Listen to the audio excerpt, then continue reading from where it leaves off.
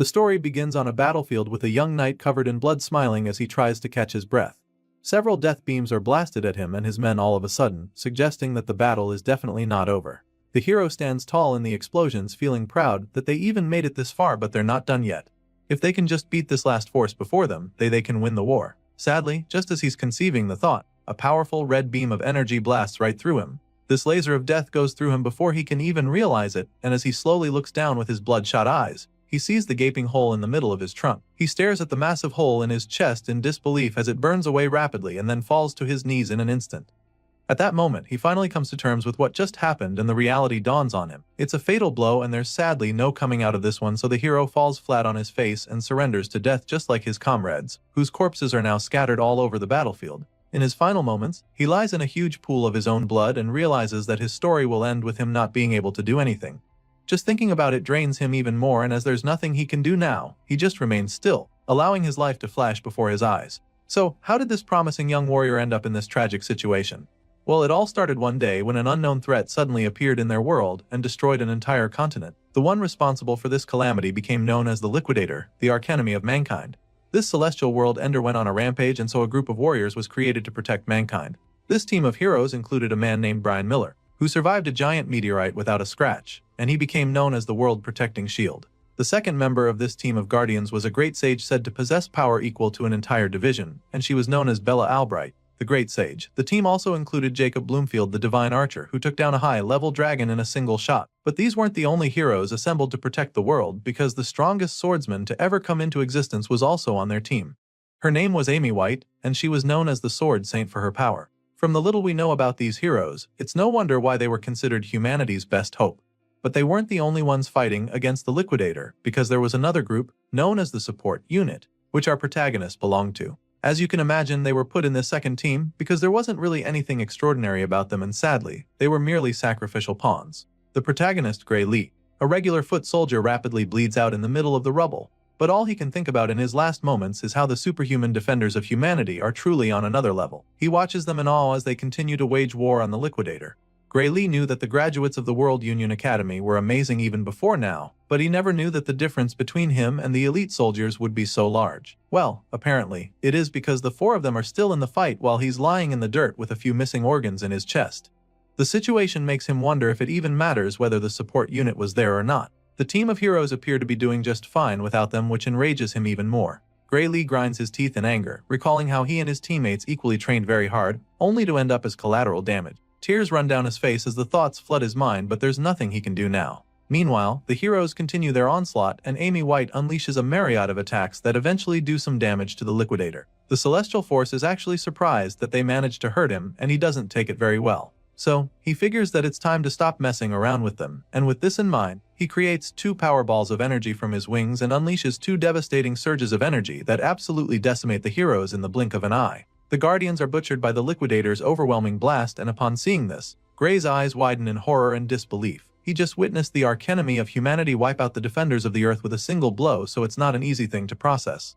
Even worse, the Liquidator said that he'd been playing around until now, so in that moment, the protagonist is convinced that there's absolutely no way they can win this war. To be honest, that should have been pretty obvious when this overpowered angel of death made his debut on Earth by destroying a whole continent. Anyway, the MC continues to weep as he awaits his demise, but then all of a sudden, he realizes that he shouldn't even still be alive right now. It's been a while since his heart got pierced, and for some reason he's still alive, so he looks down at his reflection in the blood, and that's when he hears the voice. The voice claims that he's finally found him and then tells Gray to come forth and wield great power. All of a sudden, the MC finds himself standing in the middle of a strange place and begins to wonder what's going on. He figures that this might be the afterlife, but feels that it's a bit barren if that's the case. The wide-eyed soldier looks around a bit, and that's when he spots a strange hooded being sitting cross-legged on what appears to be a throne. Gray looks over at the celestial being, asking who he is, so the alien-like figure simply assures him that he is not dead. The being tells him that his body's physical wounds have already healed, which sounds really impossible since he saw the fatal wound in his chest very clearly. Either way, he asks the alien if he was the one that healed him, but the big guy doesn't take credit for it. Instead, he informs Gray that he was healed by his own power. Surely none of this makes any sense to the foot soldier, and sadly, this celestial creature can't explain it to him either. Apparently, this alien is also unable to properly analyze Gray Lee's true power. However, what he can tell the MC for sure is that his power is stronger than what the Liquidator possesses, but that's only if he can control it properly. At this point, I'd start looking for the hidden cameras around if I were him, because this all sounds like one big prank. But I'm not the MC, so back to the story. Gray asks the hooded being if this means that they have a shot at winning this war. Sadly, the alien admits that he doesn't know the answer to that question and that he wouldn't have high hopes either. However, he also believes that they ought to get rid of the liquidator together. As soon as he says this, Gray isn't given a single second to process it before the black alien punches another hole right through him. After doing this, he tells Gray that he can now leave, promising to lend the MC the power he possesses to help him. At this point, we see the magic circle with a clock glowing brightly in front of Gray's chest, so it's pretty clear that our boy has just got a major upgrade in the power department. He wakes up on the battlefield right after his encounter with the strange alien and immediately gets back on his feet. Gray picks up his sword and is shocked when he sees that it's now completely surrounded with a strange power. The blade crackles with lightning, like energy, so he wonders what it is, and the voice reveals that it's his own power manifesting. As for the alien's power, it cannot be seen with the naked eye, so he explains this to Gray. Our boy is excited about this new power, especially since he literally just cheated death, and since the liquidator is still around, he decides to test out his new abilities on the ruthless angel of death. The evil alien suddenly senses something coming at him, and by the time he turns around, Gray is already on him. Our boy attacks with a brutal slash of his menacing sword, and the liquidator almost seems horrified by his presence. The evil alien can't believe what is going on because he didn't think there was any powerful opponent left. He can sense the power within our boy, so he knows how dangerous Gray is. This is confirmed when the hero lands a hit that does some real damage, and this boosts his confidence a lot, so he charges in for another swing and even starts to get cocky, feeling that he is stronger than the liquidator. However, the World Ender quickly reminds Gray why he should not be underestimated. Just like he did with the Guardians of Earth earlier, the liquidator uses a single slash to split Gray in two. It happens so fast that he doesn't even feel it immediately, and by the time our boy looks down, he's horrified to see that his legs are no longer connected to his torso. The liquidator uses this killer blow on him, but also commends Gray for being able to force him to throw everything he's got.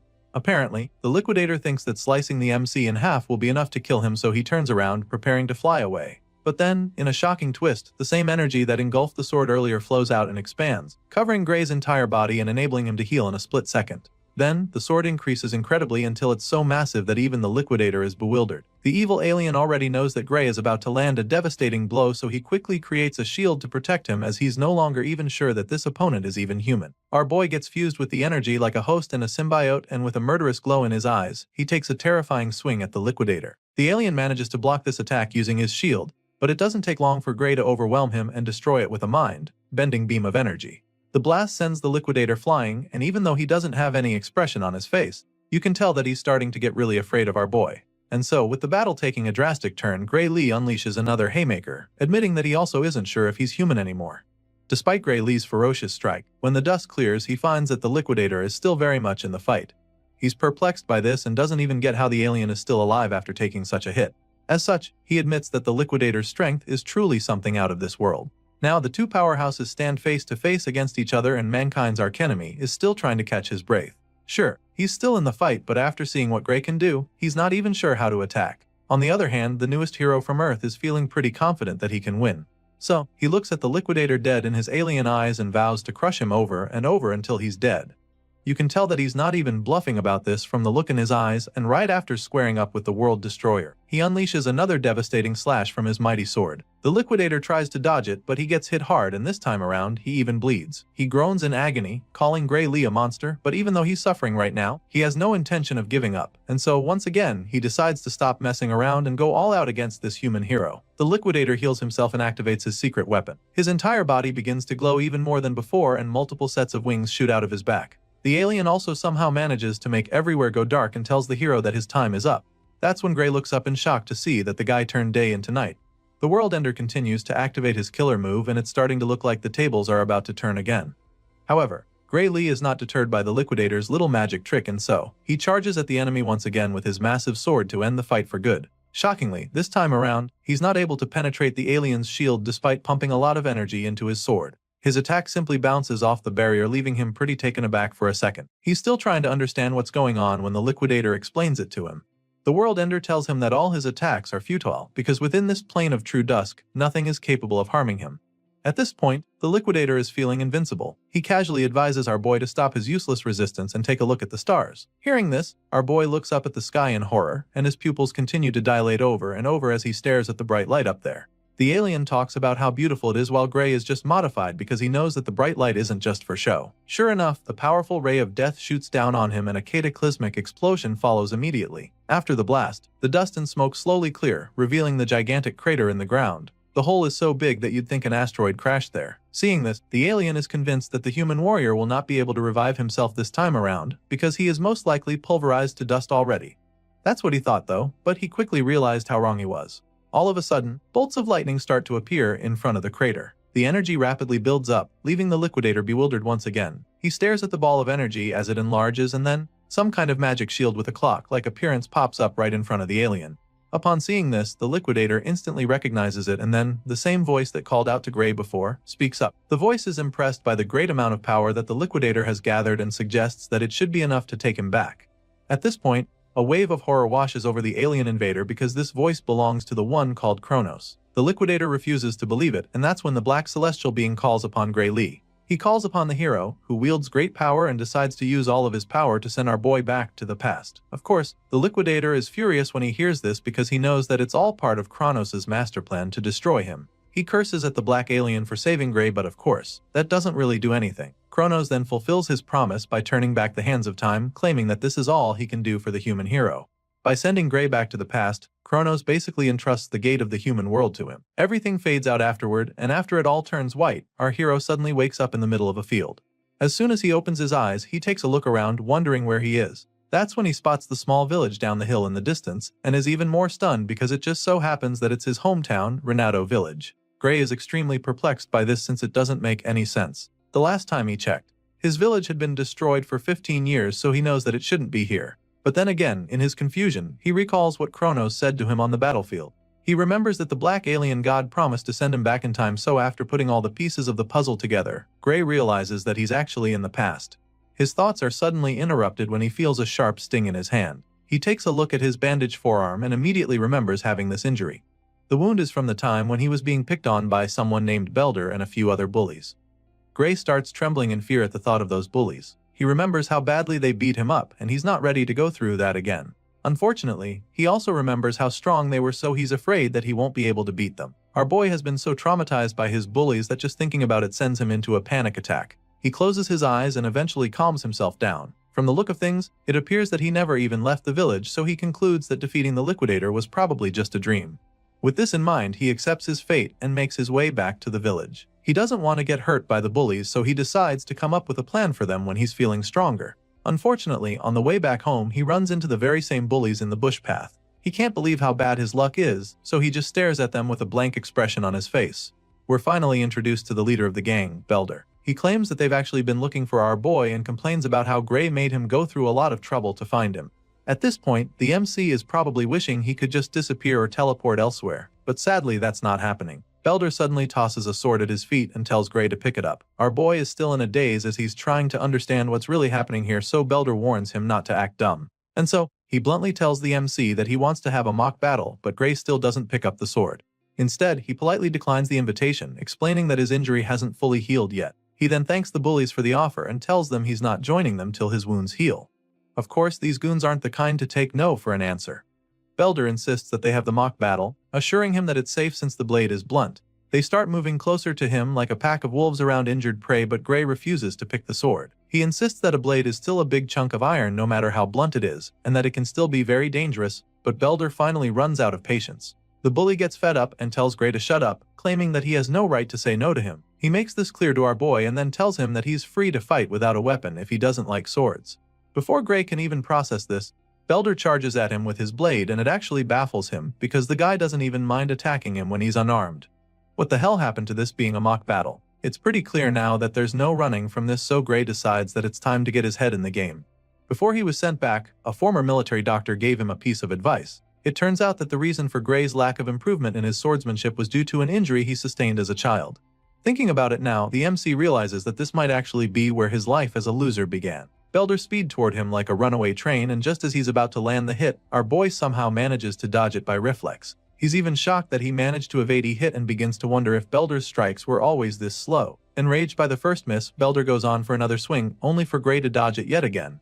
After avoiding getting hit for the third time in a row, our boy finally realizes that Belder isn't slow. The bully also starts getting frustrated by the fact that he can't even land a single hit, so he curses at Gray in annoyance. Unfortunately, his anger can't even help him now because he just misses yet again, and so our boy realizes that he's actually the one who's gotten faster. The other bullies are stunned when they see how fast the guy is all of a sudden. It's as if he's a completely different person now, so they all watch in amazement as he makes a fool out of Belder. After dodging everything the guy threw at him, our boy finally decides to pick up the sword. He may not have his old body anymore, but he still has the memories of the battles he has fought. Gray bends down to pick the sword and Belder takes the chance to charge at him from behind. Unfortunately for him, Gray casually deflects him with a single swing of his own sword. He sends the bully flying with this strike, and he's even surprised that one nonchalant strike was enough to throw his almighty bully off his feet. Right now, the guy is starting to look a lot like an amateur, so he's starting to think it wouldn't be fair for him to fight him. But then again, he remembers everything that Belder's gang put him through, so he decides that the ringleader doesn't even deserve his pity. After all, it's these same pieces of trash who tormented him because he couldn't fight. Thankfully, that's not the case anymore, so he's more than happy to flex his new skills. He uses another effortless swing to disarm Belder, and after seeing how easily the sword left his hand, he realizes that the bully is actually worse than an amateur. Gray suggests that Belder hasn't been trained on how to receive a blow from a sword. This doesn't matter though. After all, these bullies were the same ones who taught him it's totally safe to beat someone with a sword as long as its blade has been dulled. And so our boy takes a big swing of the so-called blunt sword, and it still somehow manages to cut Belder's body open. The guy's eyes widen in horror as the blood from his shoulder splashes all over his face. He's in utter disbelief, but what's more is the severe pain. He suffers so much that he's forced down to his knees. Belder shouts in pain while Gray Lee just freezes in shock because he's equally stunned by what just happened. The blade was supposed to be dulled, so he doesn't get how it still managed to cut the troublemaker. In his confusion, he takes another look at the blade to check if it's really the case, and he confirms that it is actually blunt. As such, Gray realizes that he might have even killed Belder with that slash if he had actually given him a sharp sword. Our boy panics for a second, knowing that he could have killed these kids, but then again, they're the same meatheads who made his life at the village miserable. So, he decides to beat Belder up with the flat surface of the blade instead. This way, he can keep the sword blunt while getting his revenge. He whacks the bully in the face with it, sending him to the ground once again. Belder is now terrified, so our boy hovers over him, wondering why he's screaming so much. He asks the gang leader what's wrong and reminds him that he's the one who said the blunt sword is safe. At this point, Belder just sits there, covering his bleeding nose as Gray walks over to him slowly. The terrified bully looks to the side and sees his goons just standing there, so he snaps at them, ordering that they attack our boy. It's quite funny that Belder would even think that his minions can beat Gray after the same guy just wiped the floor with him. As you can imagine, they're reluctant to even go near him, seeing how strong he's gotten all of a sudden, but they eventually agree to go at him together, thinking they can overpower him this way. The troublemakers charge at our boy at the same time, and Gray just feels sorry for them. He's surprised that they're dumb enough to come at him for another round after what he just did to their leader, but of course, he has no choice but to beat them up too. Belder furiously orders them to kill our boy, as they attack him from all alongs, and this just pisses the MC off. He was going to overlook their misbehavior this time around, but since they clearly all want a taste of his new skills, he decides to show them what he can do. A few moments later, Belder and his goons are all on their knees with swollen faces. They've been so badly beaten that there's steam coming off their bodies and looking at them now. Gray is baffled that these are the same guys he's been so scared off. He remembers that these guys are the ones from the Saria Swordsmanship Dojo, so he asks to confirm if that's the case, and Belder explains that he's kinda correct. Apparently, they felt like they had gotten strong enough, so they haven't been going to the dojo lately. It's pretty baffling for Gray when he hears them say this, because he can't believe that their current level can be considered strong enough. With this in mind, he figures that he shouldn't expect much from the dojo itself, seeing the kind of students it produced. However, he still believes that it might be useful to him, and so he asks them to introduce him to this dojo they attend. After all, he heard that it's by referral only and would like them to invite him. For some reason, Belder is not really excited to bring Gray in because he'll be too embarrassed if he told his master that he lost a sword fight. He suggests that our boy find someone else to invite him, but he's in no mood to be denied. So, since Belder doesn't want to complain, he decides that they resume their mock fight instead. Before he can even say anything after that, the bully agrees to introduce Gray and starts running toward the dojo, leaving his buddies behind even. Eventually, they're all back in the village, and that's when Belder finally asks Gray why he actually wants to go to the dojo. Apparently, this very dojo has a recommendation slot for the academy, and when our boy asks about it, Belder admits that he also heard something like that. As such, our boy explains that this is the reason he wants to go by one of Belder's buddies, feels that he's already strong enough without going to the academy. Sadly, Gray knows that his current state is not going to be enough to defeat the Liquidator. Even the world's strongest lineup was no match for the World Ender. He remembers the battle, how the Liquidator wiped out all of the Guardians with a single blast. Gray recalls how he couldn't even scratch the alien when he got serious despite using the power that Kronos talked about. Just thinking about it makes him really anxious because he doesn't even know how strong he has to be able to defeat the Liquidator. It bugs him a lot, but at the same time, it's not like he doesn't have any clues. He remembers being able to control the dark power even if it was just for a split second. What he focused on at that moment was the swordsmanship taught to him by the Sword Saint. Gray believes that the outcome of his battle with the Liquidator might have been different if he had spent more time training in the same conditions as the Sword Saint. The hero realizes that this must be the reason why Kronos sent him back to the past. Gray eventually gets to meet the dojo master, but not before she punishes Belder and the rest for getting their asses whooped at her trying to pick on a civilian with the techniques she taught them. This is Saria, the swordsmanship dojo instructor, and right now, she's really disappointed in her students. Belder tries to tell her that it was a mock battle and not them picking on Gray, but she silences him immediately by sending him across the room with a single strike of her sword. The others start trembling at this point, and Saria continues to scold him for making excuses. After all, if beating up an unarmed person is a mock battle, then what she just did to him can be called the same. And just like that, Saria kicks Belder and his gang out of her dojo for good. Of course, they don't even protest because things would get worse for them, so they just run for their lives. After sending them away, Saria apologizes to Gray for all the trouble her former students caused him, but he assures her that there's no need to worry about that, and she thanks him for letting it slide. Once that's out of the way, she goes straight to the point, asking if he wants to get recommended to the academy. When he affirms this, she explains that she needs to confirm his abilities before she can do that. Gray understands this perfectly, so he braces himself for the test to come. Saria tells him that he's free to have the first move and encourages him to come at him whenever he's ready. Sure enough, the hero charges at her in a flash with several powerful slashes that actually surprise the dojo master. She can tell that his swordsmanship is quite practical for his age, and it's as if he's been through countless battles before from the way he's moving. Saria tries to counter a follow-up strike, but Gray just slips under and goes in from the side with blazing speed, which makes her certain that Belder and the others are no match for him. To her, Gray's style is mostly self-taught, but in the middle of each move, she gets a glimpse of swordplay that was taught at the academy, so it makes her wonder if someone there taught him. What she knows for sure is that he's a diamond in the rough with a lot of talent. After a short but intense defending, Sarah decides that it's time to wrap things up, so she charges at him, hoping to overpower him with ease, but he deflects her strike, leaving her quite shocked. She finds it strange that he was able to counter her like that because she expected him to falter eventually. Unfortunately for her, that's not the case because Gray Lee is matching her every move. She just wanted to test his skills a little, but now, she's found herself fighting with everything she's got. Even worse, she realizes that she's actually so afraid of this kid right now. There's a terrifying glint in his eyes all of a sudden, and Saria doesn't know how to handle the overwhelming feeling she's having all of a sudden. Gray taps into that dark energy for a second, which allows him to force the dojo master back for the first time. Meanwhile, Saria refuses to back down. She thought she sensed something ominous just now, but she can't see it anymore, so she concludes that the kid just took a really wild swing to scare her. With this renewed confidence, she goes in for another round to end the sparring session for good. Just when she thinks she's about to land a hit, she's shocked to see that her sword has been slashed. Saria stares at the broken sword in horror and disbelief. The other half is lying on the other side of the dojo, and even our boy is overwhelmed by what just happened. What he just felt is the same sensation as back then on the battlefield when he can feel the dark energy coursing through him, and he's shocked because he didn't think that he has that power even now. While he's still trying to figure it out, she feels the dark energy overwhelm him all of a sudden. The sting is so painful that he falls to his knees like he just had a heart attack, and even Saria starts to get worried about him. With a worried look on her face, she asks him if he's alright, but he can't even answer since he's still fighting for his life. Apparently, his body failed to keep up with the dark power he exerted just now, and so now he's trying to recover.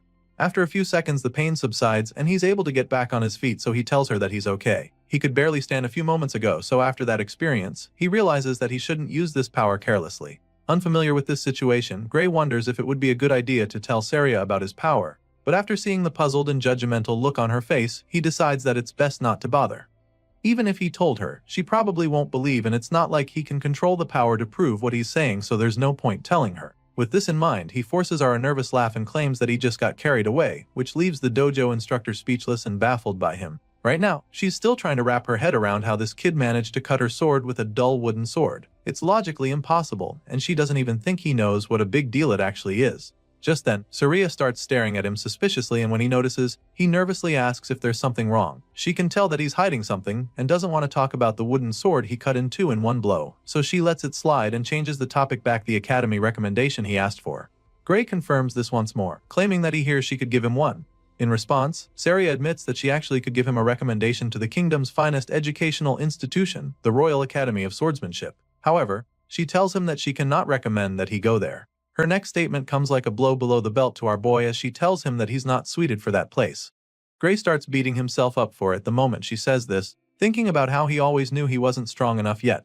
After all, he could hardly do anything against her except in that last moment, so he's not surprised that she's not impressed enough. He's still feeling sorry for himself when she completes her statement, informing him that the place he should aim for is the World Union Academy, and his eyes almost pop out of their sockets when he hears this twist.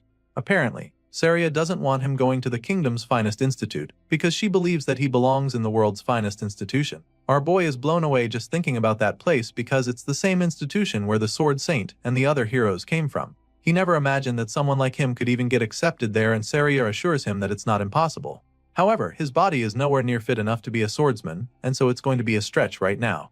In the Royal Academy, she feels that he'll be able to take it with his skills, but it just won't cut it in the World Union Academy. And so, she's really perplexed by the young man in front of her, because she doesn't get how on earth someone can acquire such skills with a feeble body like his. Gray Lee knows that she's right. Everybody from that academy is a genuine monster, so with a body like this, he doesn't even stand a chance of competing with them. Saria doesn't hear what he's thinking, but from the look on his face, she can tell that he's already feeling defeated. So, she asks him why he's giving up when there are still 9 months until the entrance exam. It means he's got a shot, but he also feels that 9 months is not enough, and the dojo instructor agrees with him. It's actually not enough, but she encourages him to trust her. Clearly, Saria wants to take him as her student for the next 9 months, but she also needs to know if he's ready to suffer for that long. Obviously, he doesn't want to suffer. I mean, no one does, but he knows that he needs to, so he makes up his mind and asks Saria to take him in for the next 9 months. The dojo instructor is excited to hear him say this, claiming that it's a great answer. But the happy look is quickly replaced by a terrifying grin that scares Gray, and that's when she decides that it's time to begin his hell. Our boy's intense training begins from day 1, and after pushing his physical abilities to the limit, Saria pumps him full of proteins. She makes him train even when he's not in the mood and forces him to eat whether he likes it or not. This becomes his life from the day he stepped into the dojo for the first time, and 8 months later, Gray Lee's physical appearance is completely transformed. All of his muscles are finally defined with pronounced chest and arms, popping deltoids and chiseled abs. His 8 months of hell really pays off, and Saria is delighted to say that he's grown a lot more muscular. He's so ripped now that she doesn't even think she has anything to teach him anymore. And so, she encourages him to go out there with confidence. Gray is glad to hear that she's proud of him and the progress they've made, but he doesn't get why she's sending him out now when there's still a month until the exam. So, she explains to him how difficult it can be to take an exam in a place he's not used to, which is why she feels that it's best to get there early. While he's still trying to wrap his head around it, she hands him a bag of coins, claiming that it's enough money of the trip and a month's worth of food. Gray is reluctant to take the money from her, feeling that going a month before the exam is too soon. It's almost as if she's trying to chase him out of the village all of a sudden, and when he says this, she just laughs, feeling that he's overthinking it. Our boy heard rumors of an ogre's nest that was recently found near the village, and he's aware that there are hardly any guards in the village. At this point, Saria nervously admits that she heard about that too, but she assures him that it has nothing to do with them. She tries to convince him, but he's just not buying it. The dojo instructor feels that there's nothing to worry about since the royal capital will soon send help to them. That being said, she encourages Gray to head to the exam without any worries. Our boy keeps staring at her with a blank expression on his face even after she says all of this because he doesn't believe her. He already knows that no help will ever come to this village because he's seen the future. He's literally lived it. Gray knows that his master will lose her life right before the village is destroyed. Apparently, they said she was killed when she went to kill the ogre by herself, so he knows how everything is going to play out if he doesn't do anything about it. Even though he has no intention of leaving, he tells her that he'll be leaving. Saria is glad to hear this and prays for him to pass his exam. After successfully convincing her student to leave the village, Saria sneaks out to the forest later that night. From the bloody skeleton remains scattered all over the place, you can tell that this is a dangerous region with some deadly creatures. The dojo instructor has obviously come to hunt down the ogre just like our boy predicted. According to the scout's report, the nest is right over here, so all she has to do to find it is follow the trail of blood on the ground. Just as she's about to start moving closer, a voice calls out to her, asking where she's going. She looks up the tree and is shocked to see Gray smiling down at her from a very high branch. She's dumbfounded when she sees him, and the smirk is immediately plastered on his face because he just caught her right in the act. She asks him why he's even here because as far as she's concerned, he should already be on his way to the academy by now. And before she can even try to scold him, he jumps down from the tree and stops her right there. Gray informs her that he's the one who should be asking the question since she told him that the ogre nests would be taken care of by the army from the royal capital. Of course, Saria quickly comes up with an excuse, claiming that the guys at the capital said they couldn't come because of some emergency over there. and for that reason, she decided to handle the ogre nests by herself. After all, she believes that she's more than capable of handling the situation by herself. Saria smirks after saying this, claiming that she knows the strength of the nest already thanks to the report from the scouts. She reveals that the boss of the nest is an elite ogre, and the nest itself holds around 40 to 50 monsters in total according to the reports she got. The dojo master admits that that number of minions will be pretty tricky, but still, she's confident that she can take them out all by herself. Upon hearing all she has to say, the gears in Gray's head begin to turn as he ponders on the strength of an elite ogre. On its own, the monster isn't actually that strong, but it turns out that the ogre's real strength lies in its intelligence and leadership. Considering the risk of getting surrounded, our boy concludes that it would be suicidal to even try to fight the monsters alone. He's lived through this very event before, so he knows how it plays out, which is why he's convinced that Saria will not make it out alive if he allows her to go on this mission alone. And if she dies, then the entire village will go on to be destroyed by the same monsters. And this is something he cannot let happen, not when he's been given a second chance to actually change things. The hero has seen that tragic future with his own eyes, and it's still a very fresh memory, which is why, after pondering for a moment, he suddenly asks his master to take him with her. Without even thinking about it, Saria shakes her head in refusal, insisting that she will be able to handle it by herself. Of course, Gray wouldn't want to blow his cover and tell her that he knows she's going to die because he's from the future. So, he takes another approach to try to change her mind, claiming that this could be his first chance to gain some real combat experience. After all, it's exactly what he needs to put his training to the test, so he makes his request once again, suggesting that Saria thinks he's just going to get in ready during the mission.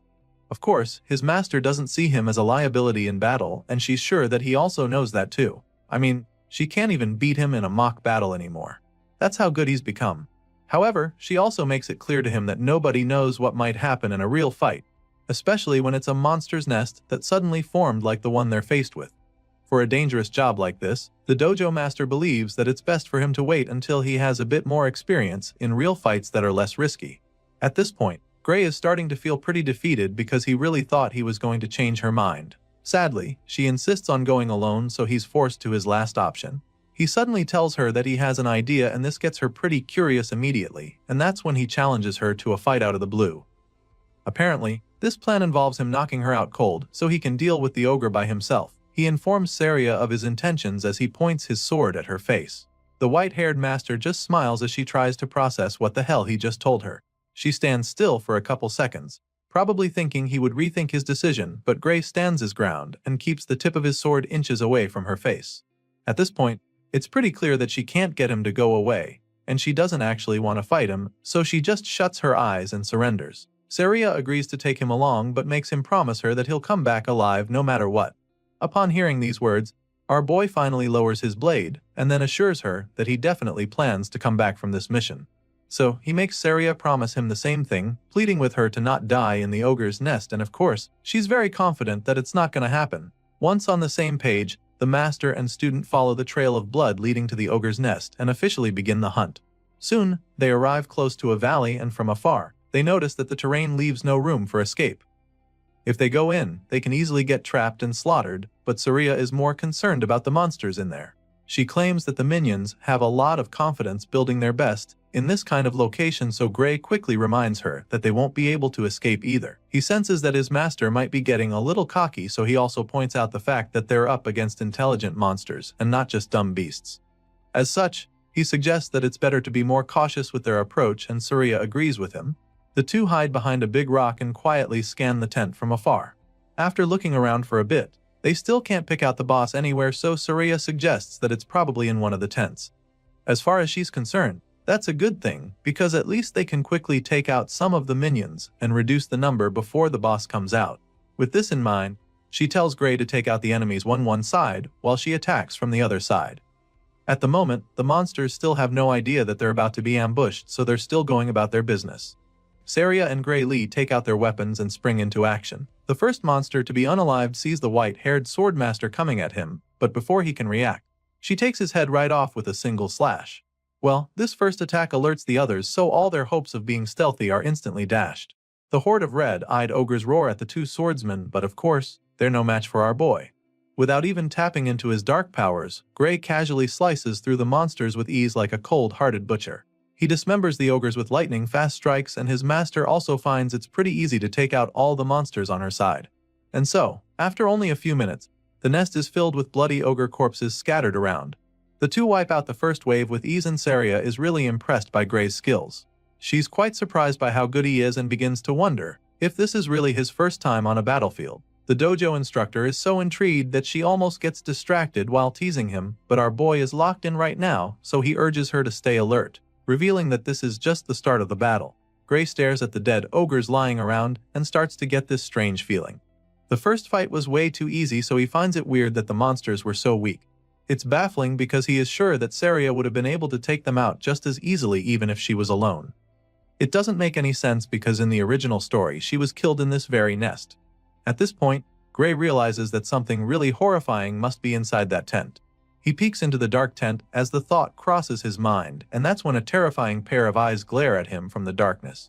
Gray's eyes pop out in fear as chills run down his spine, and without even thinking about it, he shouts for them to get the hell out of there. Our boy tells his master that they have to leave immediately, urging her to run away with him, but the cocky sword master feels that he's exaggerating. She asks him what's wrong, feeling that there's no need to retreat, but after seeing the look of horror on his face, she doesn't think twice before running after him. Now, they're both running out of the nest as fast as their legs can carry them, but their efforts prove futile very quickly because all of a sudden, a figure appears to leap into the air right above them to intercept them. The green-skinned creature blocks their path, landing right in front of them, and our boy begins to panic even more. Saria, on the other hand, gets really excited because she thinks she's finally getting her chance to face the elite ogre. Unlike the weak minions they wiped out a while ago, this ogre is a lot larger with a big helm and a massive axe, big enough to chop down trees with a single swing. Rather than being terrified, the dojo master goes on and on about how honored she feels that the boss came to them itself. In a shocking twist, this giant ogre on steroids isn't even the boss, and Gray is the one who breaks the news to her. It turns out that the real boss is even far more powerful than the juggernaut standing in front of them. At this point, Saria turns around to see the army of orges charging at them with the real boss standing at the back, exerting an overwhelming surge of power from his body. For the first time, the white-haired swordmaster feels afraid, and before she can even process all her emotions, they're surrounded by a swarm of axe-wielding orges. Despite being trapped, she remains immobilized by the overwhelming power radiating from the boss. It's at this point that Gray reveals they're up against something far stronger than the elite ogre. What they have on their hands right now is an ogre general, and the nest they just attacked belongs to the ruthless green abomination. Saria finally snaps out of her daze and admits that an ogre general is not a monster they can handle on their own. It's now pretty clear why the entire village got wiped out. Sadly, it looks like history is about to repeat itself because they're currently outnumbered and outgunned. Seeing how dire the situation is, Saria suggests that they just kill the brute in front of them and keep running. Without any hesitation, she desperately charges at the helmed ogre with her sword, hoping to quickly finish him off, but the guy is no pushover either. He blocks the first strikes, which surprises Saria, but she goes again and is able to land a hit on his shoulder. Sadly, her excitement quickly disappears as she watches the wound heal rapidly right before her eyes. As if this guy wasn't tough enough, he also has regenerative abilities. Seeing this, Saria decides that there's no use even fighting, but that's when Gray explains what's going on. Apparently, the ogre general's roar boosts the strength and recovery power of his soldiers. This is why the minions appear strangely more powerful than normal. Saria struggles to hold off the big guy, while our boy is baffled that he's not been able to defeat a single one of the ogres in this second wave. He lands hit after hit, but they just recover immediately. All of a sudden, he decides to leave his back to Saria, asking her to just buy him some time. Of course, that's not going to be easy at all since she's been struggling with only one ogre. She's really concerned when he says this, so she asks him what he's planning to do, and that's when he tells her that they have only one option left if they want to come out of this alive. And with that being said, Gray reveals his suicidal plan to go after the ogre general. Our boy knows that the source of their power is the elite boss of the nest, so he decides to go after it. He slashes his way through the sea of ogres, but they just keep coming back to try to flank him, which just annoys him even more. He has his sights locked on the target, so for now, he just needs to focus on wiping out all the enemies in front of him to clear the path. Sadly, that's exactly when he comes face to face with an ogre that shatters his sword with a big axe. Gray is dazed when this happens and spends a moment staring at the short piece that's left of his blade. It's clear now that his sword can't withstand fighting a strengthened ogre, which is a really bad sign since he intends to face the ogre general soon. He quickly gets his head back in the game and dodges a mighty strike just in time. And while he's still in the air, he takes out his spare sword. He's lucky to have one, but he knows that it's just a matter of time before this one gets broken too. As if she was reading his mind, Saria suddenly tosses her spare sword to him so he can have two. He thanks her as he catches the second blade with ease, but even though he has two swords now, he knows that they're still not enough to wipe out all the enemies. However, it's all he's got, so he's determined to make it count, since all he has to do now is wipe out the ogres in his way and take out the general. With this renewed sense of hope, our boy runs through the wave of orges standing in his way like a bolt of lightning. He moves so fast that some of them don't even see him coming, but in the process, he takes a few hits and even gets slashed in the face. Still, this doesn't deter him as he pushes on relentlessly through the horde of bloodthirsty monsters. The general notices the hero getting close, so he lets out another powerful roar to strengthen his soldiers even more. This is a twist that our boy didn't see coming at all, because he didn't even think these ogres could get any stronger. Sadly, they're mutated in a flash and the fight becomes several times more difficult. He's no longer able to push through, and at this rate, it's only a matter of time before he and his swords are crushed. Gray realizes that the general saw right through his plan, which makes him admit that the boss is truly very intelligent. It's obvious now that the boss's high intellect isn't just for show. Our boy continues to struggle in the fight, and he almost gets squashed but quickly gets out of the way and regains his footing. He creates some distance between himself and the monsters and decides to change his approach. He doesn't have the time or the power to deal with these minions anymore, so he attempts to run past them without actually fighting them, but this plan is quickly thwarted when one of the ogres suddenly tackles him like an NFL linebacker. The hero suddenly finds himself immobilized as the monster refuses to let go, and as if that's not enough, an even bigger ogre comes around with a massive axe to split him in two. Thankfully, he's able to use his tackler as a shield to save himself from the first strike, but then, he's forced to defend himself against the sheer might of the subsequent blows. Gray uses his sword to block the attacks. Before he can even think of his next move, the beast follows up with another devastating blow that sends him flying. This time around, he takes a direct hit that leaves him coughing out blood, and by the time he looks at his hand, all he finds is another broken sword.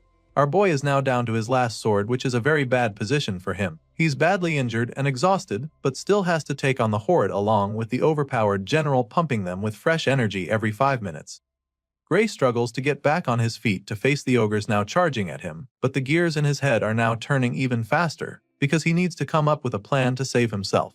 From the experience he gathered as a foot soldier, he knows for sure that he can't win this fight, and since that's the case, he decides to sacrifice himself. He suddenly shouts for her to run away, while they're focused on him, but she just smiles when she hears. Without hesitation, she lets him know that she can't do that, and not just because that big-helmed powerhouse is still in her way. Hearing this, Gray tries to scold her, wondering if she's got a death wish or something. He's afraid that she wants to die for nothing just to look brave, so he assures her that he'll run right behind her once she starts moving. However, she's not even refusing because she's worried about him. Apparently, Saria literally can't even run anymore because there's a nasty cut on her thigh, making it difficult for her to even stay on her feet. Gray gets to see the wound and is instantly horrified because his master is basically a sitting duck in that state. Just like that, saving her by sacrificing himself becomes impossible, and he immediately runs out of options. Gray's life begins to flash before his eyes just like they did in his previous life. He was sent back in time so that he could defeat the Liquidator, so it's pretty sad for him to realize that his new life is going to end just 8 months later in a filthy ogre's nest. His chances of survival drop even further when his last sword gets broken by another powerful strike. It's looking pretty bad for our hero at this point, but even with the odds stacked against him, he refuses to accept defeat. Gray Lee believes that it's not over yet because he still has one last trump card up his sleeve. Sure, he doesn't know how to use the dark power he possesses, but our boy is certain that even all these enemies before him will be no match for him if he can just tap into the power from the battle against the Liquidator. So now, with that being his last and only hope to survive, Gray forces himself to remember how he felt when he first unleashed that power. He doesn't have much time to do this though, since the red-eyed ogres are charging at him. Our hero closes his eyes to focus so he can remember the sensation from that time, and while doing this, he points his broken sword at the enemies, hopeful that the dark power would transform it into a deadly weapon in no time. Sure enough, our boy manages to activate the power in the nick of time. Just when he's about to be smashed by the monsters, his broken sword comes to life with the dark power, allowing him to destroy the ogres before him permanently. Saria is very shocked when she sees this, and she's already pretty worried, but before she can freak out, Gray turns to her with half of his face consumed by the dark energy. And then, he smiles at her, assuring her that everything is alright. Our boy's not kidding, and we're able to see why he just said that. Gray is now a lot more powerful than he was a few moments ago, which is why he's able to casually wipe out the horde of the ogres in front of him. Apparently, these strikes are so potent that the ogres are unable to recover from them, and even though the general starts to take some damage as well. She notices this and it's shocking to her, so she gets distracted for a second. In that split second, her opponent gets the chance to sneak up on her, but she sees it coming and manages to block it. Saria uses her sword to block the huge axe, and that's when she notices that the force behind it is now lighter than it was before.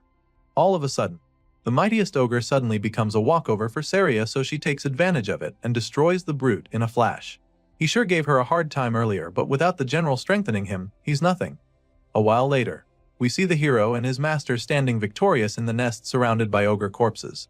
He's amazed that they somehow managed to come out of it alive, and the bruises on his face confirm that it was no easy feat. He apologizes for breaking her sword, but the sword master assures him that she doesn't mind since he literally saved her life. Either way, he gives her back the broken sword and she takes it from him, even though that's not her major concern at the moment. While taking it off his hands, she tries to ask him about the attack he used to win the fight, but before she can finish talking, our boy collapses to the floor headfirst. The hero passes out in an instant, which leaves her absolutely horrified, so she starts. While she's trying to wake him up, we see that our boy's consciousness is actually elsewhere. He finds himself standing in a dark, empty place filled with shallow water. In the middle of the place, there's a huge door with chains on it, which he finds very strange. And while he's still trying to wrap his head around what the hell is going on, weird gusts of energy start to flow out of the door along with mysterious symbols.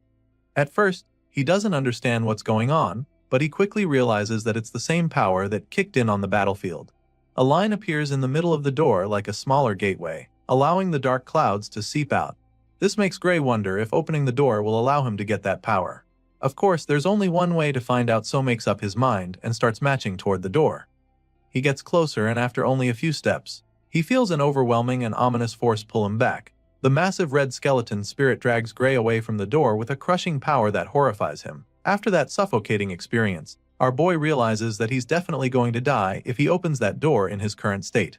Chills run down his spine as he says this, and almost immediately, a loud voice responds to him, informing that he made a wise call. As you can imagine, Gray is taken aback when he hears the voice, but he doesn't even get a chance to figure out anything else, because the next moment, he's waking up in a bed struggling to catch his breath. He wakes up like someone who just had a nightmare, so Saria is really concerned about him. Thankfully, Saria is in the room, so she comes to check on him, seeing that he's finally awake. She clearly has not fully recovered from the damage they suffered in the ogre's nest. At the same time, our boy is pretty confused, so he asks where he is, and that's when she informs him that he's been unconscious for 5 days. As such, she was even afraid that he wasn't going to wake up anymore. Our boy is still pretty surprised that he's been asleep for the last 5 days, so he figures that it's due to the fact that he must have pushed himself pretty hard. It clearly took a toll on his body, and the Swordmaster agrees with him, even though she feels that he did a lot more than pushing himself pretty hard. Anyway, she's concerned about his condition, wondering what the state of his body is. She asks him if he can move, and since he also does know the answer, he decides to give it a try. Sadly, Gray suddenly realizes that he can't move his right arm at all. He can't muster any strength in it, and even though he knows he can move a bit, he's afraid that he might not be able to hold a sword with it. As if that's not bad enough, he also notices a weird bruise on his bandaged arm with dark energy spreading. Saria notices that he's struggling with it, so she asks him about it. Hearing this, Gray is a little surprised because it means that she can't see the dark tattoo like bruise on his arm. Since that's the case, he simply admits that he can't put any strength into his dominant arm. Apparently, the Swordmaster isn't actually surprised to hear this. It's just as she thought, and so she also knows that it won't heal back to normal anytime soon. After all the bones in his right arm are in pieces. Clearly, the hero didn't know about this, especially since it doesn't even seem hurt at all from the outside. He explains this, and that's when she tells him that they've already treated it with a magic potion. For some reason, our boy doesn't like the sound of that at all. He stares at the empty potion bottle in shock and panic, because the last time he checked, such things were extremely expensive. However, his master assures him that he shouldn't worry about it, because the village chief was the one who gave it to them. He's shocked to hear this too, because he can't even wrap his head around why the chief would give a potion to someone like him. The moment he says this, she sounds baffled that he'd talk like that, and that's when she informs him that he's literally the hero of the village. Of course, this doesn't even make any sense to him, so he just stares at her in bemusement. He's still processing what she just said when someone bursts into the room, asking for him. He recognizes the loud voice, so he immediately jolts up from the bed to greet the village chief. He nervously tries to start thanking the man for the magic potion, but the chief cuts him off, stating that they're the ones who should be thanking him. He helped them kill a freaking ogre general, the same monster that couldn't be scratched even after rally the forces from the surrounding town gathered to fight it. The chief is certain that the entire village would have been destroyed if Gray hadn't killed the monster, and he's not wrong. So once again, he thanks our boy for his help and places the potion bottle back in his hands. After all, if it wasn't for him and Saria, nothing would be here right now, not the village, not the people, and not even the potion itself. The hero tries to be all modest about it, suggesting that the chief is exaggerating, but the man claims that he all knows he's just stating things as they are. Upon hearing these words and after seeing the look in the man's eyes, Gray realizes that the chief is probably right.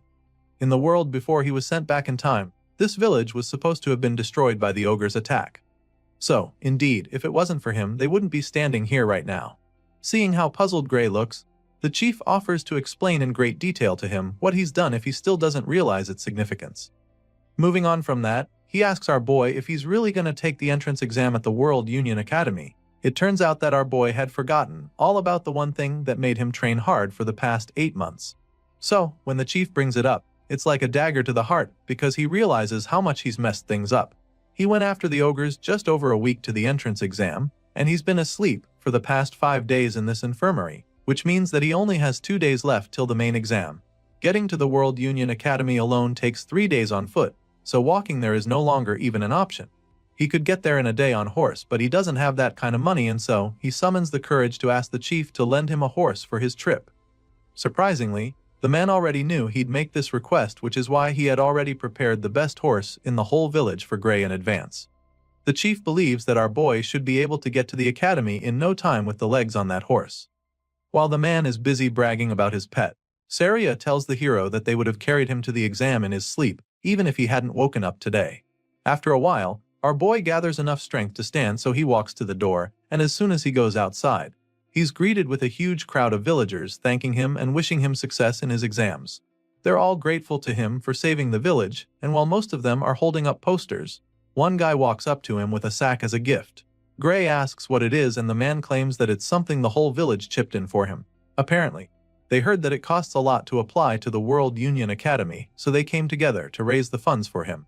Our boy is shocked that everyone contributed to the cause, but the feeling is quickly replaced with joy and gratitude as he thanks them for their kindness. Soon it's time for him to get going, so he says his goodbyes. Saria is with him as he prepares to set off, and he admits that it's going to be really hard to come back here if he fails the exam after everything the village has done for him, but his master assures him that there's no need to worry about that. As far as she's concerned, not a single one of the other applicants in the World Union Academy could beat an ogre general. Sure, Gray knows she's probably right about that, but he still has concerns about his banged-up right arm. Hearing this, Saria simply asks if his left arm is good, which he confirms. Of course, it's not his dominant arm, so he's not sure about using it, but she insists that it's good enough to good him in.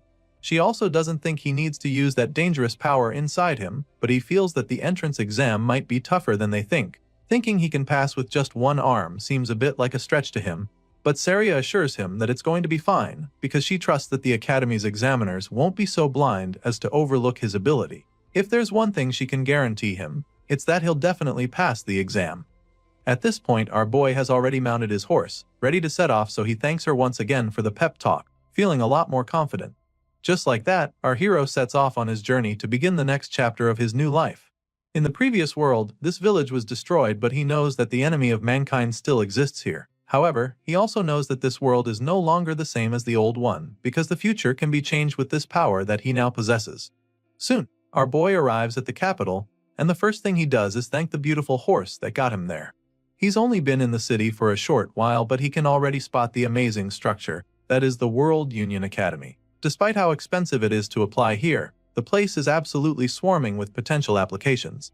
There's a sea of people gathered in the World Union Academy, and every single one of them dreams to become a hero. Over the speaker, they're informed that the distribution of exam tickets will begin shortly. Until the process is completed, all applicants are instructed to remain inside the central arena. Among the crowd, some people start chatting about how competitive this academy is. Apparently, out of the thousands gathered in this arena, only 20 of them will be accepted into the World Union Academy. That's the rumor going around. and our boy quietly listens to the guys spreading them, but some people heard that the number of admitted students changed yearly. Some years, they accept up to 50 candidates, and other years, only one person makes it. Just then, Professor Ariel is called upon to address the applicants, so the red-haired lady with a monocle appears on the platform.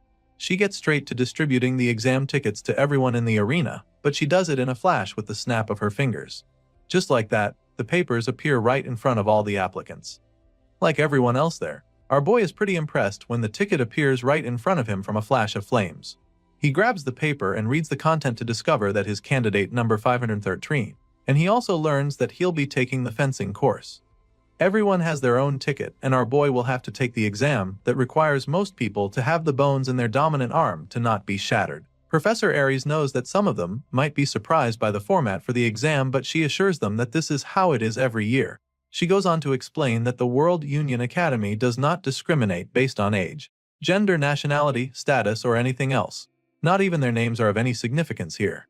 The professor makes this clear to the applicants, stating that only those who pass the exam and earn the right to cross the bridge will be asked for their names.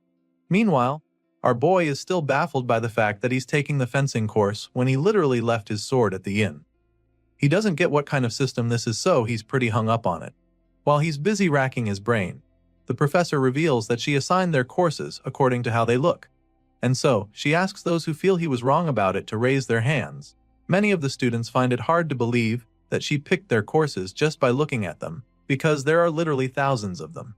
Judging by their reactions, along with the lack of raised hands, it's pretty clear that the lady got their courses right. Still, many of them believe that there's foul play. To them, the academy either checked them beforehand or she used magic to read their minds. After confirming that she didn't miss anybody's course, Professor Ariel states that she'll be announcing their exam schedules next. As such, he asks them to check their tickets for the next update. Of course, all the applicants check their tickets, including Gray Lee, who finds out that his exam will be on the first day at 11 a.m. As you can imagine, he's not really excited to see that he's up on the first day, because he was hoping for a little more time to let his arm heal. Sadly, that's not the case. The professor goes on to pile on the pressure, announcing that this is a one-shot practical exam. Latecomers will be automatically disqualified, so she makes this known to them and advises them to be on time. She also lets them know that the academy does not accommodate personal requests for schedule changes. While the announcements are going on, Gray quietly tries to see if his arm is better now, but sadly, he still can't get any strength to it. So now, all he can do is pray that it heals by morning, even if it's only a little, because otherwise he'll have no choice but to fight with his left arm. Unfortunately, the next day, our hero wakes up and is immediately frustrated because his injured arm didn't even heal at all. Now, he has no choice but to take the exam like that because there's no option for schedule changes. Gray gets ready and heads to the exam, and when it's almost his turn, he is directed to the entrance of the arena. While waiting for his turn, he tries to calm down, reminding himself that he shouldn't be pessimistic about this right now. As he tries to maintain positive thoughts, he realizes that his left arm is still fully functional, and he can even move his right to an extent. With this in mind, he comes up with an idea. Gray concludes that he needs to use the little time he has left to watch the examiner's moves and prepare for them. Our boy believes that what he needs to do now is study his opponent and find an opening to strike. At this point, we get to see the current application in the arena. The examiner tells him to take the first move, so the brute with the big sword charges at him like a bull. He moves pretty fast and successfully takes a swing, but he misses and strikes the floor instead, just missing the examiner by centimeters. He's puzzled when he sees the chill examiner nonchalantly standing with his hands behind his back after evading the attack. The experienced teacher casually avoided the hit, which pisses the applicant, so he angrily goes in for another attack. This time, with an even more devastating swing to the side, but once again, the examiner makes his attack fruitless. He blocks the second strike with his sword, leaving the hothead in disbelief. And once the guy is stunned, he follows up with his own counterattack to quite literally sweep the guy off his feet. The examiner sends the guy crashing like a tumbleweed, and by the time he stops rolling, he's sitting on his butt without his sword and a broken arm. Seeing this, the veteran concludes his exam and asks him to exit the venue with his weapon. Of course, our boy witnessed everything that just happened, so a smile of acceptance creeps up on his face, because now, he knows without a shadow of a doubt that he's cooked. The examiner calls his number and he just starts walking into the arena. In his mind, all he can do now is go on stage and quietly take his L before going back home, because if that tough guy couldn't even land a hit with perfectly good arms, then what are his odds? Just like he did with the last guy, he tells Gray to make the first move. Sadly, our boy is even struggling to hold the sword properly right now. He can feel the pressure even more now, so he doesn't even think he stands a chance. Nevertheless, he's not a quitter, so he reminds himself that he still has to do whatever he can. With this in mind, he charges at the veteran with his blade, and during that run-up, one of Saria's teachings runs across his mind. He remembers her telling him that a sword isn't swung with just one's arms. She taught him to channel the power generated by his entire body through his arms instead, and now that remembers, he decides to do just that. Even if his right arm is powerless, he knows that he can still drive the force through his other muscles. So, he gives it a try and takes a very decent swing. The examiner dodges the strike, of course, and Gray isn't shocked, since it's not like he can fight the way he usually does. If swinging a sword without arm strength was not easy, no one would bother training their body in the first place, so he sucks it up and shoves the excuses far down below so that he can focus better. Despite being pretty much handicapped, Gray manages to force the instructor to attack him very quickly, but that is when he notices something strange. All of a sudden, the examiner's sword strike starts to look a lot slower than before. It's just like what happened with Belder, but the difference here is the insane force that comes from those apparently slow attacks. However, Gray can still tell that this man's speed and technique doesn't even come close to his master's. With this in mind, he feels that he might be able to make up for the difference in arm strength if he can just stick to the swordsmanship that he learned from her. So, that being the case, our boy goes into beast mode in the blink of an eye. He unleashes a barrage of sword slashes on the examiner, forcing the guy back faster than he would have imagined. He makes the instructor fall back a lot while trying to block the hits to the point that the man almost loses his footing. On top of that, the guy still looks very slow in Gray's eyes, so now he's starting to think that this examiner is not even nearly as strong as he thought before. In that moment, Saria's words play back in his mind as he remembers her assuring him that he would pass. So now, with the way he's dominating the examiner, he's feeling a lot more confident that he can actually do this. Our boy Gray starts to really get the upper hand in the duel, feeling a lot more confident than he was before he stepped into the arena. However, the examiner doesn't intend to lose that easily to an applicant, so he takes things up a notch and begins to attack more forcefully. The instructor unleashes a myriad of slashes, but our boy is able to block them all. Now, it's becoming clear that the difference in power is too great, even though he's already seen through his opponent's swordsmanship. The examiner is stronger than him, and so, Gray is unable to break his form. After blocking most of the attacks, he gets an opening to strike, so he thrusts his sword forcefully, but the instructor deflects it swiftly. At this point, our boy notices that the man's movements are becoming rougher, so he comes up with a plan that could win him the fight. It's a bit risky, but he feels that trying it at the perfect time might just be the move that helps him defeat his opponent. With this in mind, the hero makes up his mind to do it. He lures the instructor to throw powerful moves at him by being more defensive, and this causes the man to leave himself vulnerable for a counter-attack. As soon as Gray sees this opening, a grin appears on his face because his plan worked. After all, in a fight like this, there's nothing more likely to expose an opening than a big predictable swing. With blistering speed, the hero goes in for the finishing blow, which makes the instructor lose his balance. The examiner struggles back in shock when Gray capitalizes on his mistake, and before he can recover from it, our boy launches another strike, determined to seal the deal. Now, the odds are in his favor despite being weaker and having less experience. No matter how great the difference in power is, he's convinced that he'll win if he can just get behind his opponent. Gray takes the bold swing to secure the win, but then a loud commanding voice orders him to stop. So, he halts his strike midway despite being pretty baffled. He looks up at the official, wondering if the match is over already because it seems a bit too early to stop now. Well, it turns out that the limit for the exam has been reached, and with the duel that was on display, the result will be a draw. Hearing this, our boy just stares at the official in shock. He was so close to winning, but he couldn't do it in time, so he sighs in defeat, feeling bad that he didn't make it. It's a crushing outcome for our boy who's trained so much to get to this point, but he knows that he can't protest or argue, because that would be pointless. So, he quietly makes his way out of the arena, believing that he's actually done his best. Of course, it's not so easy to accept a loss like this, especially when it determines his future. The fact that he couldn't even win the first examiner makes him feel that things will be pretty difficult for him. At the moment, his fate looks pretty bleak because his chances of getting into the academy this year are now 0 since he failed to beat his examiner. So, he decides to come back the following year to take the exam again since his arm would have healed by then. With this in mind, he simply thanks the examiners and the academy for even giving him the chance to apply. Fast forward to 1 week later, and it's time for the final round table meeting to decide the students that will be getting accepted into the finest institution in the world. The meeting is held in room 53, and once they're all seated, the chairman asks what they think of the candidates now that they've all completed the exam.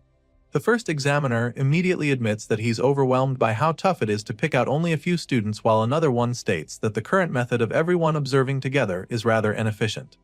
As such, he suggests that they divide the workload the following year. It sounds like a good idea at first, but then, another professor doesn't agree with him.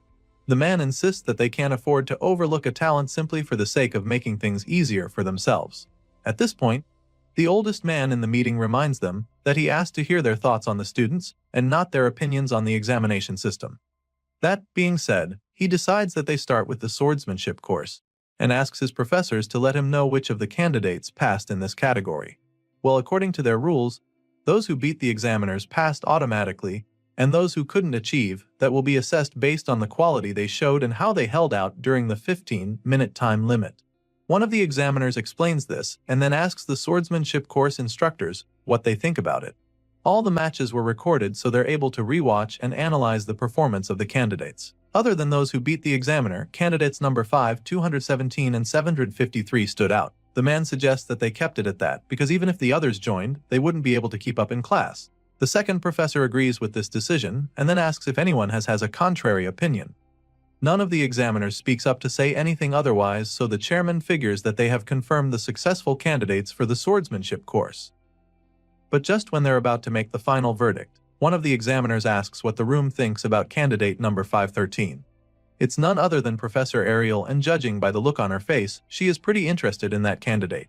The other examiners in the room seem pretty intrigued when she brings up Gray Lee. So, they dig out the recording of his match against his examiner, and they're amazed when they realize how good he is. It certainly looks like he was going to win the fight, which is a good thing, but they also feel that things are going to be difficult for him if he has to rely on setting up traps just to beat an examiner. They notice that his technique was good, but his strength was also clearly lacking, which doesn't help his case at all. The second guy isn't too impressed about that, and even claims that Gray was outmatched from the start until the end of the fight. After a couple of them give their opinions, the chairman asks for a conclusion, so they decide that Gray Lee is no good and shouldn't be accepted into the academy. The red-haired lady just scoffs up on hearing their conclusion because she can't believe that not a single one of them noticed what she saw even after watching the footage again. Apparently, everyone has decided to be this blind. Professor Ariel concludes that having everyone observe together is really a waste. The next day, all the aspirants return to the academy for the results, and our boy is one of them. He holds his ticket in hand, waiting for the examiners to announce the successful candidates for the swordsmanship course. At the moment, 6 candidates have passed, and as soon as this is announced, Gray becomes even more anxious. Candidate number 5 is called upon and his ticket goes up in flames immediately. Next, candidate number 217 is called, the number 432 and 615 along with numbers 753 and 925. As soon as their numbers are called, their tickets go up in flames as well, leaving all the others pretty amazed. Sadly, only those whose numbers were called will be attending the World Union Academy for the swordsmanship course, and when our boy hears this announcement, his heart sinks to his belly in a flash. He probably saw it coming after the way his exam went, but he's still dazed when it is actually confirmed that he wasn't selected. The successful candidates are asked to cross the bridge and complete their enrollment procedure by the end of the day. Of course, those who passed the exam are really stoked about it, and their buddies are equally happy for them. On the other hand, there are many other candidates who are still brooding over their situation. While others are celebrating, Gray just stares at his ticket in disappointment, feeling that he failed after all. It's a horrible feeling for sure, especially after everything he went through to get to this place, but even though it looks like he'll be going home, there is one last category, known as the Divine Eye Special Admission. As you can imagine, our boy isn't really interested when he hears the announcement. He probably doesn't even know what that is, but then all of a sudden, he hears this number being called.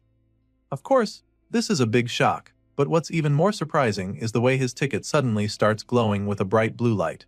It shines even brighter than those who had the flames earlier, so he's just as confused as all the other candidates, staring at him in awe. They're all baffled by the display on show, and after staring at the glowing card for a few seconds, the hero finally starts to realize that he actually passed. While most applicants are perplexed like our boy, some others in the crowd are pretty familiar with this Divine Eye Special Admission thing because the Academy has actually done it before. At the moment, the name still doesn't ring any bells in Gray's head because he's never heard of it before. He doesn't get it, and while he's still pondering on it, those who know what it is make him understand that it's basically a way that someone gets into the institution through the back door. Some cocky know-it-alls who probably got in normally also have something to say about it. To them, The World Union Academy has really fallen to have allowed a special admission, but while the jerks are busy going on about it, our boy is simply hung up on the fact that he got in through the back door. It doesn't make any sense since he doesn't have any connections here, so he wonders if his master was the one who found a way to get him in. It's a possibility, but he knows it's a stretch because she never even mentioned anything of that sort.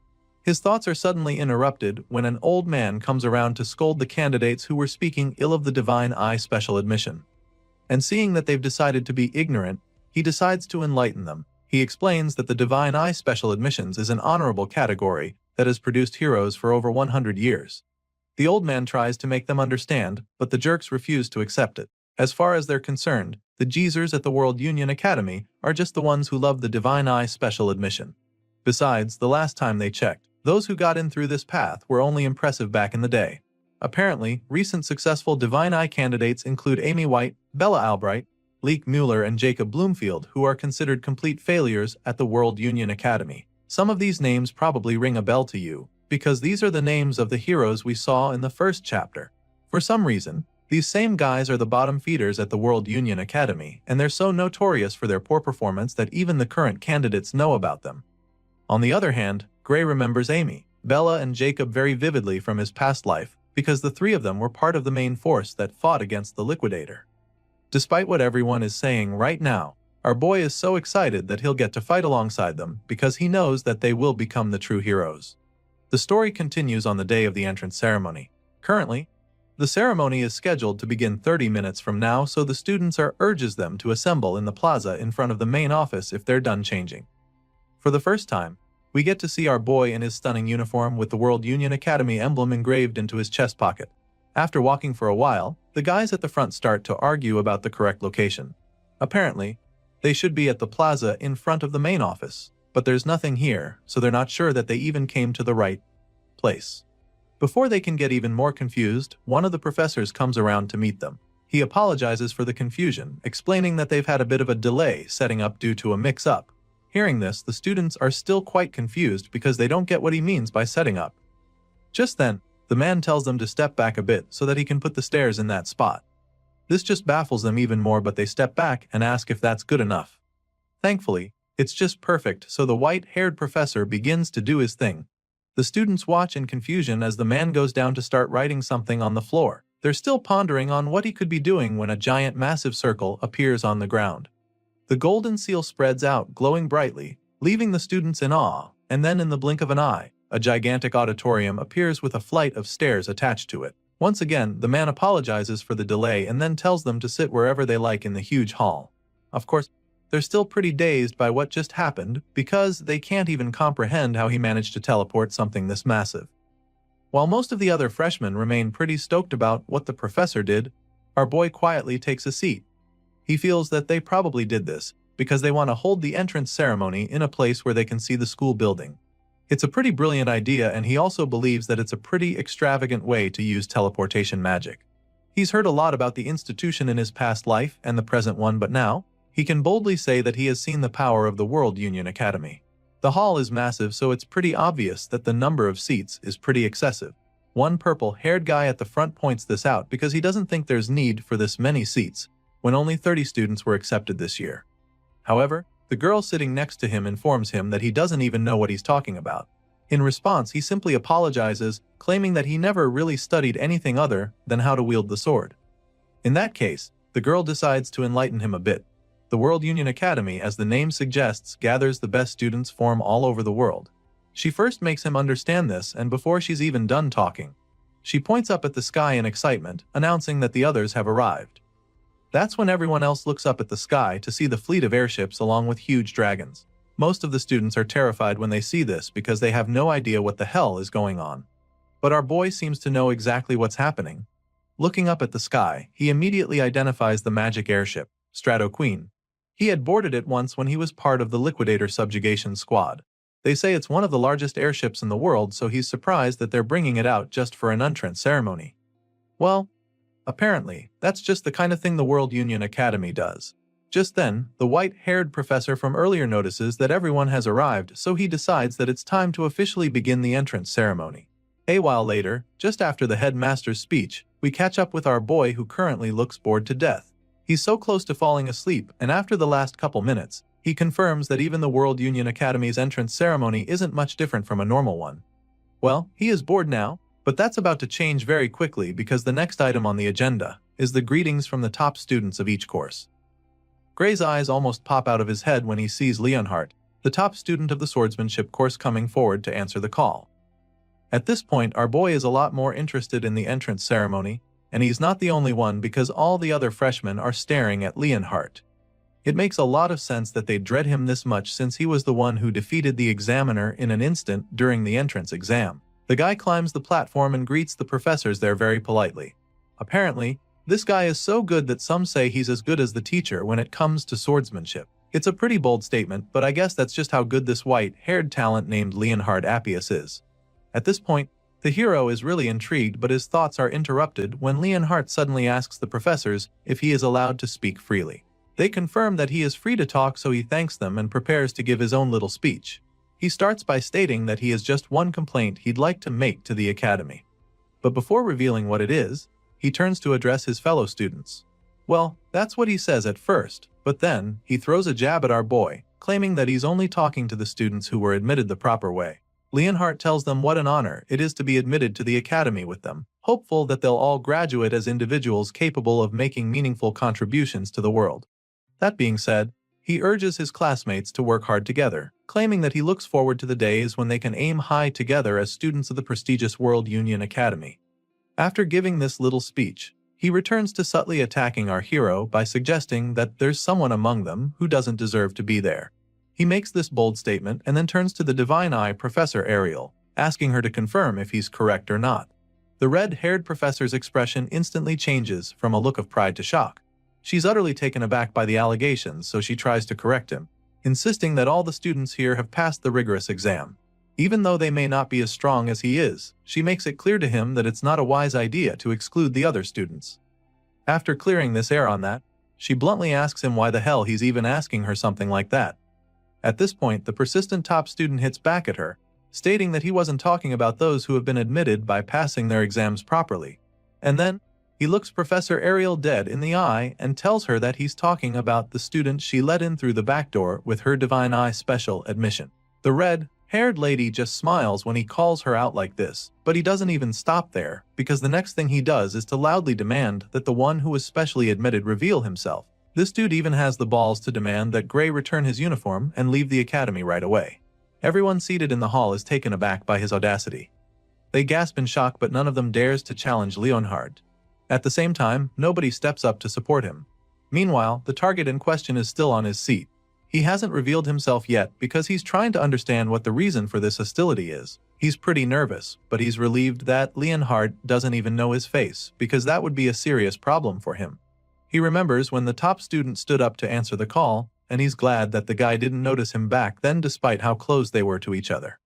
Since Leonhardt clearly doesn't know who he is, he figures that it's wiser to just remain seated because he might not get caught up in this whole thing if he doesn't actually step forward. When the special admissions student refuses to come forward, Professor Ariel finally chimes in with an unbothered look on her face. She suggests that this year's students are quite lively after seeing how bold the guy standing before her is. She makes this statement, hoping to lighten the mood, but the persistent top student just snaps at her. He makes her understand that he's very serious about what he just said, and then demands that she stop admitting students through the back door. He's about to say some more disrespectful stuff when Professor Ariel finally gets fed up. She cuts him off by appearing behind him and then prepares to show him exactly why she's a professor at the academy. Ariel asks Leonhardt if he thinks that he's stronger than the student she chose through the Divine Eye special admissions.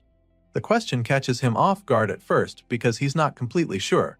But he's already made a lot of noise, and backing off now would just make him look stupid, so he musters the courage to state that he is. He's furious that she'd even ask him a question like that and wonders if she thinks that he's not as strong as the mystery student. With this response, Professor Ariel smiles even more because she knows what things are about to get interesting. She likes his attitude and proposes that they make a bet so he can put his money where his mouth is. Once again, Leonhardt is taken aback by the idea she just brought up, but she reiterates and confirms that she actually wants to make a bet, and not just any regular net, because she's actually willing to gamble with her job to prove that she didn't make a mistake. Of course, This bet means that Gray Lee's special admission will also be at stake, so our boy becomes pretty worried because this definitely wasn't part of his plans. Gray begins to panic because he doesn't even know what kind of bet this daring lady is talking about right now. Off the top of his head, Leonhardt figures that the professor probably wants to make him fight the special admissions student, but she claims that she would never do such a boorish thing. After all, she believes that Leonhardt would end up dead if our boy goes all out against him. She literally tells him that he's no match for the special admissions student, and then assures him that she wouldn't intentionally make them fight because as an educator, she must not put the lives of her students at risk. Of course, the only person she's worried about is Leonhardt, so she makes this clear to him, which of course causes him to become absolutely livid. The veins in his head start bulging out as his blood begins to boil, and then he asks the lady if she's actually trying to provoke him. In response, Professor Ariel bluntly tells him that she meant every word of what she just said. As such, she suggests that they make their bet about monsters since it would be safer that way.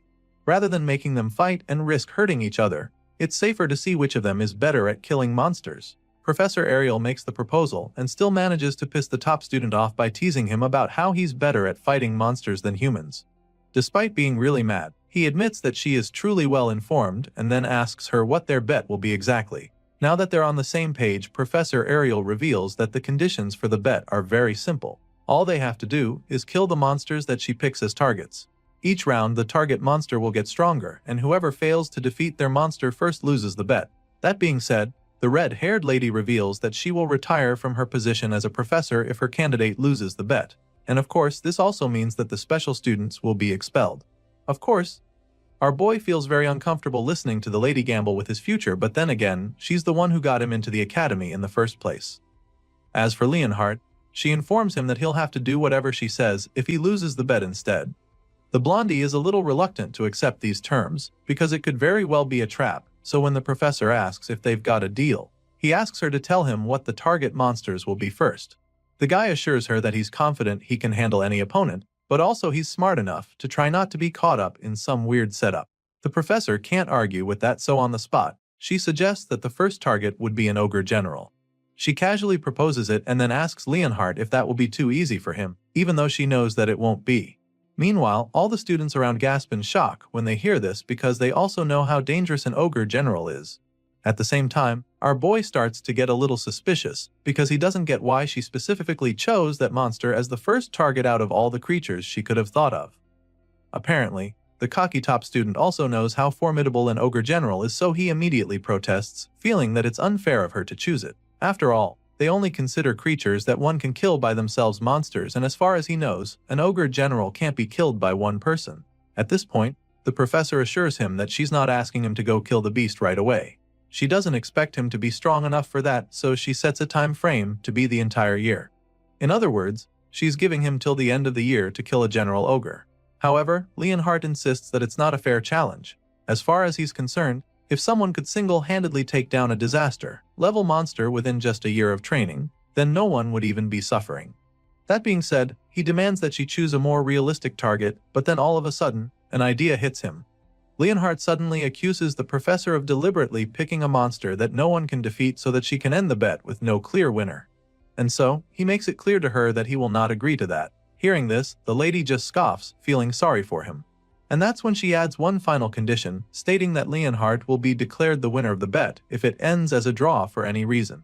The top student is stunned when she says this because he sure as hell didn't expect that twist.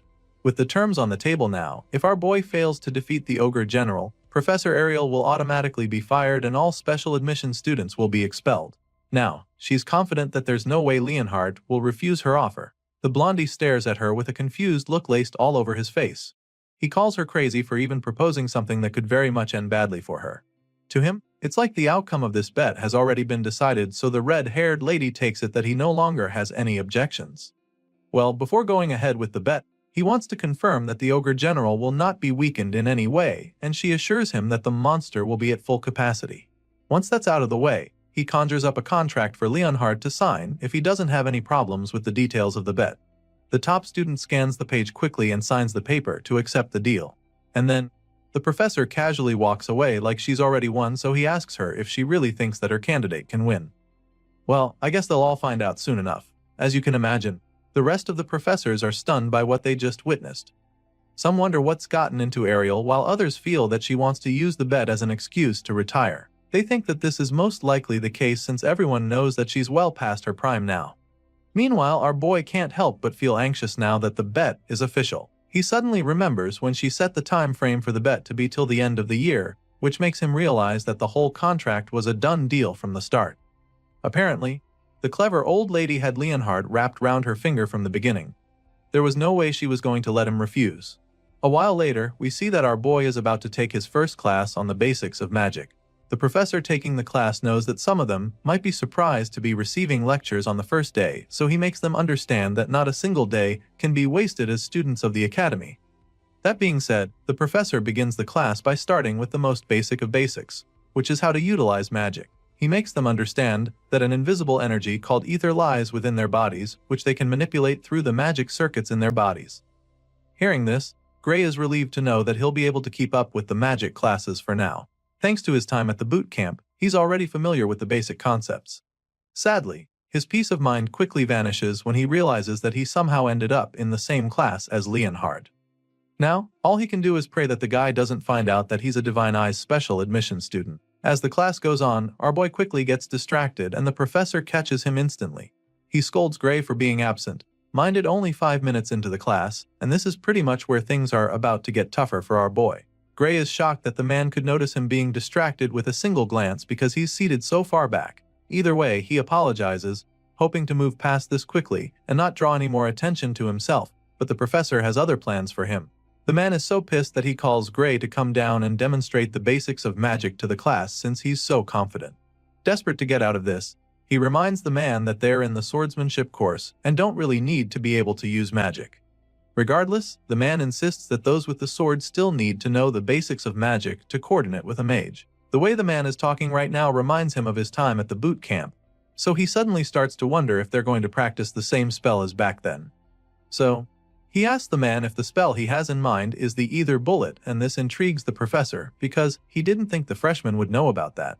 Thankfully, our boy can also use this spell, so he confidently reveals this when the man asks. His time at the hellish boot camp wasn't a waste after all. Sadly, the professor suddenly gets the bright idea to demonstrate the spell to the class using a match.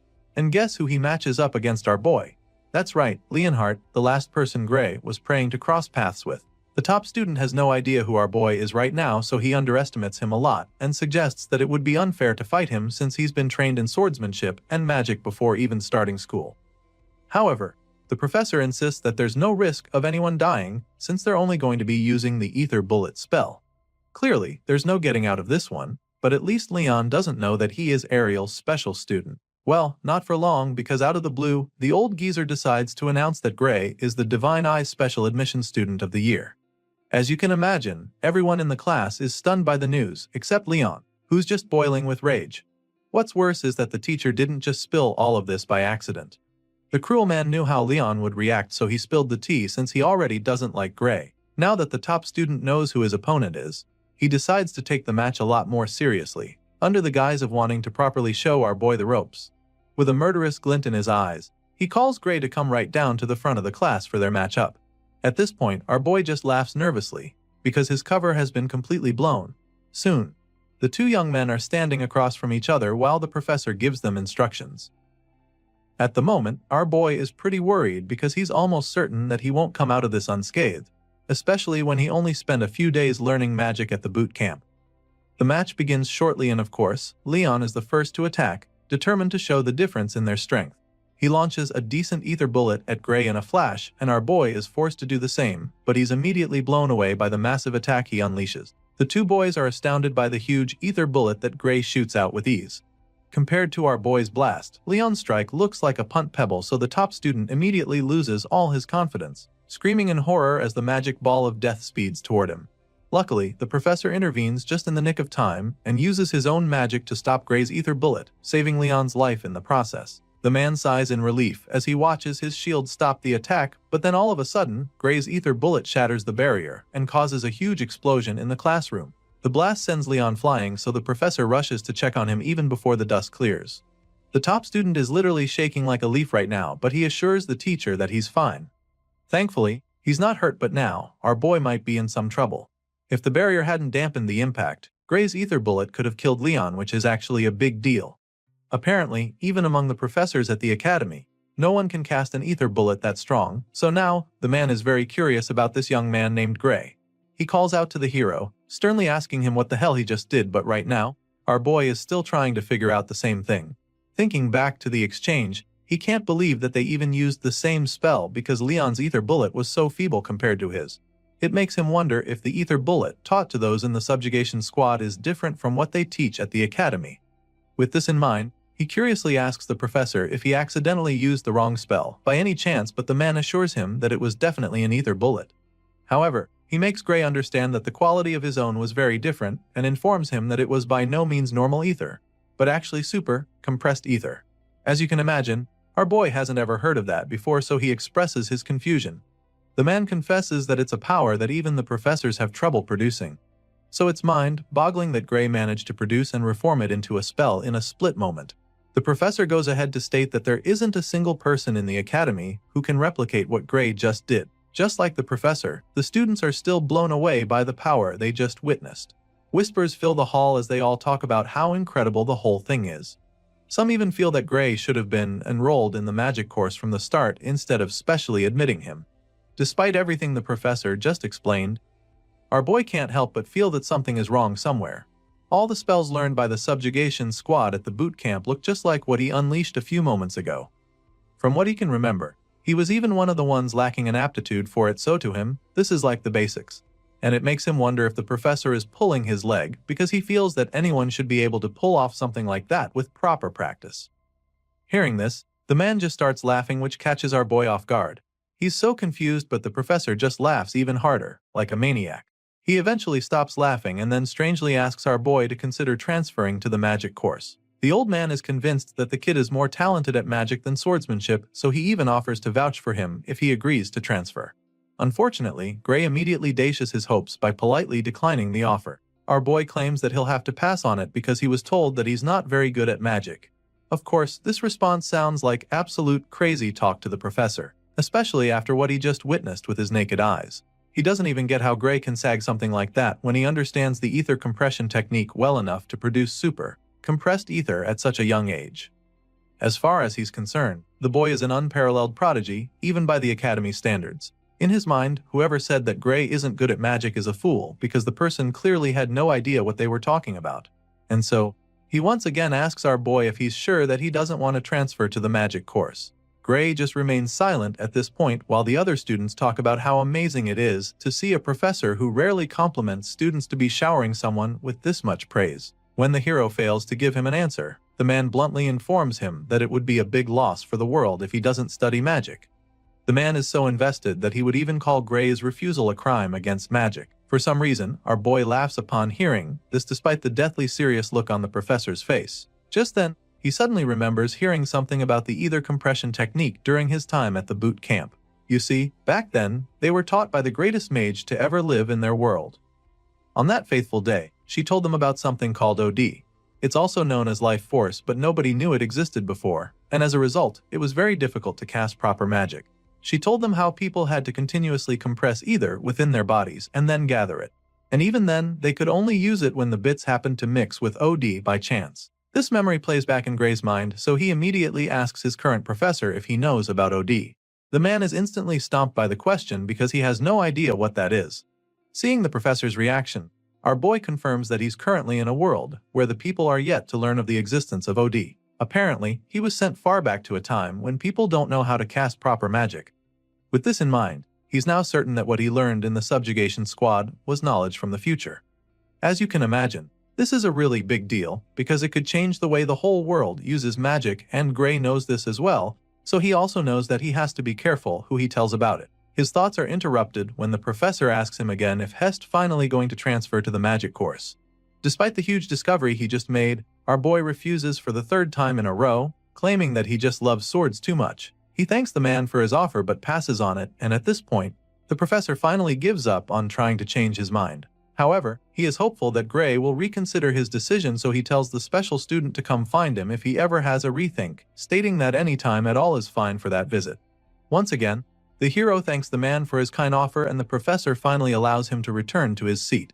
He's so impressed by the talent in front of him that he promises not to bother Gray anymore if he looks away during class. The man is literally a fan at this point, because he claims that he doesn't even mind if the boy gets bored and decides to leave the class.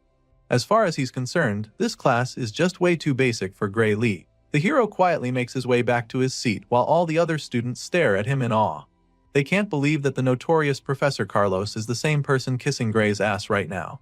Well, it turns out that the professor isn't the only one sucking up to the hero, because from the looks of things, Leonhard is practically in love with Gray right now, because the guy is literally calling him Lord now. Our boy sees the top student acting this way around him, and of course, it makes him so uncomfortable that chills run down his spine.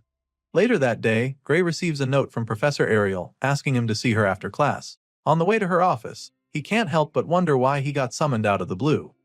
He feels that it might be Professor Carlos's doing, so he starts hoping that the red-haired lady won't advise him to change courses as well. Soon, he's right in front of her door, and immediately he knocks. She already knows it's him, so she lets him in. He's about to apologize for the intrusion when he suddenly senses a sneak attack from the side.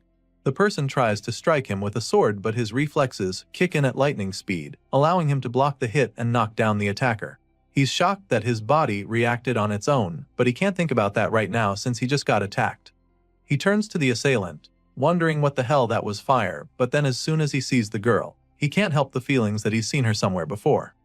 Gray takes a battle stance after knocking the attacker down, and then as soon as he takes a closer look, he's stunned because the girl looks very familiar. He's still trying to figure out where he's seen her before when a voice interrupts his thoughts.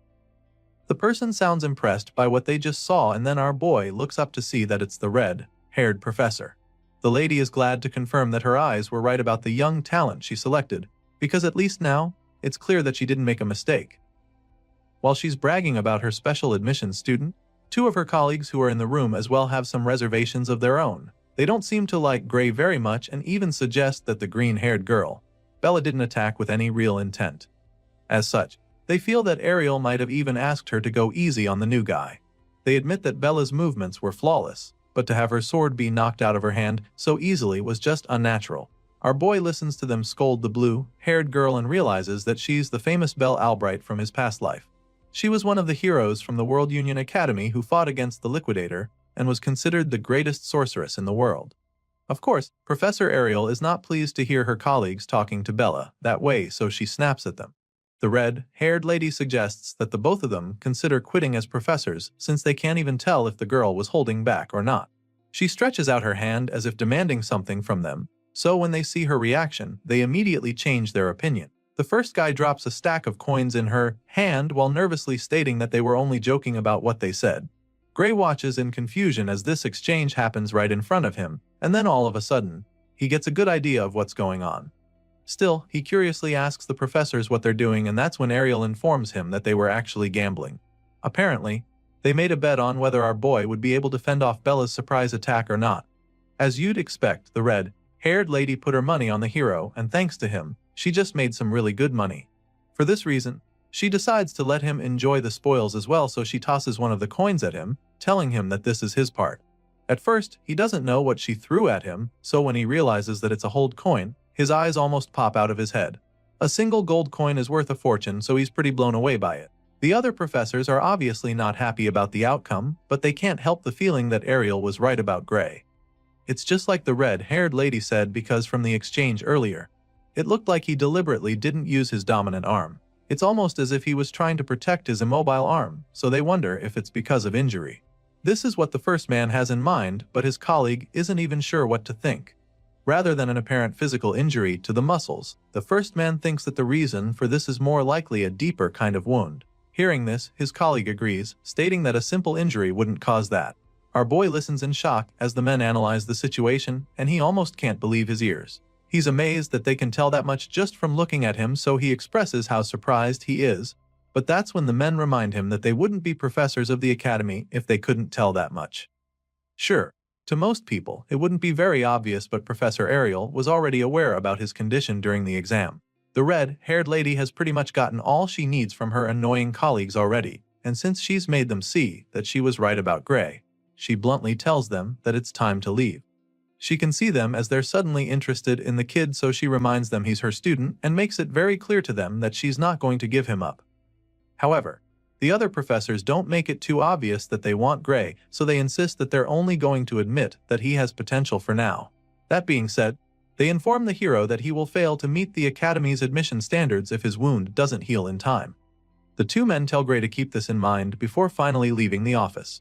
As you can imagine, our boy is a little threatened by what they said, because he doesn't even know when his injured arm will heal. But Professor Ariel notices him getting all anxious, so she helps him take his mind off it. Now that his nuisances are gone, she suggests that they start talking about magic, which can only mean that she's heard about his incredible display in class. Our hero takes a seat along with Professor Ariel and Bella Albright so they can have the seemingly important talk. The redhead reveals that she heard about him using super, compressed ether in Professor Carlos's class. He's not too surprised that she already knew, but it's still pretty intriguing.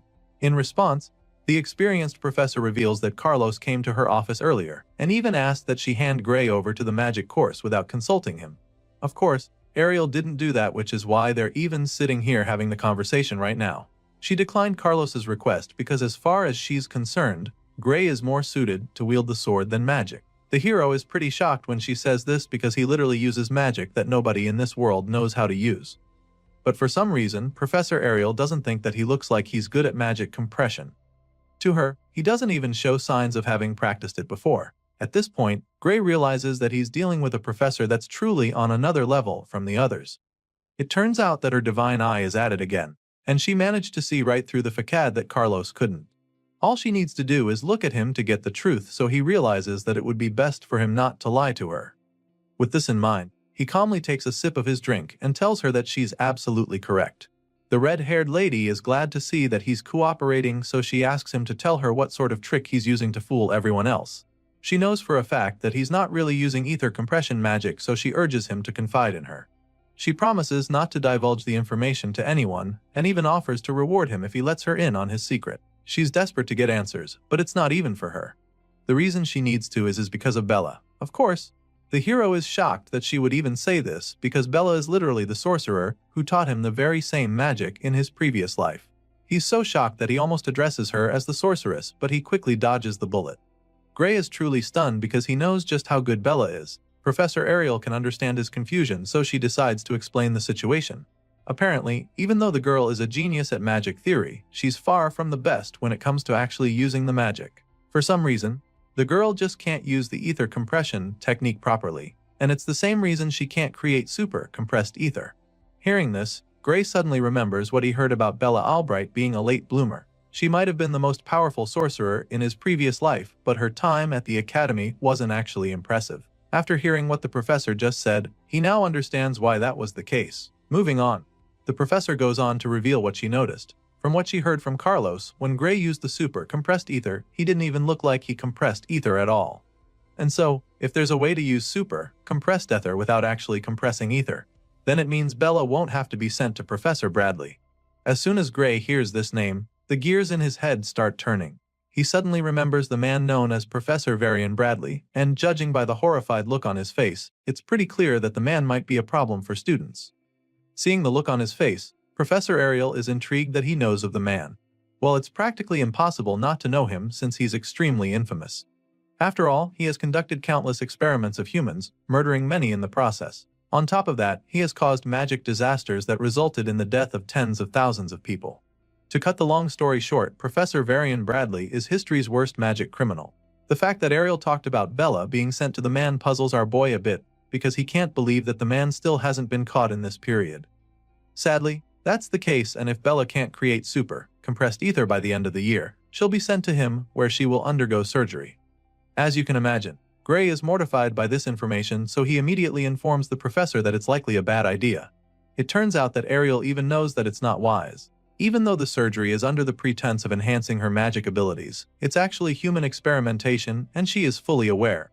Professor Ariel knows about his shady ways already, but his activities haven't been made public yet. But then again, rumor has it that he's the reason some people have died, while others were left broken. It's dangerous and scary to the blue-haired girl, but she doesn't have much of a choice because she will be expelled by the end of the year if she can't use super compressed ether. Of course, Professor Ariel doesn't like the situation, and she'd even prefer that Bella quit the academy to having that man mess with her body. Now, our boy is really tempted to tell them the truth. However, the magic he knows is knowledge that does not even exist at this time. As such, telling them might end up changing the course of history. But then again, seeing how terrified Bella is right now, he suddenly remembers what happened during the battle against the Liquidator. He remembers how the alien invader overpowered them and defeated humanity's last hope with ease. With this in mind, he immediately decides to help the blue-haired girl, because as far as he's concerned, that hellhole people call the future is much better off changed. Gray makes up his mind and promises to teach her how to use super compressed ether. The scene shifts and the next thing we see is that our boy is already training Bella in the arena.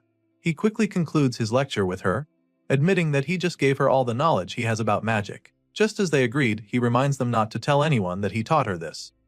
Of course, Ariel intends to honor her word, so she even creates a signed magic contract, which states that they would literally die if they break the deal. Now that they've gotten that out of the way, he asks them what they think about what he just taught Bella. In response, the red-haired professor reveals that just learning about OD alone blew her mind. However, the knowledge of magic he revealed is beyond that. As for Bella, she thinks that it's brief yet well organized. His lecture was pretty good for her to the point that she felt like she was listening to a magic class from hundreds of years into the future. In other words, just hearing Gray's explanation has definitely advanced the history of magic by 100 years. Of course, our boy doesn't tell her that he just remixed the lecture she gave him 10 years from now. The red-haired lady admits that she couldn't even judge properly, so she's not even sure what Gray said is true. In response, Bella suggests that there's a good chance the theory is correct. After all, nothing he said contradicts the current theory of magic. But then again, the quickest way to find out is to test it. So, she writes down a spell and shows it to him, feeling that it should work if everything he said is true. She proceeds to demonstrate what she believes is her full strength according to that theory. But this leaves our boy pretty anxious, because the last time he checked, Bella's full strength is said to be capable of burning down an entire city. Moreover, she was said to be unable to properly control her powerful magic output. The timid young girl lifts her staff to cast the spell using Gray's teachings, and before anyone can even process what's going on, a mind-blowing blast follows. Our boy tries to stop her from using her power, but she unleashes the terrifying blast of flames in the blink of an eye. They all take cover to protect themselves from the explosion, but then Gray looks up and discovers something really strange. He looks up at the overwhelming power and sees the flames suddenly flowing back to her staff. At this point, our boy realizes that she just saved his life, because if she hadn't taken control of the power run that split second, then he'd probably have been toast. All the flames from the devastating inferno go right back to her staff, and the blue-haired girl instantly expresses her excitement. She's so proud of herself for successfully controlling her power, and once she's feeling pretty confident, she uses the flames to conjure a massive dragon.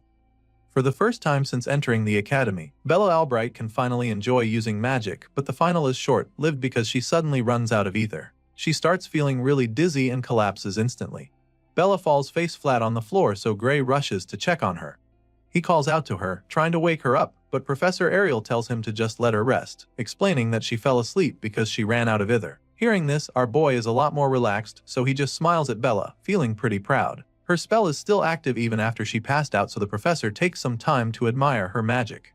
To her, it was a really marvelous sight, and she's really impressed that Bella managed to put together magic on that scale in such a short amount of time. But just then, the half-conscious girl mumbles something about how Gray's theory is what's truly amazing. If only she knew it was her own theory.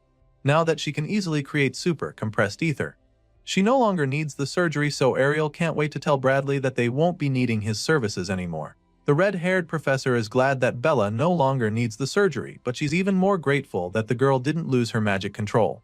When she says this, our boy is pretty intrigued, so he asks the lady what she's talking about. At this point, Ariel explains that Bradley's surgery comes at the expense of control, even though it increases one's magical output. Even though the details of how it works are a secret, Ariel knows for sure that the surgery forcibly breaks one's limiter. This information is quite new to our boy, but it also makes a lot of sense because in his previous life, he remembers that Bella couldn't control her magic. Well, thanks to Gray, Bella doesn't have to go through that anymore, since she can now create super compressed ether. Since he's done his part, Ariel states that she will now fulfill her own part of the contract. First of all, she would like to help fix his arm, and she has a special type of magic she wants to use on it. Of course, our boy is stunned to hear this, but he doesn't refuse, so he lets her do her thing. The professor releases a surge of magic into his right hand, and the magic fills the air, leaving our boy speechless. He watches in awe as she attempts to heal his hand, and by the time she's done, she asks him how he feels. The moment of truth arrives as Gray tries to move his fingers. Sure enough, he's able to control his hand, so he's truly astounded. He thanks the professor for what she just did, revealing that a magical healing potion could cure him. To this, the lady just scoffs and then tells him to never compare her nerve-restoring magic to his average magic potions. She trusts her skills, but she's also curious to know if his hand moves the way it did before, so she tells him to try swinging a sword. Our boy is more than happy to try this out because it's been ages since he held a sword with his dominant arm. He takes the first swing and is a little surprised by the outcome, so he tries a couple more slashes and he remains speechless. At this point, he informs the professor that his hand doesn't move as well as it used to. He explains this to Ariel, but she's not even surprised. She actually suspected that she might have repaired his nerves, but she also knows that her magic cannot heal the wounds in his soul. Gray is a little taken aback when she starts talking about his soul, so she assures him that he heard right. Today's magic knowledge hasn't proven the existence of one's soul yet, but she believes that it does. After all, she can see it with her divine eye, and even now, from what she can see, Gray's soul is slowly healing. She assures him that it will heal naturally as long as he doesn't overexert himself. He's not sure how to achieve this, so he asks the professor if this means that he should refrain from practicing with swords. Thankfully, that's not the case. Ariel assures him that it's fine for him to exercise as he normally would, but at the moment, she's even more concerned in finding out what kind of swordsmanship could harm one's soul this much. Hearing this, the hero just laughs nervously, hoping that she doesn't start asking too many questions. Apparently, Ariel is aware of someone who uses a swordsmanship that uses one's soul to move the sword, but Gray doesn't know who she's talking about, so she reveals that it's Amy White. She figures that our boy might know Amy, but he's just stunned because he doesn't get why she's talking about the Sword Saint. In the present timeline, he shouldn't even know Amy. The professor notices the confusion on his face, so she realizes that she might be wrong. Her guess was wrong, but in her defense, the way Gray wields the sword gave her the impression that he learned it from Amy. But on second thought, she admits that he is slightly different. As such, she figures that the person he trained under might be a bit more skilled than Amy. However, she's confident that the girl will be just as skilled as Gray's master in a few years. After listening to the professor's multiple theories, our boy is just blown away that she managed to think that far in such a short time. Either way, he finally reveals that he learned swordsmanship at a dojo in his hometown. Still, he knows that he needs to change the topic now because if he lets the conversation continue, he might end up spilling everything. With this in mind, he asks her if it's even possible for someone's soul to be damaged because of swordsmanship. In response, the professor explains that ordinary swordsmanship cannot do this. To begin with, she doesn't believe that something ordinary can defeat an ogre general with just one slash, not to mention cutting down surrounding ogres. Apparently, Professor Ariel already knew of his feat, and this explains a lot. She somehow found out about his past, and so now, she's already won the bet she made earlier. She reveals that she was shown some of the remains left at the scene. She found the sight magnificent because even the most sophisticated cleaving magic couldn't have done that. That being said, Professor Ariel reveals that she knows about the mysterious power within him, and then asks him if he used it. The jig is up at this point, but he's curious as to whether she can see the power with her eye, and she confirms this, revealing that she can even see the power leaking through the chain door. The response sends chills down Gray's spine as the memory of that ominous door flashes across his mind. It's not something someone can just guess, so now, he's certain that the red-haired lady can actually see it. It's not a new thing for her though, because she's seen power like this before, but it's not exactly the same despite having a similar vibe. Our boy is taken aback by this because he didn't think there were people with similar power to him. At this point, Professor Ariel reveals that they do exist, but she also admits that she's not sure they are human, from what she's heard. The one she's talking about is the Liquidator, and the moment she reveals this, the hero's eyes widen in horror because he has no idea why that name is being mentioned in this time period. Seeing that he knows that futuristic kind of magic theory, it's not so surprising though. Hearing this, Gray confirms that what he's been using is really knowledge from the future. However, no one has truly figured out that part yet. Just then, the professor asks him how much he knows about the Liquidator, and this leaves him dumbfounded for a second. Regardless, he tells her that all he knows is that the celestial being is an extremely dangerous threat to humanity. As far as Gray is concerned, the Liquidator has to be stopped before he appears because if that happens, then he must be destroyed no matter what it takes. For some reason, the professor thinks that his explanation is a little extreme, but she does agree that the Liquidator is dangerous. Even so, Varian Bradley seems intent on continuing his experiments, and she reveals this to our guy. As you can imagine, Gray is taken aback at this point because he's not even sure how Varian is related to this. Apparently, the professor is convinced that there's a connection. As far as the lady is concerned, the Liquidator is the very being that the man is trying to summon.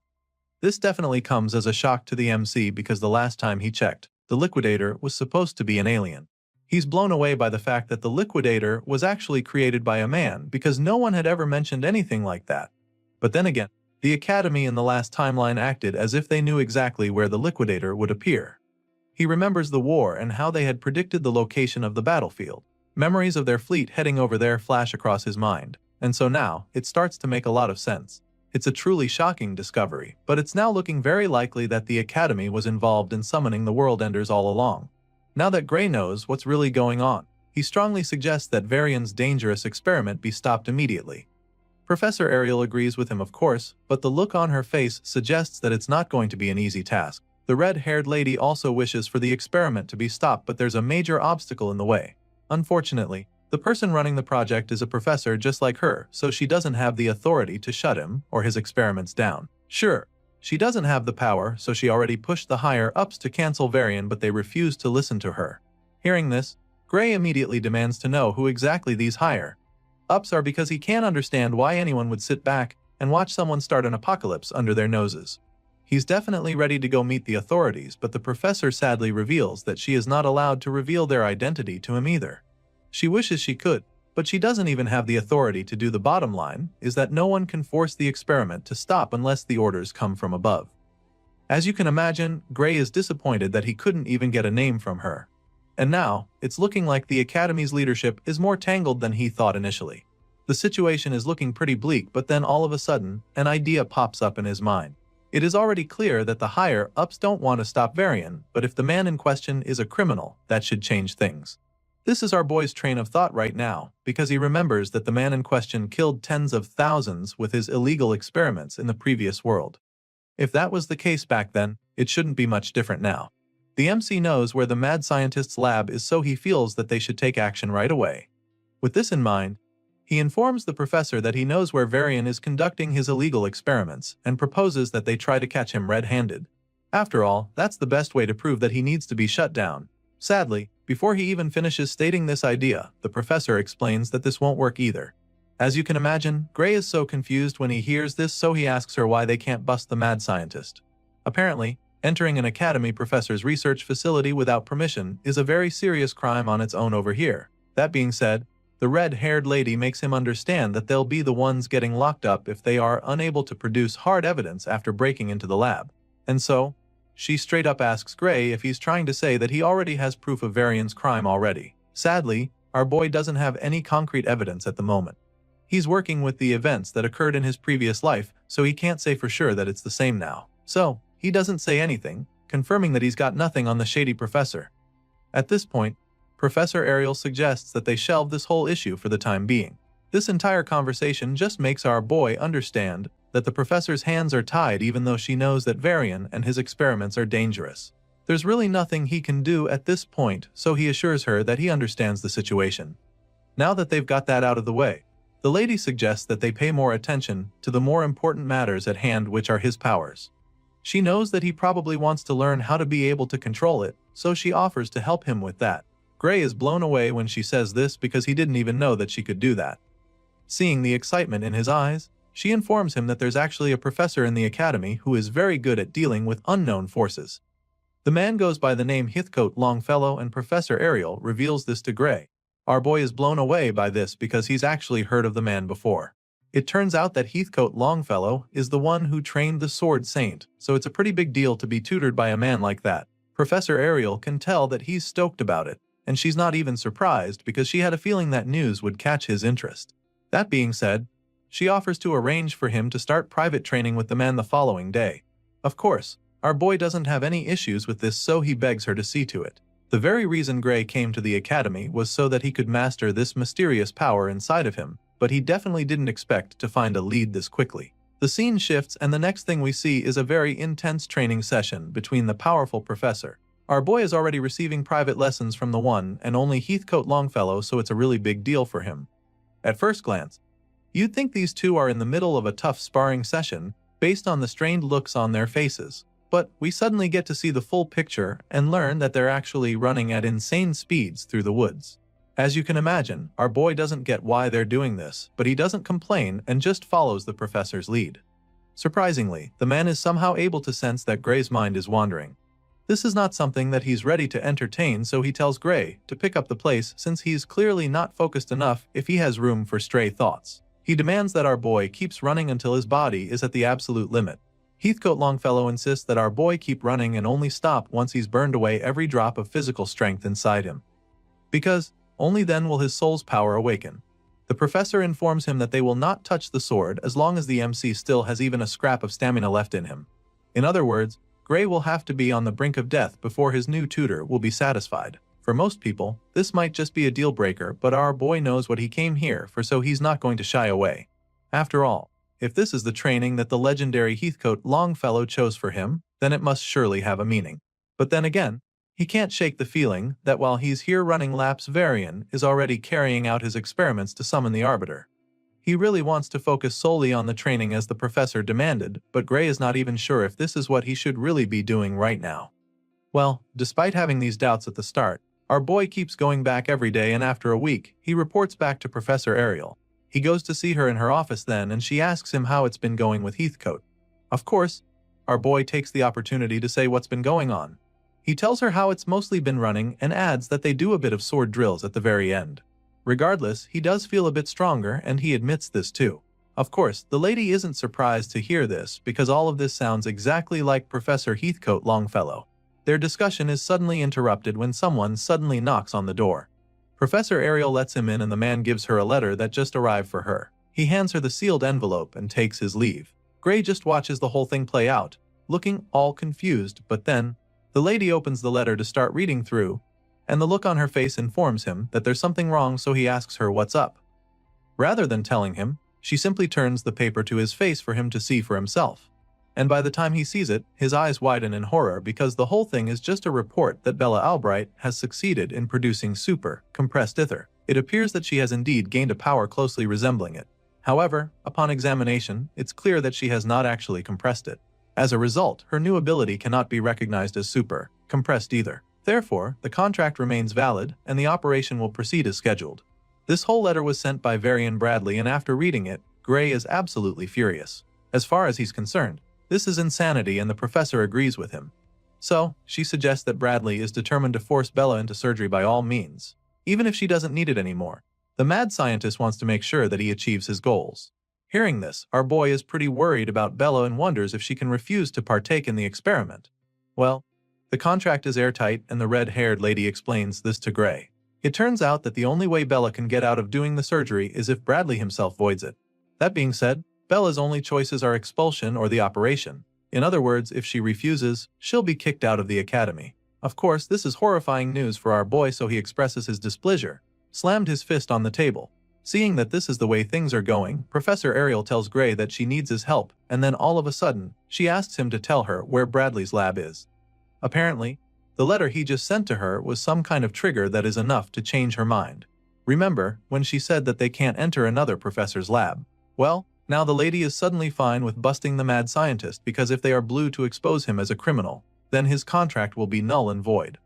As soon as Gray hears this, the worried look on his face is suddenly replaced with a smirk. Sure, he's excited about this, but he's also curious as to why she suddenly changed her mind. After all, she was the same person who just said that it would be too dangerous to go after him without proof.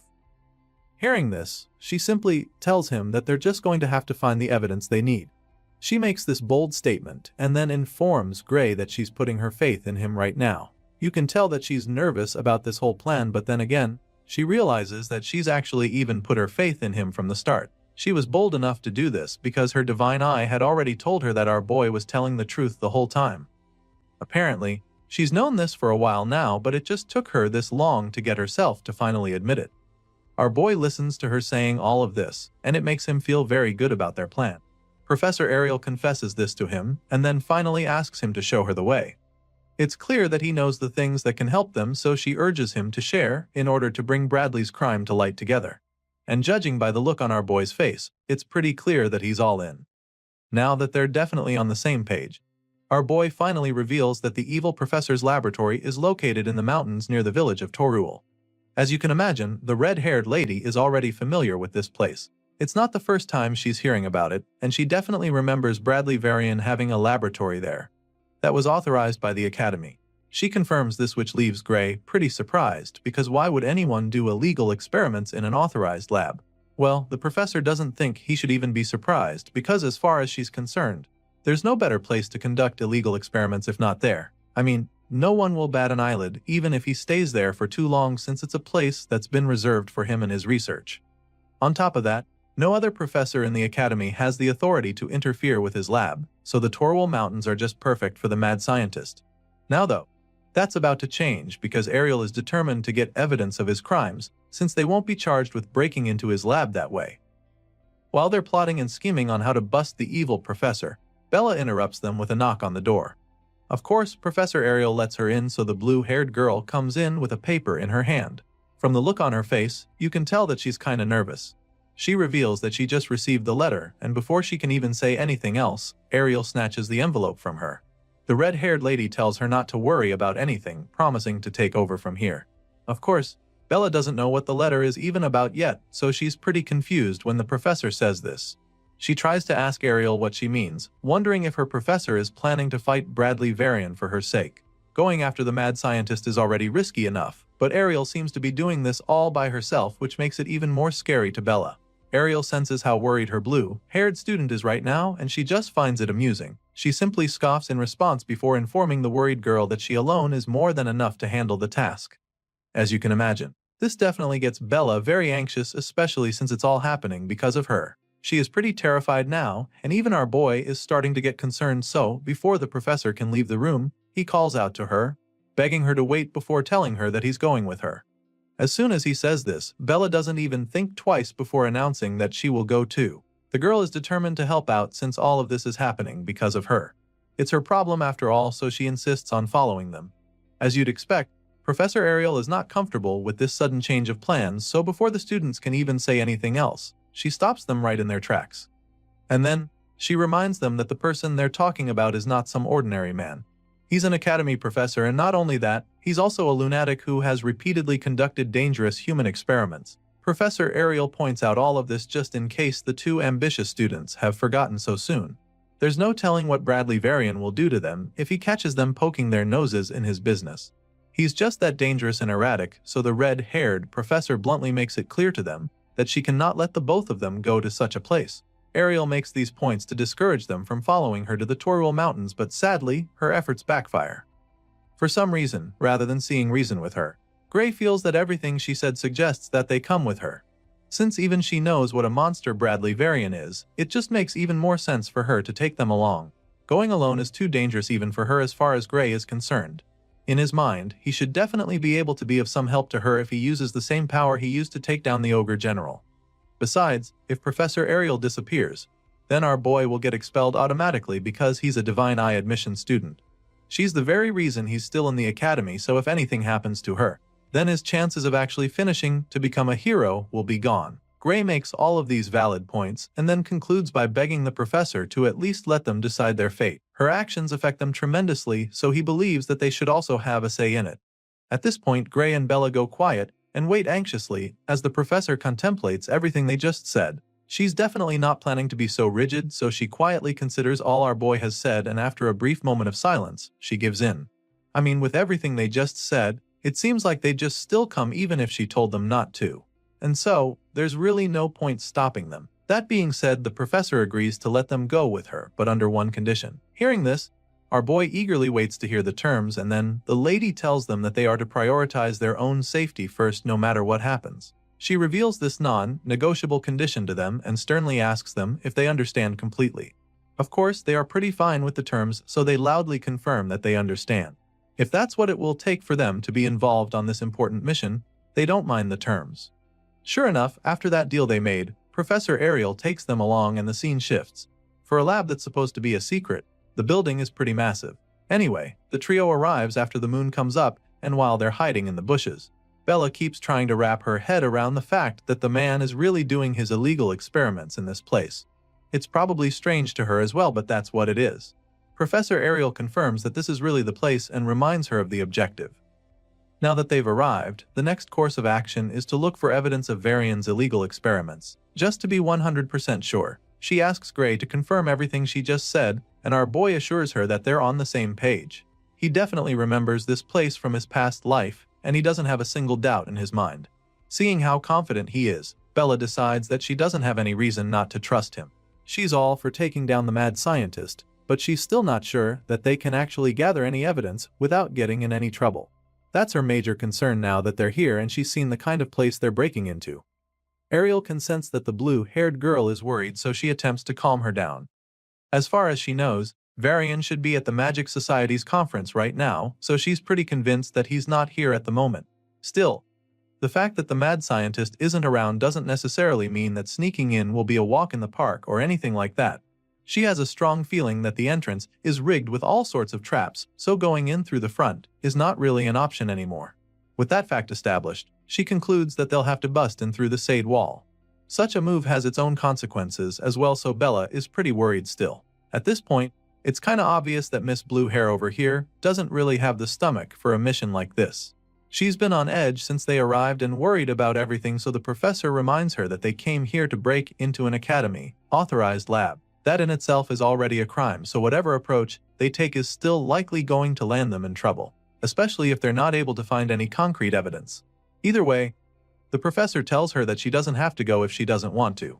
After all, she was the one who insisted on coming, so if she's no longer feeling up for it, she can always go back. Ariel is still very open to going on this mission by herself, so she wouldn't mind if they change their minds. She makes this very clear to Bella, but it just motivates the timid girl to stand strong. She claims that she's still going, but a part of her still doesn't get if all of this is worth it. As far as she knows, Professor Ariel is doing this for someone like her, so she doesn't think they should be going this far. However, Ariel simply informs her that that is where she's got it wrong, because stopping Varian's experiments is for the sake of the entire world. Right now, Bella doesn't understand the gravity of letting the mad scientist get his way, so Gray explains that countless people will die if they don't stop Varian. He says this but quickly corrects himself, claiming that the whole world will be sacrificed if they don't stop the evil professor. Of course, Bella doesn't understand what they're talking about, so she expresses her confusion. She was already worried before, but after hearing all this, she's probably gonna have a panic attack. The professor can foresee this already, and that's not what they need on this kind of mission right now, so she tells Bella that Gray is probably just exaggerating. Nevertheless, she agrees with what he said about how the mad scientist needs to be stopped at all cost. She knows that the girl might still be bothered, so she keeps telling Bella not to worry, assuring her that they're here for her and will literally put their lives on the line for her. Ariel says these words with a reassuring smile etched on her face, hoping to calm the timid student. Once they're able to get all the doubts and worries out of the way, the professor finally gives the signal for them to move out. The three of them blast off with blistering force toward the lab, determined to find the evidence they need to take down Varian. Ariel casts an insanely powerful spell mid-air and instantly unleashes a devastating blast that blows a hole in the side wall of the facility. So much for being stealthy. The blast is truly incredible as it leads to a mind-blowing explosion that almost sends them flying. The force from the blast is so much that Gray barely manages to avoid being thrown off his feet. Of course, he also didn't expect a blast of that magnitude, so he finds it amusing. Ariel just had to do something way over the top. Anyway, now that they've got an opening, they make their way to the freshly opened hole in the wall. It's a miracle the facility is still standing after taking such a devastating blast, but I guess that's a good thing. Gray Lee takes the lead since he's the one who knows the way, but as soon as he steps into the lab, his eyes widen in horror. Our boy is instantly met with a very shocking surprise. Remember, this lab was supposed to be filled with enough evidence to enable them shut down Varian's illegal experiments. Well, what our boy finds is even more horrifying than what he imagined. It's literally a huge prison with several cells lined up one after the other. Inside these cages, there are human beings bound in chains, and those of them who are not already corpses look like they're on the brink of death. Most of the bodies are covered in blood scattered all over inside the cells. Clearly, they're now 100% sure that Varian is an evil piece of trash. This is proof that he's been carrying out inhumane research, and it wasn't even that hard to find. Looks like there's no need to make an effort searching for the evidence they came for. There's literally so many dismembered corpses in the cells that it's sickening, and Bella is probably doing her best not to freak out right now. The professor is speechless at first, but then she's finally able to organize her thoughts. For her, just a glance is enough to see 14 forbidden spells that have been used on these poor victims. Using such spells is undeniably a criminal offense, which just shows how terrible Varian is. There isn't even a need to mention the unauthorized human experiments, as far as she's concerned, because merely using these forbidden spells is an equally serious offense in the eyes of the Academy. They're still taking a tour of the horrific research facility when they suddenly come across some more disturbing stuff on the other side. Of course, they all go to investigate, and that's when they get a better view of this ominous-looking magic circle on the floor. It's surrounded with lit candles, which is even more creepy. At first glance, it looks like some sort of altar, so after getting close to it, they're a little confused. They've obviously seen more than enough proof that the scumbag professor is up to no good, so Bella asks what they should do now, because their original plan was to leave with evidence. However, she doesn't think it's right to leave just like that, because they also need to rescue the people who are trapped in the cells. At least the ones who are still alive. Gray is the first to respond to her, reminding her that they shouldn't stay here for too long. He's afraid that Varian might return and find them there if they're not careful, but before he can even finish explaining this, he's suddenly cut off. Our boy is interrupted by an ominous voice in the shadows, and that's definitely not a good sign. As you've probably guessed already, this voice belongs to the one and only Bradley Varian, who sounds really amused by the presence of unexpected visitors. They were just talking about him, so he tauntingly asks if they were calling for him. The evil professor slowly walks out from the darkness, and his colleague is the first to confront him. With a confident smirk on her face, Ariel asks him what happened to his conference. After all, that's where he's supposed to be right now. She calls his name, and that's when we finally get to see the face of this notoriously dangerous man. After Varian reveals himself, our boy is taken aback because the man actually isn't supposed to be here. He doesn't understand what went wrong, but he braces himself for anything that might happen. The evil scientist finally responds to Ariel, revealing that he arranged for a double to attend the conference in his stead. Apparently, he has an important experiment to do here, so he couldn't leave. The Twisted Man explains this, which leaves Ariel a little puzzled because she doesn't know what he's talking about. He confirms that the experiment is way too important, stating that he even managed to get some fresh materials for it. By fresh materials, this madman is actually referring to the human corpses he's hung in one of the rooms. He claims that he wanted to use them while they're still fresh, but now that he's got visitors, he's changed his plans. Varian says this with a truly terrifying look on his face that sends chills down their spines. He doesn't mind changing his plans though, since he wanted materials with more potential for magic than an average person anyway. Clearly, he's basically telling them that they're his next victims, and they definitely understand. Varian admits that he doesn't know how they caught wind of his experiments since it's a secret, and he's also pretty sure that they didn't tell anyone they were coming here. That being said, he concludes that no one would suspect a thing if the three of them suddenly went missing, making it very clear to them that he's ready for them. But Varian is more than happy to put them to use as best as possible. The guy is still talking trash when he looks up to see the massive ball of flames headed right for his face. He's shocked by this, but despite seeing the fireball, he can't do anything before it hits him. A huge explosion follows as soon as the flames reach him, and as the fire rages on, that's when we see who unleashed the blast. Professor Ariel looks to her side in shock to discover that Bella with her staff still smoking. Apparently, the blue-haired girl was done listening to the twisted scientist. After a brutal blast like that, you'd think that Varian won't even be able to get back on his feet, but that's not the case. Bella and Ariel watch anxiously as Varian emerges from the flames without a scratch. The mad scientist admits that Bella's powerful blast was really magnificent. He's truly impressed with the girl and commends Professor Ariel, because her divine eye clearly hasn't lost its edge for her to have picked such a talent. He didn't think that a special admission like Bella would be such an exceptional talent, but he was clearly wrong about that. Seeing how amazing Bella's abilities are, Varian suddenly begins to consider looking closer at the other divine eye recruits as well. The man makes this cryptic threat with a sinister look on his face, and then proceeds to address the blue-haired girl who just hired a mini inferno at him. He claims that he's not impressed with what just happened, informing her that she's an academy student who just tried to assassinate a professor. Despite being terrified, Bella musters the courage to hit back at him, telling him that it is better to kill than be killed. Sadly, she missed her chance to do that now, and she knows it. It's pretty obvious that she might not get another, so before things get even more out of their control, Professor Ariel reveals that they're pulling back for now. After all, they have already gathered the evidence they came for, and she believes that the Academy will handle the rest once they report what they know. Varian also finds it amusing that she thinks he would just let them walk away, after all the trouble they've caused him already.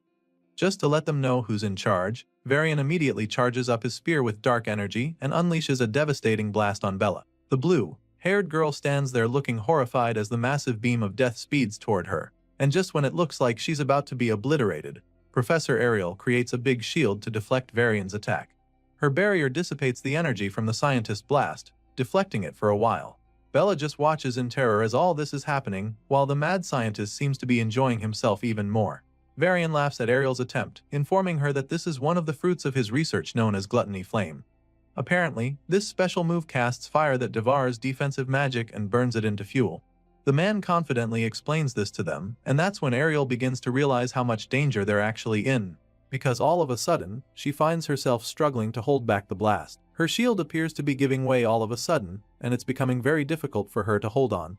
In theory, the Gluttony Flame can't be blocked because it would just consume anything in its path, and the only downside is the fact that it costs a little rare material to conjure. Hearing the smugness in his voice, Ariel musters all the strength she can to keep holding on.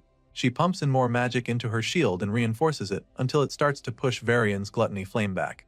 As soon as she gets a bit of control, she conjures a glowing floating box that looks like some kind of treasure chest.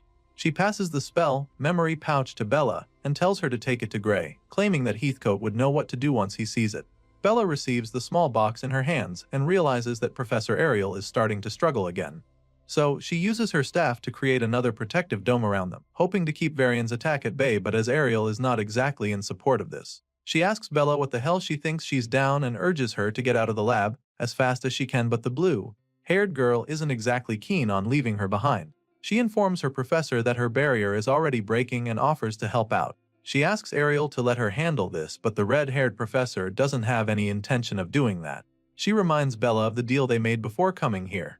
She made them promise to put their lives first if something goes wrong, so she wants the girl to keep that promise. Varian's magic is clearly unnatural, so she tries to make the girl understand that defense spells won't stop it. That being said, she promises to buy the students some more time so that they can escape, but before she can even finish talking, her barrier shatters into 1,000 tiny pieces like glass. Her eyes widen in horror as the reality dawns on her, but Bella assures her that everything is going to be fine.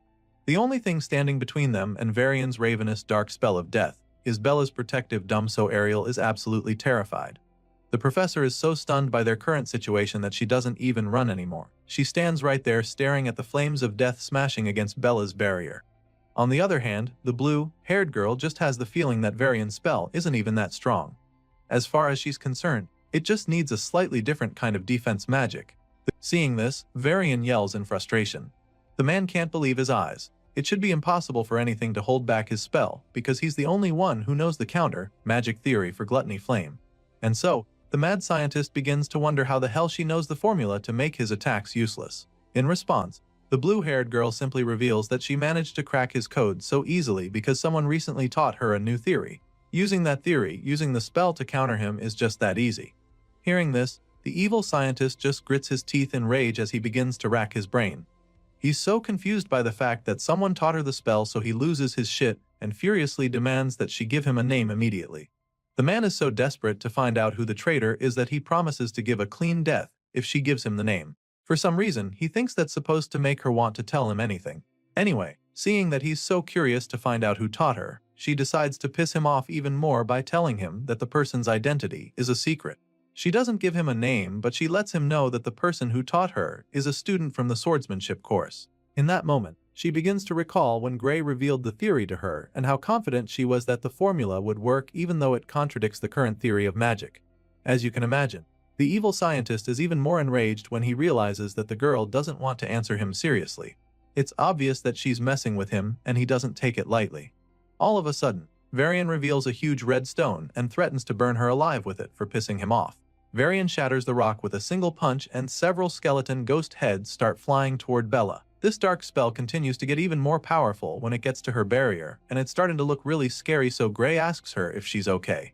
Surprisingly, she's still completely fine. It's like she's not even breaking a sweat to hold back the evil scientist's attacks.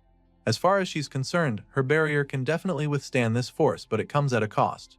Apparently, her mana reserves won't last the longer. She holds up the shield and Varian is very much aware of this. With the extra magic she's using to keep the barrier up, the man estimates that she's got just over a minute left with how low her mana reserves probably are now. It's just a matter of time before the shield gives way, so Bella urges Professor Ariel to attack now. She's got her hands full and can't hold for much longer, so the redhead swings until action. She activates her divine eye to assess the situation, and it only takes her a second to see that the flames from Varian's attack are thin at a particular spot. This is the weak spot she can take advantage of, and she doesn't waste another second since she can also project mana outside the barrier. Professor Ariel goes to the edge of the dome to cast her spell and shoots out mana at that point to exploit the weak spot in Varian's attack. Her mana seeps out of the dome and moves through the flames, headed right for the evil scientist, but just when it looks like her attack is about to get to Varian, they get weaker and weaker until they finally disappear. Seeing this, Varian just laughs at her for trying to counterattack because she can't even reach him, let alone actually do any damage. At this point, Ariel begins to panic because it's clear now that hurting the guy will be a lot harder than she thought, and so she immediately starts brainstorming. You see, Professor Ariel's offensive magic is one of the weakest among the staff, and when you factor in the properties of the Gluttony Flame, then it's very likely that her spells are being absorbed until there's nothing left. In other words, Ariel can't get to Varian, and as if that's not bad enough, it looks like Bella is about to collapse. She struggles to keep up the barrier, but eventually gets drained completely, so she tells the others to brace themselves. Upon hearing this, Professor Ariel begins to regret her decision. She knew that something like this could happen, which was why she told Bella to run away earlier. Sadly, it's too late for that now, and they have no choice but to face the evil scientist head-on. Just when it looks like they're about to be sitting ducks, Gray steps forward, telling the ladies to leave this fight to him. The hero takes out his sword, ready to take Varian all by himself, and this definitely leaves his professor very shocked. Bella is equally taken aback by his sudden display of bravery, and she can only wonder what he's planning to do now. You see, the blue-haired girl is especially confused because she knows that his sword can't reach Varian from where they are. She tries to explain this to him, hoping to prevent him from making a dangerous move, but he just tells her not to worry, sounding absolutely certain that he'd be able to get to the enemy. With Bella failing to convince Gray otherwise, the professor gives it a try as well, asking the hero if he's sure about what he wants to do because she knows that it could kill him if he uses that power again. On the off chance that he survives it, his healing arm might never even recover, so it's an insane risk he's about to take. Despite her attempts to change his mind, the hero just cracks a little smile and tells her that dying alone is much better than all three of them losing their lives here. Gray makes it clear to them that he's not going to change his mind and proceeds to charge up his sword. As soon as he does this, Varian sees the bright light off the blade from the other side, and before he can even realize what is going on, our boy gets to him. The hero reaches him in the blink of an eye, and Varian is shocked to see the young swordsman flying toward him with a sword. Unfortunately, it's too late to even save himself now because Gray swiftly uses a single powerful slash to take the evil scientist's head clean off. Gray decapitates the mad scientist in a flash with a vicious slash that splatters blood all over the walls, and as you can imagine, the ladies behind him are absolutely shocked by what just happened. Eventually, Varian's headless corpse falls to the ground, and that's when even Professor Ariel realizes the gravity of what just happened.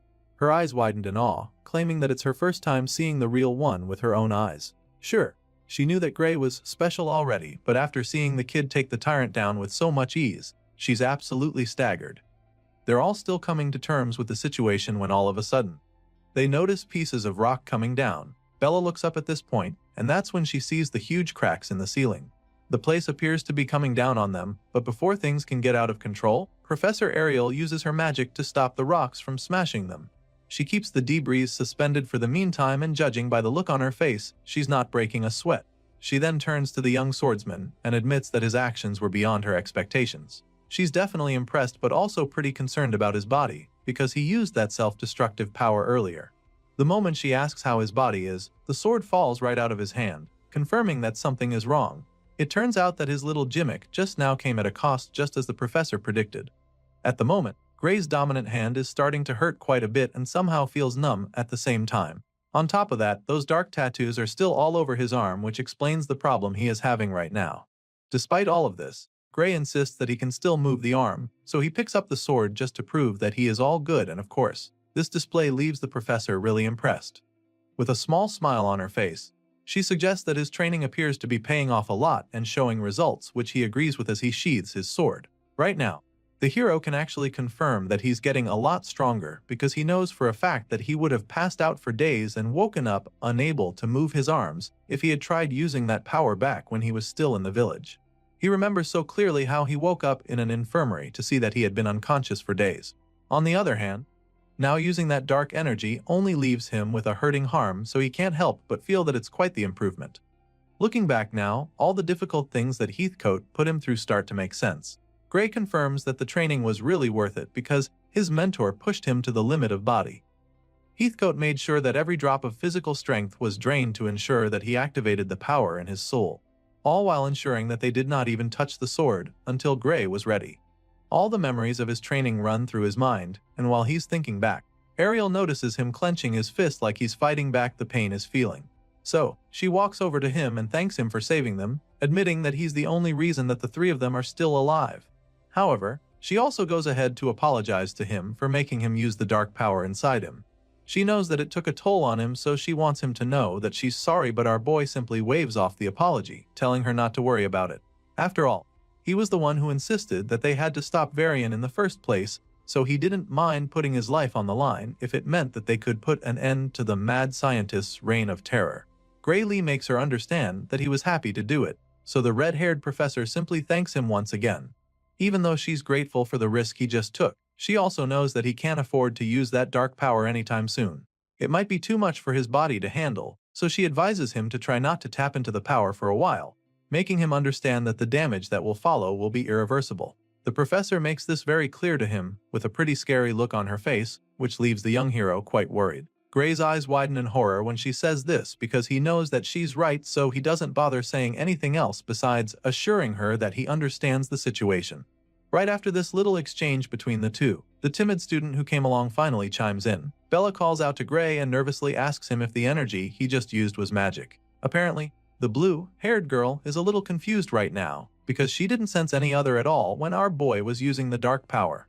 All this while they've been talking, she's been trying to figure out what that energy really was, but now she's come up with the conclusion that it's just impossible to even call that much power magical energy.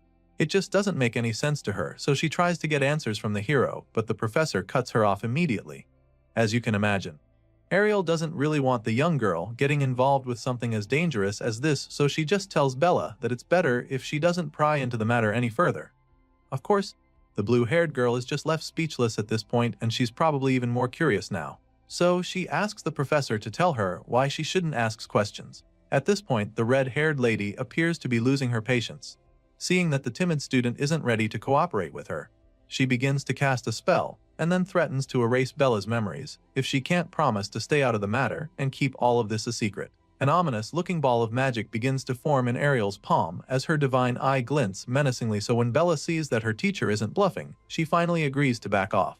The girl is pretty terrified all of a sudden because she's on the verge of having her memories wiped, so she quickly suggests that they make a magic contract to keep her talking to anyone about what happened here. Seeing that the girl is finally on board, Professor Ariel cancels the spell and agrees to write a magic contract. The two ladies sign the contract, and once that's out of the way, Ariel starts to wonder what they should do next. She asks Gray what he thinks, and the hero doesn't even hesitate to suggest that they start by helping all of Varian's victims who might still be alive. Even though he's concerned about the experiments that the tyrant was working on, he believes that the first course of action should be getting these ones back to safety. Hearing this, the professor takes a look around and concludes that most of them look like they're just being out to sleep with magic. She confirms that they're not in any danger at the moment since Varian is gone. But they're not looking good either, so she figures that it would be a good idea to take them to the Academy's medical facilities just to be safe. Still, she's eager to see what the mad scientist was up to, so with this in mind, she snaps her finger to cast another spell. This time around, she uses the magic to encapsulate all the victims inside a magic bubble while they're still lying in the cells. Ariel explains that this spell will protect them from any external harm for the meantime. After covering them all in protective bubbles, she decides that it's time to investigate further inside. The trio make their way deeper into Varian's lair and continue to get creeped out with every step they take. Now that she's looking at this place a second time, Ariel realizes just how insane this dungeon lab actually is. They look into the cells, and it's one horrifying thing or the other. They come across a cell with human corpses hung in a row inside, and she doesn't even need her divine eye to know that illegal activities were being conducted here. Almost everything that Varian did involved the use of human sacrifice to produce magical catalysts or enhance a human's magical abilities. There's dozens of dead bodies with pipes running through their mouths and other parts of their bodies used to drain the life out of them for the twisted experiments. They've definitely seen a lot of crazy stuff, but Ariel can't help but notice that there's not a single experiment relating to the liquidator. And so, this makes her wonder if Varian's ties to the world ender could be in a different facility. And it's pretty strange to our boy that they haven't seen anything about the liquidator here, because in his past world, an incident that killed tens of thousands of people occurred in this very place. Things aren't adding up right now, so our boy starts brainstorming. He doesn't understand how the mere production of a magical catalyst could cause such an incident of that scale. As he's trying to put the pieces together, a horrifying realization suddenly hits him. Chills run down his spine when he suddenly remembers that the thing that killed all those people in his past world was a miasma that welled from the ground. It's at this point that our boy realizes that they've been searching for the wrong thing, and judging by the look on his face, he's not ready to go up against that thing called a miasma. Ariel looks back suddenly to see him looking like he just saw a ghost, so she asks him what's wrong, but he doesn't say anything. He just stands there, looking hopelessly terrified, so Bella calls out to him as well, hoping to snap him out of his dazed state. Apparently, our boy is no longer in any mood to talk because it dawns on him that there might actually be something very dangerous lurking beneath this facility. Eventually, he gets his head back in the game and finally responds to the ladies, since they still haven't come across anything that could be related to the liquidator up here. He suggests that the thing they're looking for might actually be underground. Gray figures that there could be hidden passages that lead down there, and his professor begins to consider the possibility. She looks around the place with her divine eye, hoping to see some suspicious patterns or something like that, but even after a few seconds of looking hard, she's unable to see any hidden passages. Ariel is just about to give up the search when her divine eye suddenly picks up something in the distance. So, she immediately rushes over to that point to see what it is, but while she's tracking down the clue, it slowly starts to fade away. At this point, she's struggling to stay on it because of how faint it is. Regardless, she's very sure that it's there. Apparently, she picked up traces of short-distance teleportation magic on that spot, and upon closer investigation, she can still see the faint traces on the floor. Ariel believes that the underground area Gray was talking about is probably a space that can only be accessed with teleportation magic, and based on the traces, the professor figures that the teleportation distance is around 300 meters. Even though she just confirmed his hunch, Gray can't shake the anxiety he's feeling. 300 meters underground is a pretty far way to go, so he's worried that they might not be able to reach the place, but that's when the red-haired professor reminds him that she can use a short-distance teleportation gate as well. She's definitely eager to see what her evil colleague was hiding down there, so she is more than happy to give the teleportation spell a try. And so, with the snap of her fingers, Ariel conjures up a big magic seal on the spot beneath them, which represents the teleportation gate. It's a pretty dangerous attempt they're about to make because there's a possibility that nothing is down there. And if that's the case, the other end of the gate would lead to nothing but Earth. Despite the fact that it's pretty risky, all three of them are ready to take those chances, so they let the professor know that they're on board, and she goes ahead to transport them through the teleportation gate. The moment they go in, a bright flash follows, and all they can see for a while is nothing but white. After a few seconds, the three of them open their eyes again and are absolutely blown away by what they see. It appears that they've made their way down to some kind of hidden underground city, with tall buildings all over the place. It's pretty enormous, so it's quite mind-boggling for them to discover that there's a space this big right under Varian's facility. The place looks like a sleeping city with no color. It's all pale and foggy like some kind of dream, but even though they're not sure exactly what this place is, Bella confirms that she can feel a tremendous output of ether coming from all over the place. It's a little overwhelming for her, but she's able to pinpoint the area with the largest output of magical energy. The blue-haired girl points to the huge structure in the middle of the white city, and Ariel immediately begins to panic when she sees it too, because she realizes that ether isn't the only energy flowing in this place. The professor confirms that there is also a different kind of energy, completely different from magic, that's leaking out of that tall structure. She is not sure what this strange energy is, but she knows for a fact that it's greater than anything she has ever seen before. Hearing this, Gray starts to get a few ideas, so he puts the pieces together and asks the professor if this power she's sensing is similar to what he has. He's so nervous just asking her the question because he's not sure he's ready for the truth. But as you can imagine, this dark potent surge of energy is identical to what he has, so before he even gets to ask, the professor confirms his guess, and in that moment, she reveals that it is indeed the liquidator's power she's sensing. Using Professor Ariel's teleportation magic, the three of them make it to the secret underground city hidden beneath Varian's facility, and after confirming that the ominous energy they're sensing is the same as the liquidator's, they have no choice but to investigate further. The group of heroes make their way into that huge structure where the energy was radiating from, and they're absolutely taken aback by what they find inside. It's a huge empty hall that definitely looks creepy, but on the other side of the tall building, there's a door. They're all very curious at this point, but they can't get any answers if they don't dig deeper. While the students are still trying to process what exactly is going on, the red-haired lady takes the initiative and starts walking across to the other side. From the looks of things, she is extremely certain that this place is where the energy is coming from. Ariel reaches the mysterious door and of course, she has only one thing in mind, which is getting inside. She knocks on the door, and when there's no response, she slowly pushes it open. Bella is pretty nervous at this point, because she's not sure they should be going in there, or even touching the door. The blue-haired girl tries to discourage her professor from being so forward, but Ariel simply tells her to relax. As far as she's concerned, this door doesn't hold any power and she's convinced that it's just placed there as a symbol for the ritual. And so, just like that, Ariel walks in and then looks back at the students, feeling that they should know all this already. Anyway, now that she's in, she assures them that the power is not in the door, but actually in the magic rigs around it. That's when we get to see what she's talking about. Inside the room she just entered, there are several glowing rigs lined up in a circle, and she walks right into the middle of it. The moment she does this, the rigs begin to explode in a huge surge of energy and of course, Gray gets really worried. He shields his eyes as he struggles to see what's happening in front of him, and asks the professor if she's trying to summon the liquidator. The shockwaves from the magic rigs are so powerful that they almost send the two students flying like pieces of paper. Bella is particularly having a hard time staying on her feet. It's all really scary to her, and she feels that this kind of magic is too dangerous for them to handle, so she concludes that they have to shut it down right away, regardless of what Ariel says. The blue-haired girl isn't even done saying this when the professor stops her. Ariel warns them not to rush into the circle, and then explains the situation to them. Apparently, Ariel's prediction tells her that this setup isn't actually capable of summoning the liquidator. However, just as she's trying to assure the students that everything is fine, the glass in the rigs begin to shatter. Of course, this just makes our boy panic even more, because now he's afraid that the space between her and the source of the dark energy is being torn open. They call out to the professor, desperately warning her that she's in danger, but that's when something unexpected happens. All of a sudden, the waves of energy swirling all over the room begin to get concentrated at a particular crack in the glass. And when Gray sees this, all he can do is stare in confusion. While the students are still trying to wrap their heads around what the hell is going on, the professor starts talking about how her predictions were correct. Apparently, she was right to think that those devices weren't made to summon the liquidator. In fact, from the look of things, they were created to just pinch a tiny gap toward where the world ender exists, and then funnel the leaking power. Ariel looks up at the ceiling, where the waves of dark energy are still swirling around.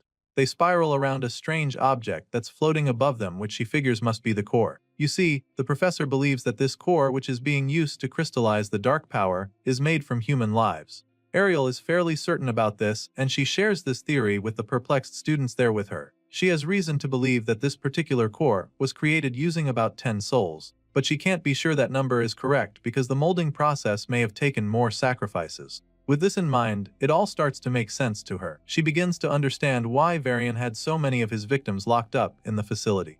She's convinced that the majority of the people they saw upstairs were taken to be raw material for this very purpose. The evil scientist wasn't using his victims for any ordinary human sacrifice, but for something much more sinister. Hearing this, Bella still can't wrap her head around why anyone would do such a thing. She doesn't get why he would go that far just to gather power, and it just makes her wonder what such dark energy is even being used for. She expresses her confusion, but the professor is just surprised that the blue-haired girl still hasn't figured it out, and so she decides to break it all down to Bella. Ariel reminds the girl about the ominous black flame that Varian used against them during their fight. At first, this still doesn't explain anything, but then the professor reminds Bella of the crystal that Varian used to boost the power of the flames when he got mad.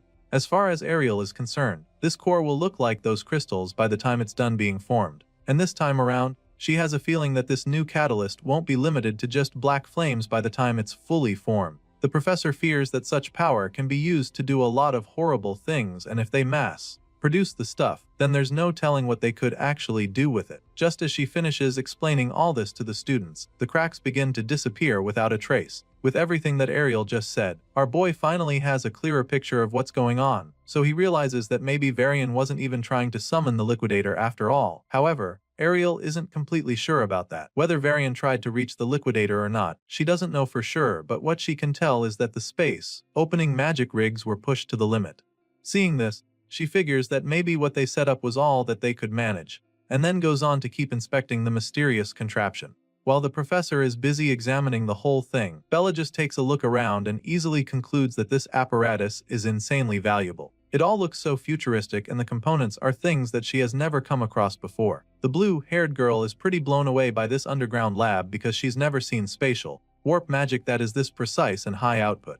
As you can imagine, the professor confirms her assertions, boldly stating that making one of these setups would literally cost a nation's budget. That's definitely a bold statement, but the truth of the matter is that Ariel isn't even trying to exaggerate, which is why she's shook by the fact that there are practically 8 of the magic rigs in this secret laboratory. It's a mind-blowingly expensive project for sure, so there's only one organization that comes to her mind. Hearing this, Bella takes a quick guess, wondering if her professor is thinking about the Discar Empire, but Ariel explains that those aren't even the suspects she has in mind. Sure, everyone knows that the Discar Empire is the biggest country in their world, but for some reason, Ariel doesn't think they're the ones behind this. You see, the professor doesn't think that the Discar Empire has the magical research resources to build one of these. At this point, the blue-haired girl is left completely stumped because she has no idea who could be behind this if Ariel doesn't think her guess is right. Well, the professor is convinced that there has to be some kind of organization running the show, and this organization has to be one with magical research that's far greater than anything the Empire has. Ariel shares her thoughts with the students, hoping to get them on the same page with her. But Bella still looks pretty confused, so our boy is forced to spell it out and reveal that Ariel is talking about the World Union Academy. Gray is convinced that they are the ones behind this based on everything that the professor said, and when he asks if he's correct, the red-haired lady reveals that he's absolutely spot on. You see, as far as she's concerned, no other research body can support this scale and budget, so she has very good reason to believe her instincts. Even after listening to everything, Bella still finds it pretty hard to believe that the Academy is behind something like this. It just doesn't make any sense because the World Union Academy is supposed to defend the world from threats and not be the ones threatening humanity. Seeing the horrified look on Bella's face, the professor can understand why she doesn't want to believe. It's not easy to come to terms with it, but Ariel tries to make the girl understand that there's no other group capable of pulling this off. Gray is equally shaken by the harsh reality of the situation, and even though it's a hard pill to swallow, he gets his head in the game. However, he still knows that this new discovery shouldn't mean that the whole academy is their enemy, because most of them could still be on their side. At the very least,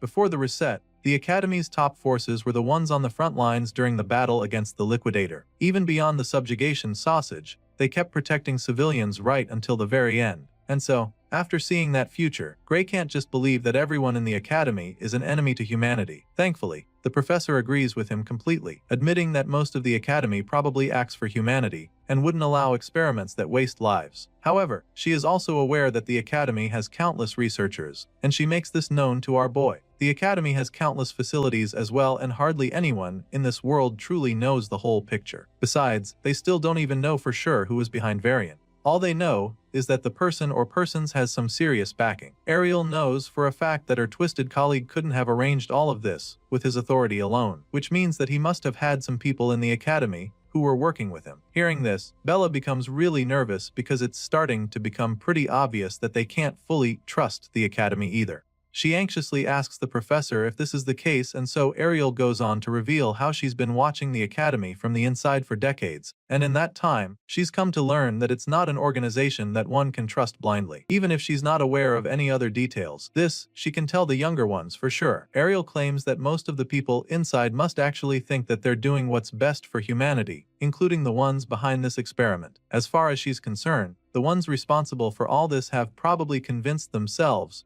that it was for the greater good. The bottom line here is that the truth has been buried in the dark amongst many of the people in the Academy. With everything the professor just explained, it's pretty clear that they can't sit around anymore, so Gray eagerly asks her if she has any idea how they could find the mastermind behind. Ariel looks around the place, trying to come up with something, but she notices that there are no communication devices in this secret facility. Not even the marker's magic residue is left in the rigs, so it's almost like nobody was ever here. The cover-up is so thorough that finding anything would be very difficult. She's still trying to explain the situation to the students when a huge explosion rocks right behind them. Unfortunately, that's just the first of several other booms that they hear all over the facility. Gray begins to panic, wondering what the hell is going on, and that's when Ariel suggests that some sort of evidence erasing mechanism was set up as well. While the students are busy freaking out, Ariel calmly analyzes the situation. Apparently, the ones responsible for this didn't blow the place up the moment Varian died, which she finds a tad suspicious. It makes her wonder if they were planning to lure the ones snooping around deeper inside before detonating the place. Of course, Bella definitely wants to leave right away before they get buried by the debris, so she calls out to the professor, reminding her that this is not the time for hypotheticals. Bella feels that they need to get out immediately, but Ariel casually tells her to calm down, stating that these are just magical explosives. As far as she's concerned, the World Union Academy's professors aren't weak enough to be killed by something like this, and so, she activates her divine eye and begins to cast a protective spell to show the students exactly why she's not panicking. The red-haired lady crouches down to cast the spell, creating a glowing magic seal on the ground beneath them. Despite her calmness,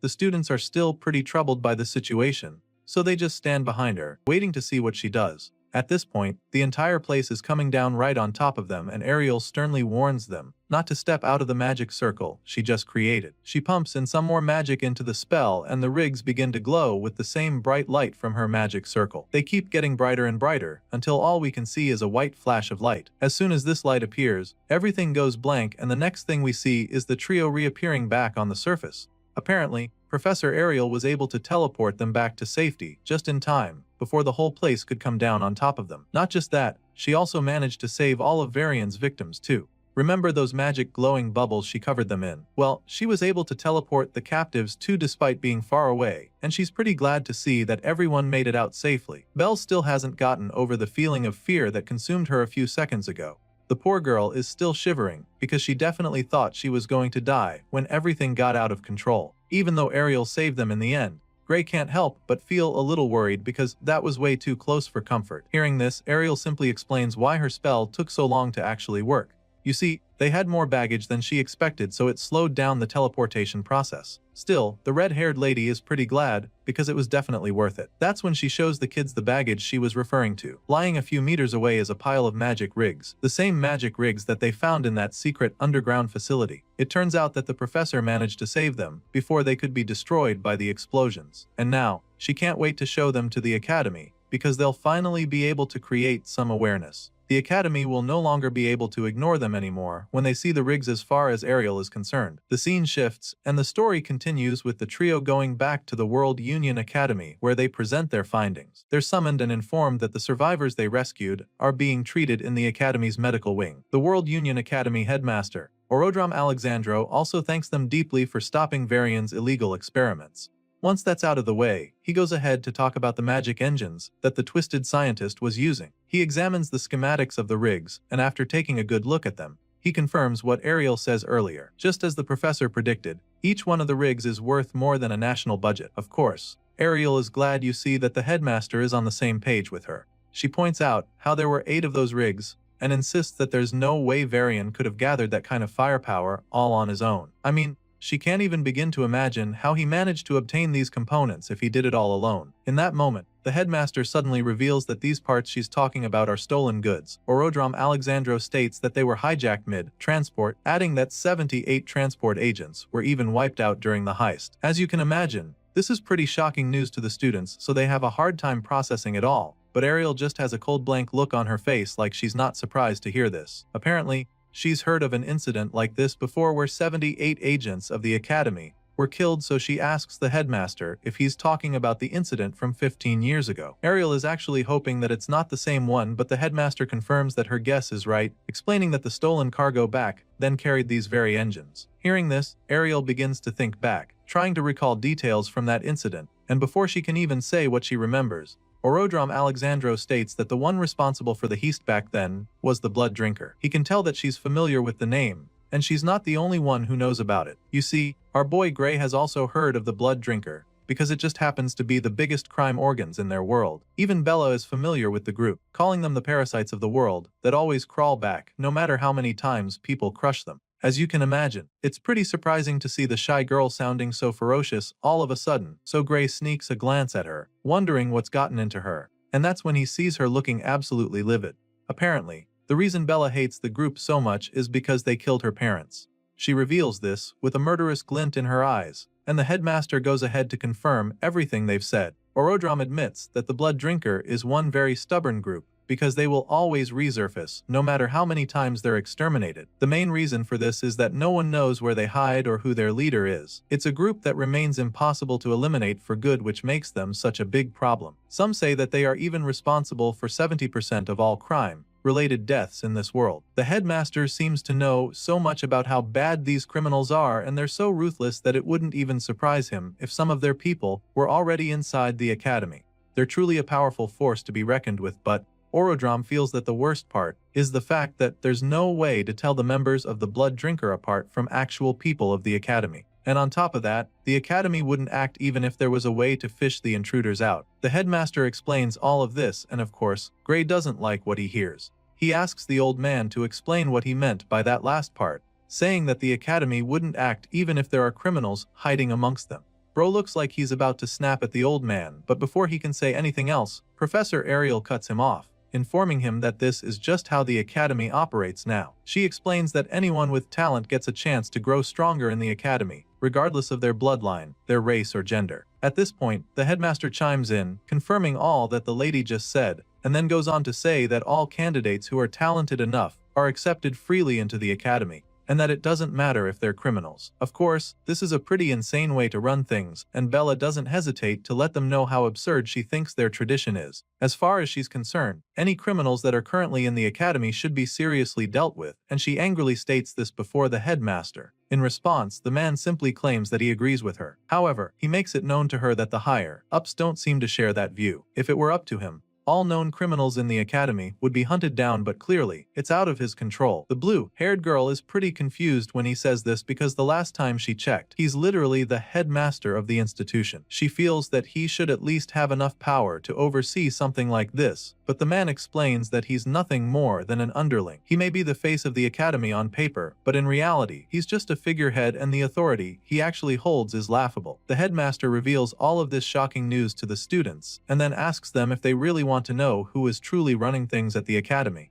Of course, the intense looks on their faces are enough of a response for him to know that they want the answer. However, he also explains to them that they'll have to grow stronger if they want to know. As far as the Academy is concerned, the more power one has, the deeper they will be allowed into the Academy, and the more secrets they'll uncover. The headmaster admits that he can't call any names, but he informs the students that they have an upperclassman who has enough influence to shape the Academy's entire direction. Apparently, this extremely influential senior is so powerful that he was the one who came up with that crazy policy of accepting criminals into the Academy. Hearing this, Gray immediately begins to put it all together and concludes that maybe they could be able to change the traditions of the Academy if they somehow managed to become stronger than this mysterious and powerful senior. And of course, the professor confirms this, admitting that strength is everything around here. At this point, both Bella and Gray clench their fists forcefully, almost as if they make the strong resolve to become as strong as they possibly can. While explaining this to the students, the headmaster can't help but ponder over something. It's a thought that he still finds pretty amusing. You see, Orodrom Alexandro knows for a fact that Professor Ariel wouldn't have been able to stand a chance against Varian at all, especially not on her own. So the fact that they were able to take down the extremely powerful mad scientist makes the headmaster conclude that one of these students did it. With this in mind, he just feels even more impressed, thinking that Ariel's divine eye must be sharper than ever for her to have been able to notice these two amazing talents. Just thinking about this, a small smile creeps up on his face, especially because he can't wait to see what kind of monster she creates by the time she's done training them. Later that day, we catch up with our boy, who's taking a walk along the hallway. All of a sudden, he notices the black tattoos spreading down all the way to his wrists again, which just makes him recall everything that the headmaster said earlier. He's finally starting to understand that indeed power is what rules the Academy, which means that whether they want to take down the Liquidator or uncover what's going on behind the scenes, they'll need to focus on getting stronger first. That's the only way they'll actually be able to influence anything that happens in the Academy. The hero is deep in thought, probably trying to come up with a plan when all of a sudden, he senses something strange. He turns to look, and that's when he sees someone charging at him with a powerful drop kick. He sees the strike coming at the very last second, so he doesn't have enough time to react or even dodge the attack. All he can do is use his arms to shield his face. He ranks the kick like a pro and somehow even manages to stay on his feet after sliding a couple meters back. After a few seconds, he slowly peeks his head up to see who just attacked him, and that's when the guy scoffs, admitting that Gray is actually tougher than he expected. At this point, our boy snaps at the guy, wondering what the hell is wrong with him. He asks the guy what his deal is, so the crazy-eyed stranger snaps right back at him. The guy accused Gray of walking around like he owns the place, and then calls him a special admission reject. As far as this troublemaker is concerned, someone like Gray doesn't belong in this hallway, and he makes this very clear to the hero. And so, the moment Gray hears this, he realizes that this goon is another one of those bigots who hate the special admission students. He's already gotten used to the hate, but this is the first time someone is actually kicking him the hallway because of it. And so, Gray concludes that this person might actually be after something more, so he reaches for his blade and asks the troublemaker if he is trying to pick a fight right now.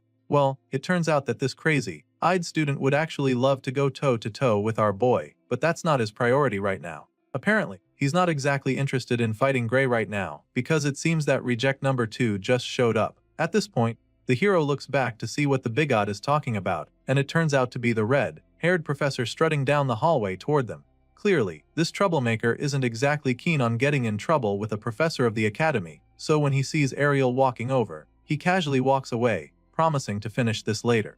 As he's walking away, he can be heard talking to someone, as if he's talking through a communication device. Mr. Crazy Eyes apologizes to someone over the phone, claiming that surveillance is too tight for him to get any closer to the target, and then promises to send someone else there soon. It just so happens that this finger-biting brainwashed hater is reporting back to Varian, which is absolutely shocking because the evil scientist is supposed to be dead. As soon as the hallway stalker leaves, Professor Ariel gets to Gray to see how he is, and she's definitely so she asks him what happened. The truth of the matter is that the hero still isn't even sure what the hell just happened, so he simply tells the red-haired lady that some random student just kicked him for no reason. He also tells her how the crazy-eyed stranger said that a divine eye special admit like him shouldn't even be walking around the academy's halls. As you can imagine, the lady is taken aback by this report, so she takes a second to process before going on to check our boy's body for wounds or bruises. Since there was no weapon and Gray wasn't injured, she informs him that there's not much she can do about the situation officially. That being said, she suggests that Gray chase the troublemaker down and punch the lights out of him for what he did. She gives him this idea with a really mischievous grin on her face, and you can already tell that she can't wait to see Gary mop the floor with the guy. On the other hand, the hero is so shocked when he hears her telling him to go punch another student, because he didn't even think he was allowed to do something like that. Well, it's not like fighting in the hallway is allowed in the academy, so she can't technically permit it since she's his professor. But then again, she suddenly starts acting like her eyesight has been getting bad lately, suggesting that she might not even notice if something were to happen nearby. At this point, Gray completely understands her angle, but rather than taking the free pass to teach the goon a lesson, he decides to let it slide. As far as he's concerned, it would be way too suspicious, so he suggests that they just leave the guy alone. Gray really doesn't want to cause any more trouble, so he doesn't mind, but the professor is a little disappointed because she was really looking forward to a showdown. Even though it's the right thing to do, she's pretty surprised that Gray actually decided not to retaliate. Besides that, the fact that he could be attacked just like that makes her begin to wonder if the Divine Eye special admits are really that disliked at the academy. Seeing how concerned she is, the MC decides to finally open up, admitting that the haters make fun of them sometimes. But that's just mockery, and he had gotten used to it. So he was really shocked to see that things could actually get physical. For some reason, the red-haired lady had no idea that the Divine Eye special admits were being mocked by other students. She's shocked to hear what Gray just told her, and so she tells him how sorry she is. Ariel feels really bad about it and starts wishing she has a bit more authority around here. At this point, Gray notices that she's getting upset, so he immediately tries to make her feel better, assuring her that she doesn't have to worry about it. I mean, she's already done a lot for him with the limited authority she has in the institution. Heck, if it wasn't for her, he wouldn't even be in the academy right now. Besides that, he's also very confident that Bella and the others will eventually prove that the Divine Eye program wasn't a mistake. After all, it's no news that Professor Ariel has a good eye for picking out extremely talented students. Even if he hadn't seen it in this lifetime, he definitely saw it firsthand in the previous world when she single-handedly picked out some of the strongest heroes in the world who eventually became the guardians of humanity. This remark leaves the professor stunned for a second because she's never heard Gray say it to her. She's truly flattered by the compliment that her cheeks turn pink all of a sudden as she thanks him for his kind words. Despite being really touched by Gray's confidence in the others, she also tells him not to act like it's someone else's problem.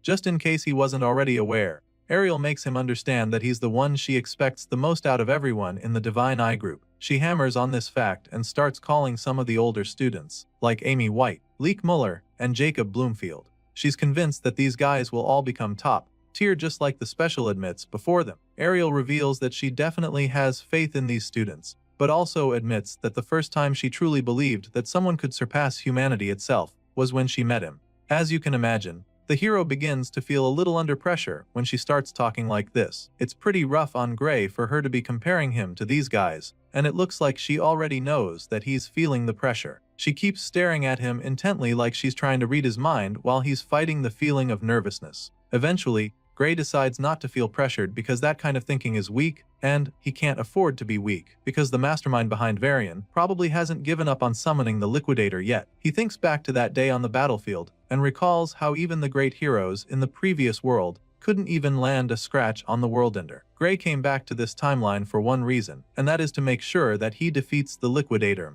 Before being sent back, he was literally told that the fate of the world rests in his hands, and knowing that such a responsibility is on his shoulders, he definitely cannot afford to feel overwhelmed or be weak. The story continues a few days later in a swordsmanship class. Today, the students will be engaging in a live combat practice, and after announcing this, the professor asks them to pair up according to the list on the board. Of course, our boy Gray is present for this class, and he's really looking forward to the practical training. It's just an exercise, but he's taking it very seriously because he wants to make a statement. He feels that he needs to be very sharp today because screwing this up will mean that everyone starts badmouthing all the Divine Eye recruits again. At the very least, he needs to show that he can keep up with the regular students. That's exactly what he's got on his mind, but then he realizes how difficult that's going to be when he looks up at the board to see that he's been matched up against the one and only Leonhard Apius.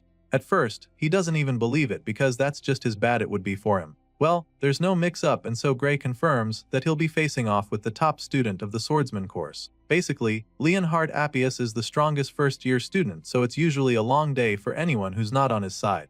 The teacher claims that he matched the students of similar skill levels as best as he could, and so she urges them not to hold back. The nonchalant professor even goes on to tell them that they're expected to take this practical as a real fight. Of course, Gray doesn't believe that this matchup was made considering students of similar skills levels. It doesn't make any sense to him how he would end up fighting the top student in the entire course when he barely got in as a special admit, as if facing the strongest freshman isn't already tough enough. The same guy in question happens to be a member of the Haters Club who despise the Divine Eye students. Knowing this, Gray figures that Leonhard is probably itching to beat him bloody after the last incident. Our boy is still thinking about the mess he's in when all of a sudden, he feels a hand tap him on the shoulder from behind. Chills run down his spine when he hears the familiar voice, and then he turns around with a horrified look in his eyes. Sure enough, it's the blonde killing machine disguised as a student. Leonhard's got a really wide grin etched on his face, talking about how glad he is to find out that they're going to be partners for this practical. Truly, the guy actually rates our boy. He's genuinely happy that he gets the chance to spar with Lord Gray.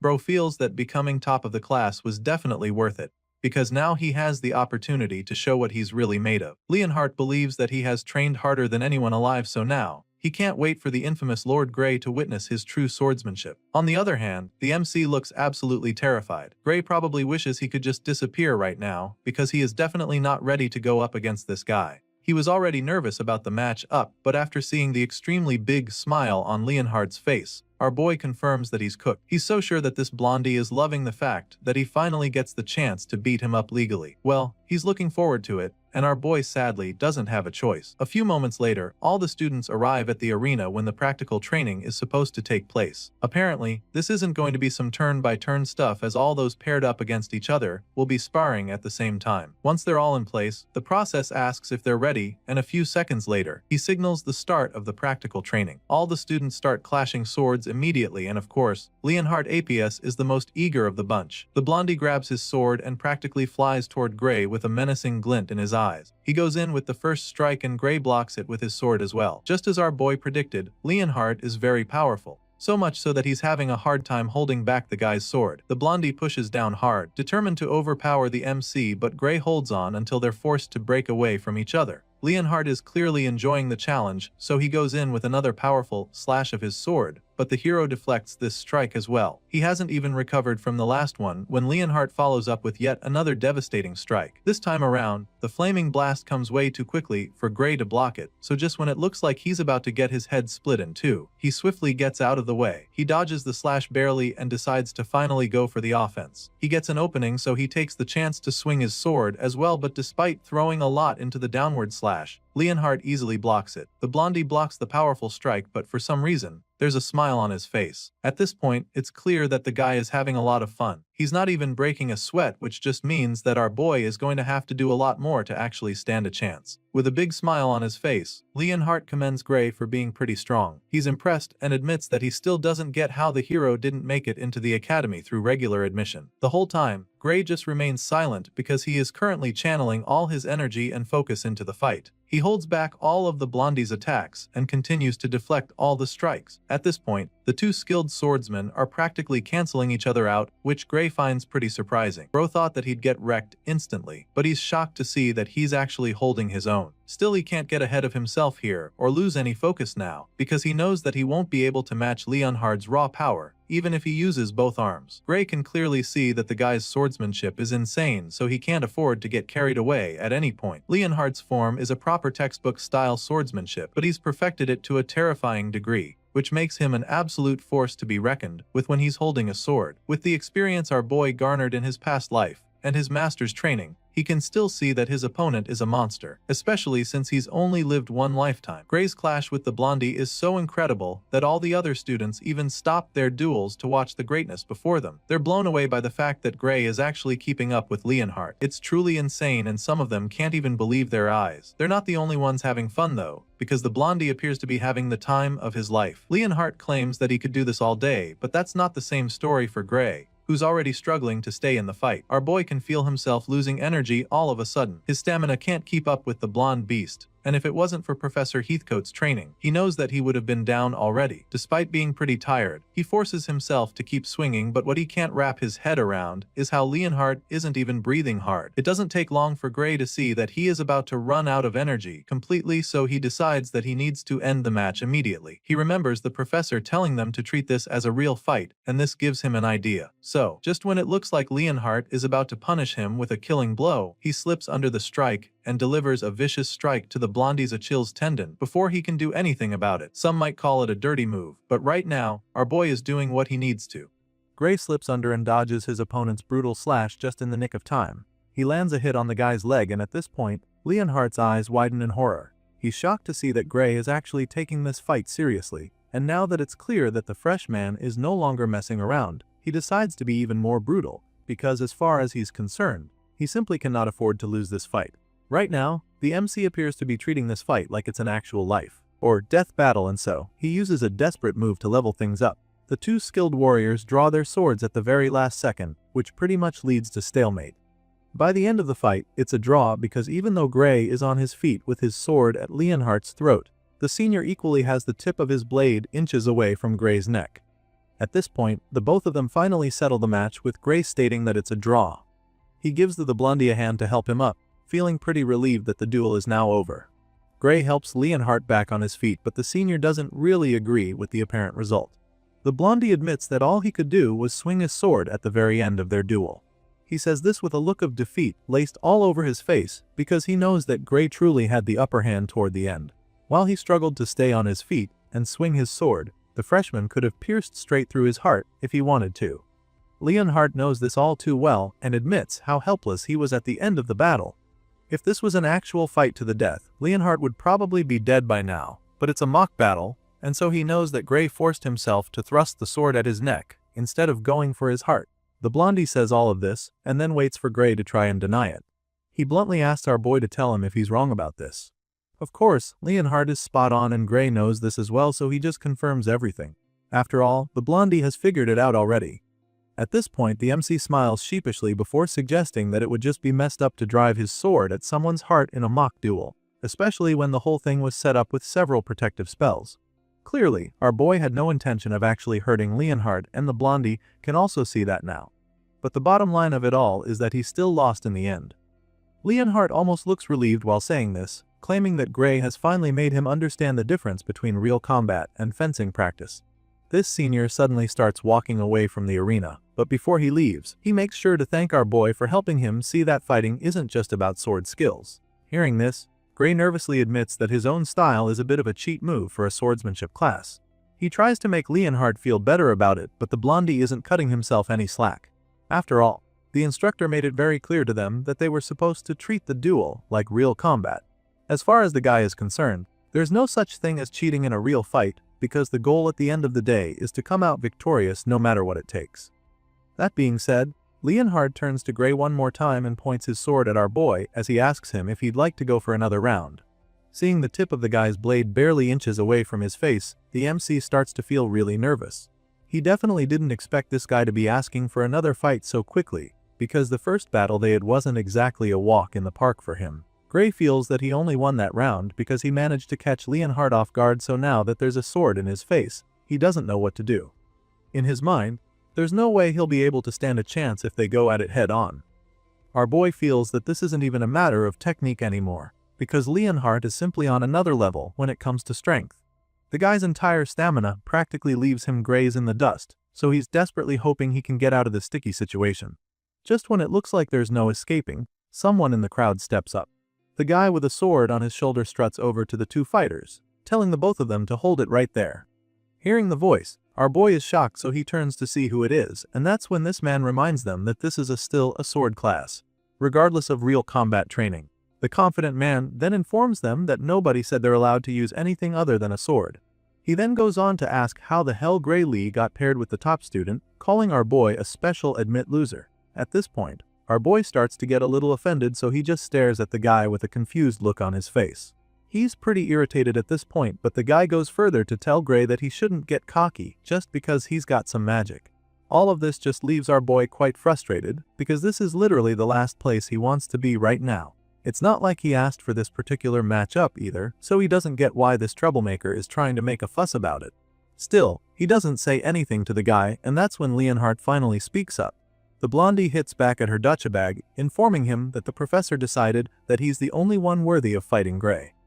He then politely tells the troublemaker to butt out of this, hoping that it would be enough, and this just leaves Gray stunned because of how blunt the blondie is. Before things can get out of hand, the professor in question appears. The man walks over to the three young men and confirms what Leon just said, stating that he was the one who made the matchups. The professor further explains that he paired students with similar overall strengths, and after stating this, he concludes by informing all three of them that Gray is the only one who can take on Leon. The professor makes this very clear to the troublemaker, and gives him permission to try the freshman out himself if he is not satisfied with the decision. And just like that, he gives the annoying student the opportunity to be Leon's opponent, but only on the condition that he's able to defeat Gray. Sure enough, the cocky senior is very confident that he'll be able to take down our boy, so he happily accepts the challenge. Bro is so sure that the freshman will be no match for him, so he starts bragging about how he beat the examiner to get to this stage. That being said, he feels insulted that they would lump him in with those who barely scrapped a pass in a tie. He hates the fact that they would put him in the same category with someone who couldn't pass at all, and so he's determined to prove a point. Hearing this, Leonhardt starts pondering on the matter. The troublemaker is judging Gray by his admission category without even knowing his true strength, which he'll soon find out is a big mistake. Leon finds it amusing that he guy can be thinking this way, but he's not too surprised because it's just like looking at the old him.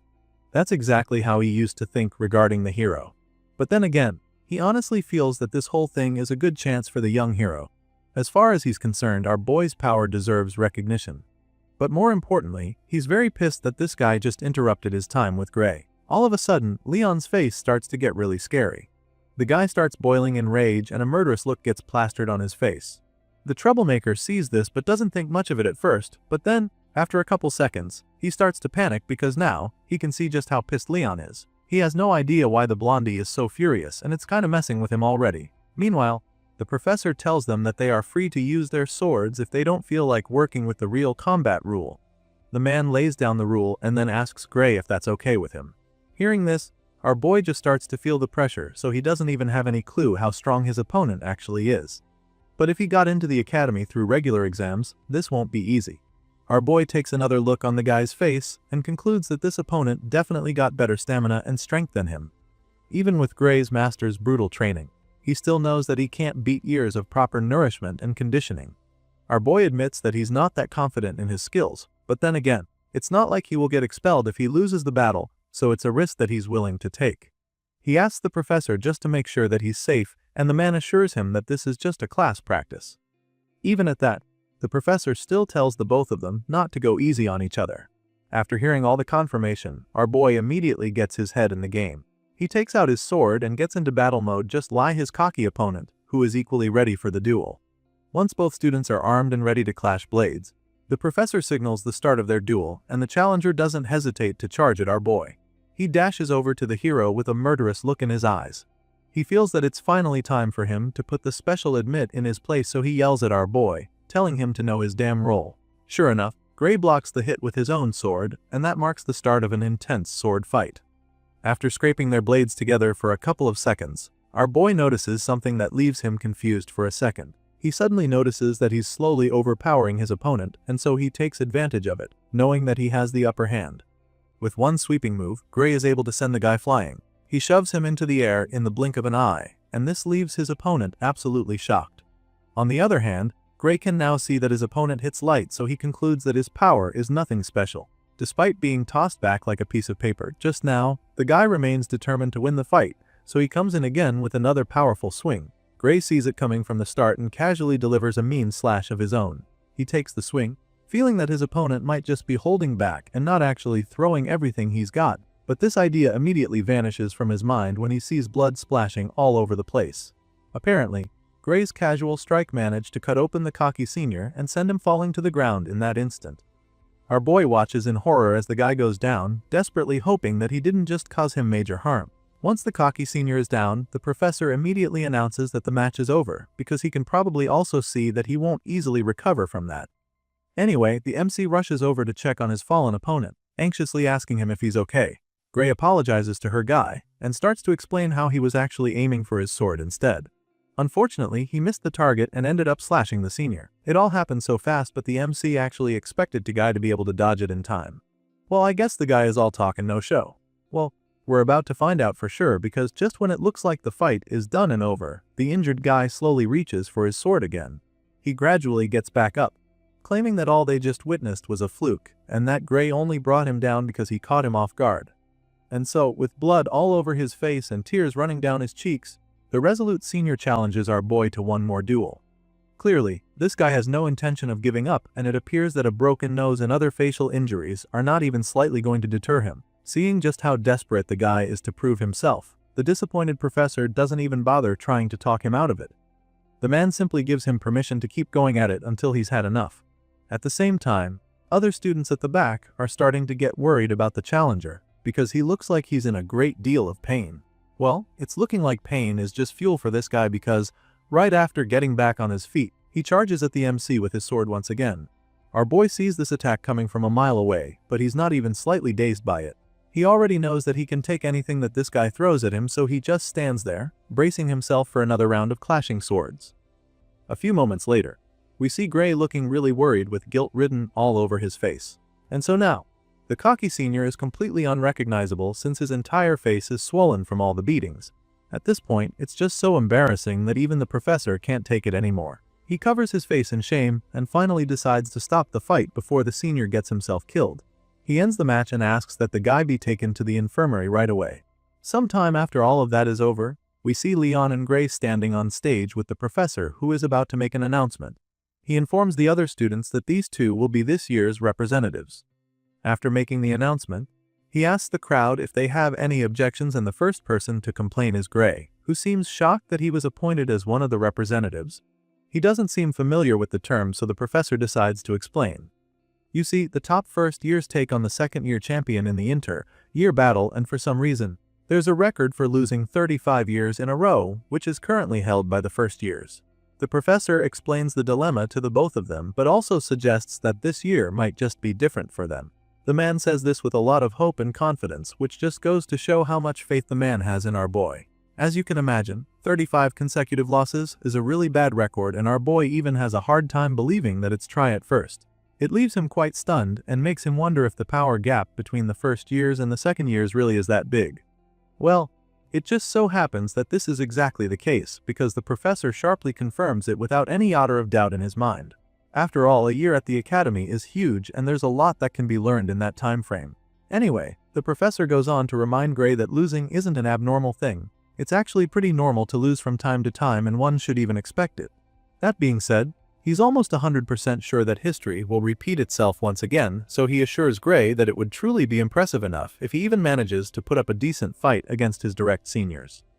But more importantly, if he somehow wins, the professor tells him that it would go down in the academy's history as a miracle, since just being chosen to fight as a freshman is already considered an honor. The man pats our boy on the shoulder as he explains all of this, and then tells him that he shouldn't stress too much, before finally ending the class for the day. Even after the professor leaves, our boy still finds himself pondering over what the man said. Since the man told him not to stress over it, He figures that the inter-year battle might not be as serious as he thought. Regardless, as a Divine Eye special student, he knows that this is the perfect chance for him to prove that he can actually fight, and so he makes up his mind to train hard for the upcoming competition. The scene shifts from here, and the next thing we see is a seemingly important faculty meeting among the academy professors. With all the members still seated toward the end of the meeting, the headmaster moves on to the last agenda for the day. This last subject happens to be Professor Budra's proposal, and so the man in question doesn't hesitate to get straight to it. For some reason, the fat man in question suddenly proposes that the Divine Eye Specialist student, Amy White, he expelled. As you already know, Professor Ariel isn't going to just sit there and let that happen, but she quietly allows him to finish talking. This angry-looking fat man is Professor Budra, a professor from the magic department, and he seems to have beef with the red-haired lady and her special students. After listening to his proposal, Ariel is the first to respond, blasting him for even suggesting such a thing when she is the one in charge of managing the Divine Eye students and not him. Clearly, Professor Budra doesn't respect her, so it's no surprise that he hits back at her, claiming that she is the main problem. He then goes ahead to remind all the members of the faculty present that Amy White failed the third year's advancement exam, and how she got to stay in spite of that, because she is a special admit. Apparently, that didn't sit well with Professor Budra, because he's still trying to get the girl kicked out of the school. Every other student who failed the exam was expelled, so he'd like his colleagues to assess and tell him if it seems fair to them that Amy gets to stay. Of course, none of them can actually support the fact that the girl in question got to remain in the academy, but they don't say anything either because they know that Professor Ariel would have a response. Sure enough, the red-haired lady answers Professor Budra, reminding him that Amy White is progressing steadily toward top-class, world-level combat ability. She stands up for the girl, explaining that the student is unable to display her full power at the moment due to the harsh backlash on her body currently. As far as Ariel is concerned, Amy White would have passed the advancement exam with flying colors if she didn't suffer what she had to. The red-haired lady makes this very clear to the board, insisting that the girl needs to stay, but of course, Budra refuses to buy this. In his mind, Professor Ariel is just making excuses for the girl again, and he's truly had enough of it. But he's not even the only one, because another member of the board suddenly chimes in to discredit Ariel even more. He mocks her statement and accuses her of making a useless student look like some hidden prodigy. This bearded man doesn't look like he's even slightly moved by Ariel's statements, so he suggests that she stop spouting that fantasy of any White having secret powers. He clearly doesn't believe it, and neither does half of the board, but the red-haired lady insists that it's the truth. Professor Ariel can already sense that she's losing support very fast, so he tells her colleagues that Amy White has improved so much that she could gain full control of her powers any day now. Still, she tries to make them understand that pushing the girl too soon might make her lose the chance forever. Despite her best attempts to sway the faculty board, this bearded man is bent on thwarting her efforts. He's not hearing any of it, and even sounds even more pissed when she says this because she's already used this same excuse before. From the look of things, he concludes that Professor Ariel is planning to leg someone who can't meet the academy's standard to just stay here indefinitely. He throws the allegation her way, but she immediately hits back, reminding him that the academy exists to nurture exceptional talents. As far as she's concerned, kicking out someone gifted just because they don't fit neatly into a system defeats the whole purpose. Professor Budra just smiles mischievously when he hears her talking about talent. He seems to find it pretty amusing that she thinks Amy White actually has talent. Maybe the special admits were impressive in the old days, but right now, Budra is convinced that the current batch is just full of failures. Amy White, Bella Albright, Jacob Bloomfield, and the rest call into this category, and so Budra feels that Ariel might be the real problem. To him, it's starting to look like the Great Divine Eye is losing its keenness, because of how much the special admits are struggling these days. Of course, the bearded man right next to Budra agrees, suggesting that it might be time to consider abolishing the Divine Eye program entirely. They both burst into laughter after this, but Ariel is completely shocked at their suggestion. She can't believe that they would actually want to abolish the program, so she snaps at them, wondering what the hell they're thinking. Sadly, these men mean every word of it and are determined to convince the board that it should be scrapped. Budra points out how the program was established ages ago by the Academy's Founders Council and explains that it can be abolished the same way if over half the faculty agree to the idea. Apparently, this is the rule, and the fat man doesn't hesitate to remind the red-haired lady how things work. She's still trying to tackle Budra when she gets attacked by another member of the board. The man with the mustache chimes in, suggesting that the current Divine Eye students don't impress him either, and even though he's heard that Bella Albright has improved, he still doesn't think that it's a major achievement. Besides, Her mana capacity is also very questionable, so he's not exactly keen on letting someone like her remain in the academy. At this point, it becomes clear to Ariel that she'll have to work a lot harder if she wants to win the board over. Despite being cornered, the lady still tries to protest, but before she can even get a word in, a much older professor cuts her off. This old man isn't on her side either, since he feels that the recent batch of special admits are below the standard. The geezer has been around long enough to know how impressive the Divine Eye students of old were, so he really doesn't fancy the new generation, and neither does the bearded man sitting next to him. As far as they're concerned, the Divine Eye students just don't have the impact that they used to. Thankfully, not all the professors in the room agree with this, and so just like that, the boardroom becomes divided. Sadly, Ariel can clearly see that the voices against her are more than she expected. So, she's afraid that the program might really get shut down if things proceed at this rate. If she wants to win this debate, she'll have to do so much to win them over, and Professor Bodra is more than ready to make this even more difficult. The fat man goes on to state that the program has been outdated for a very long time, and then finally suggests that it's time for them to move on from the old tradition. He can tell that he's winning, so he starts to get cocky. Before Ariel can even say anything, he tells her not to bother trying to claim that she can judge talent better than the rest of them, because all of her special picks have been struggling at the academy. Budra discredits her capacity, even more than before, as his mocking laughter fills the room, but Ariel knows better than to let this get under her skin. She wishes she could bluntly say that she still sees much better than all of them, but she can't because it would just provoke the board members, who already dislike her. Right now, her priority is to win them over, and she's determined to do that even if it means she has to swallow Budra's insults. Even though it looks like they are on Budra's side, many professors still care about whether the program benefits the academy, and so she will have to be very careful what she says moving forward if she wants them on her side. Professor Ariel doesn't respond to anything that the fat man said, and this just makes him even more cocky, cause now he's thinking that he's finally shut her up for good. Well, he definitely is enjoying himself, and he's glad to see that she knows that she's way past her prime already. The bearded man from earlier chimes in again to support Budra in mocking Ariel. He admits that she had great achievements in the past, but then suggests that maybe it's time for her to retire before she ruins her legacy.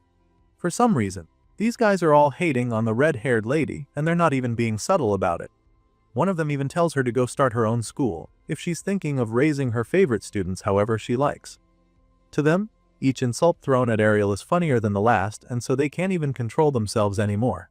It's almost like they're drunk on the hatred, and they're so convinced that Ariel is nothing more than a washed-up Divine Eye. Of course, it's a really annoying sight on display, but the red-haired lady still does let them get under her skin. She remains calm and collected because she knows for a fact that she can still recognize real talent. Unfortunately, she can't prove that to these geezers right now, and that's very bad because she knows that her kids still need more time to grow. There's no doubt in her mind that they'll prove themselves soon enough, but she just needs to stop themselves from getting expelled before they get the chance. Right now, she's desperate to keep her students in the school, and she's ready to do almost anything that it takes to achieve this. Her mind trails off while she's brainstorming, but she's suddenly drawn out of her thoughts when someone asks her about one of her students named Gray. She's taken aback when the man asks her about our boy, but she shouldn't even be too surprised since he's been making waves from the start. Some members of the board heard that he's promising among the first-year swordsmanship students, and they're also aware that he was picked for the inter-year battle too. Of course, Budra doesn't think much of this and quickly tries to discredit our boy as well. And what better way to do this than by setting him up in an unfair matchup?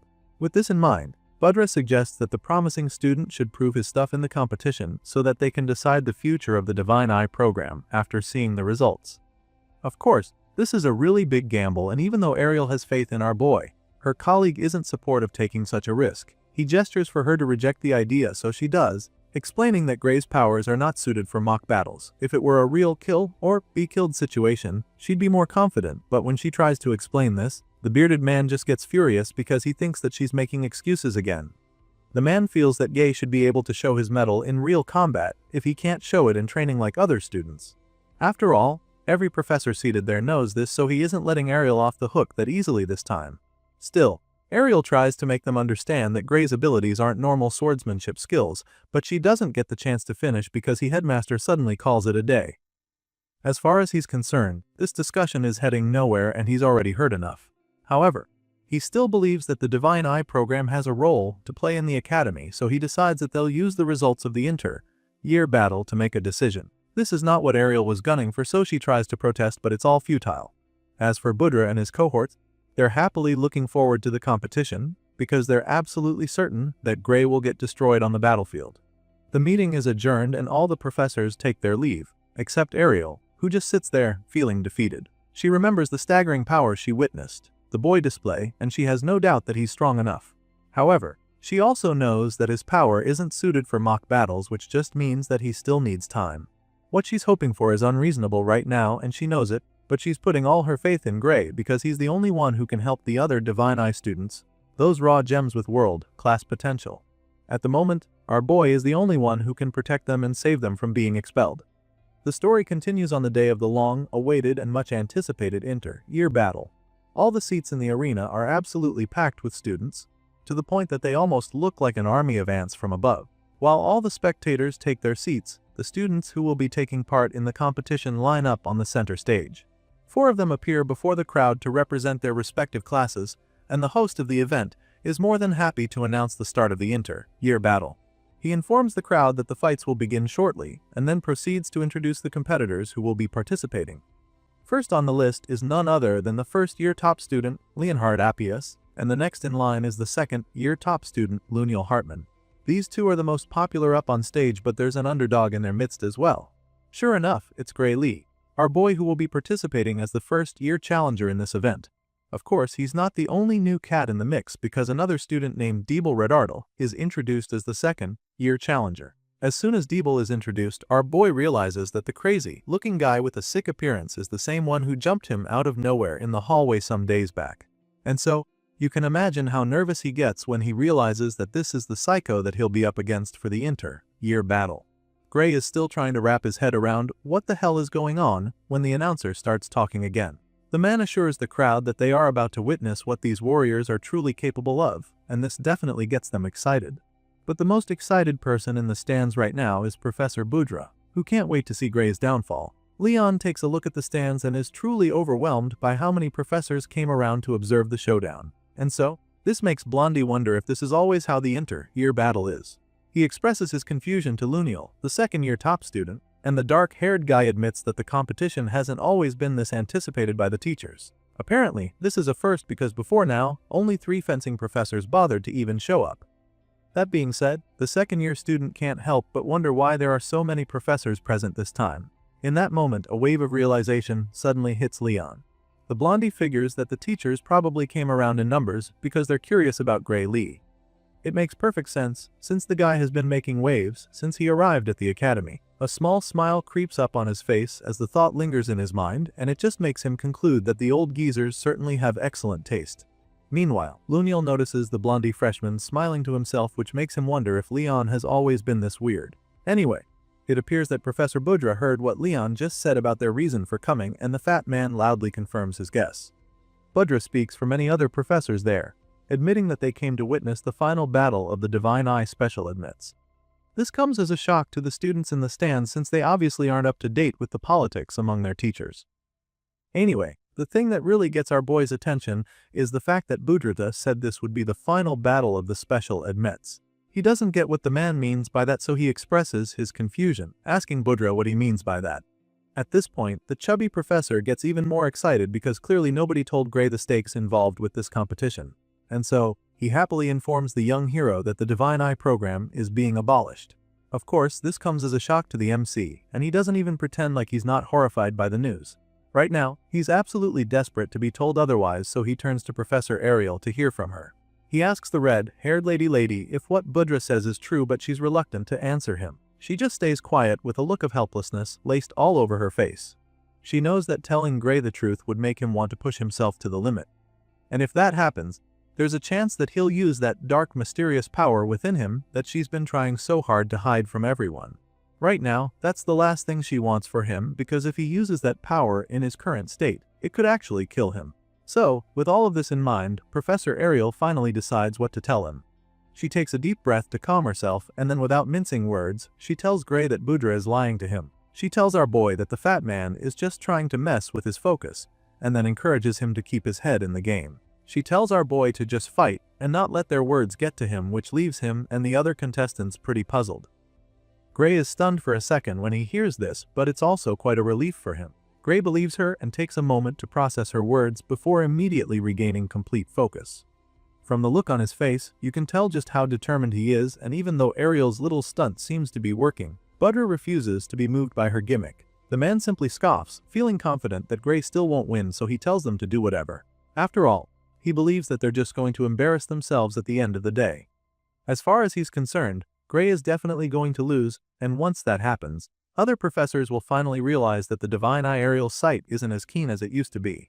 And so, just like that, Professor Ariel once again puts the future of the Divine Eye program in Gray's hands without telling him what he's up against. Thankfully, our boy is feeling more motivated than ever because he's definitely not going to let Budra's insults slide.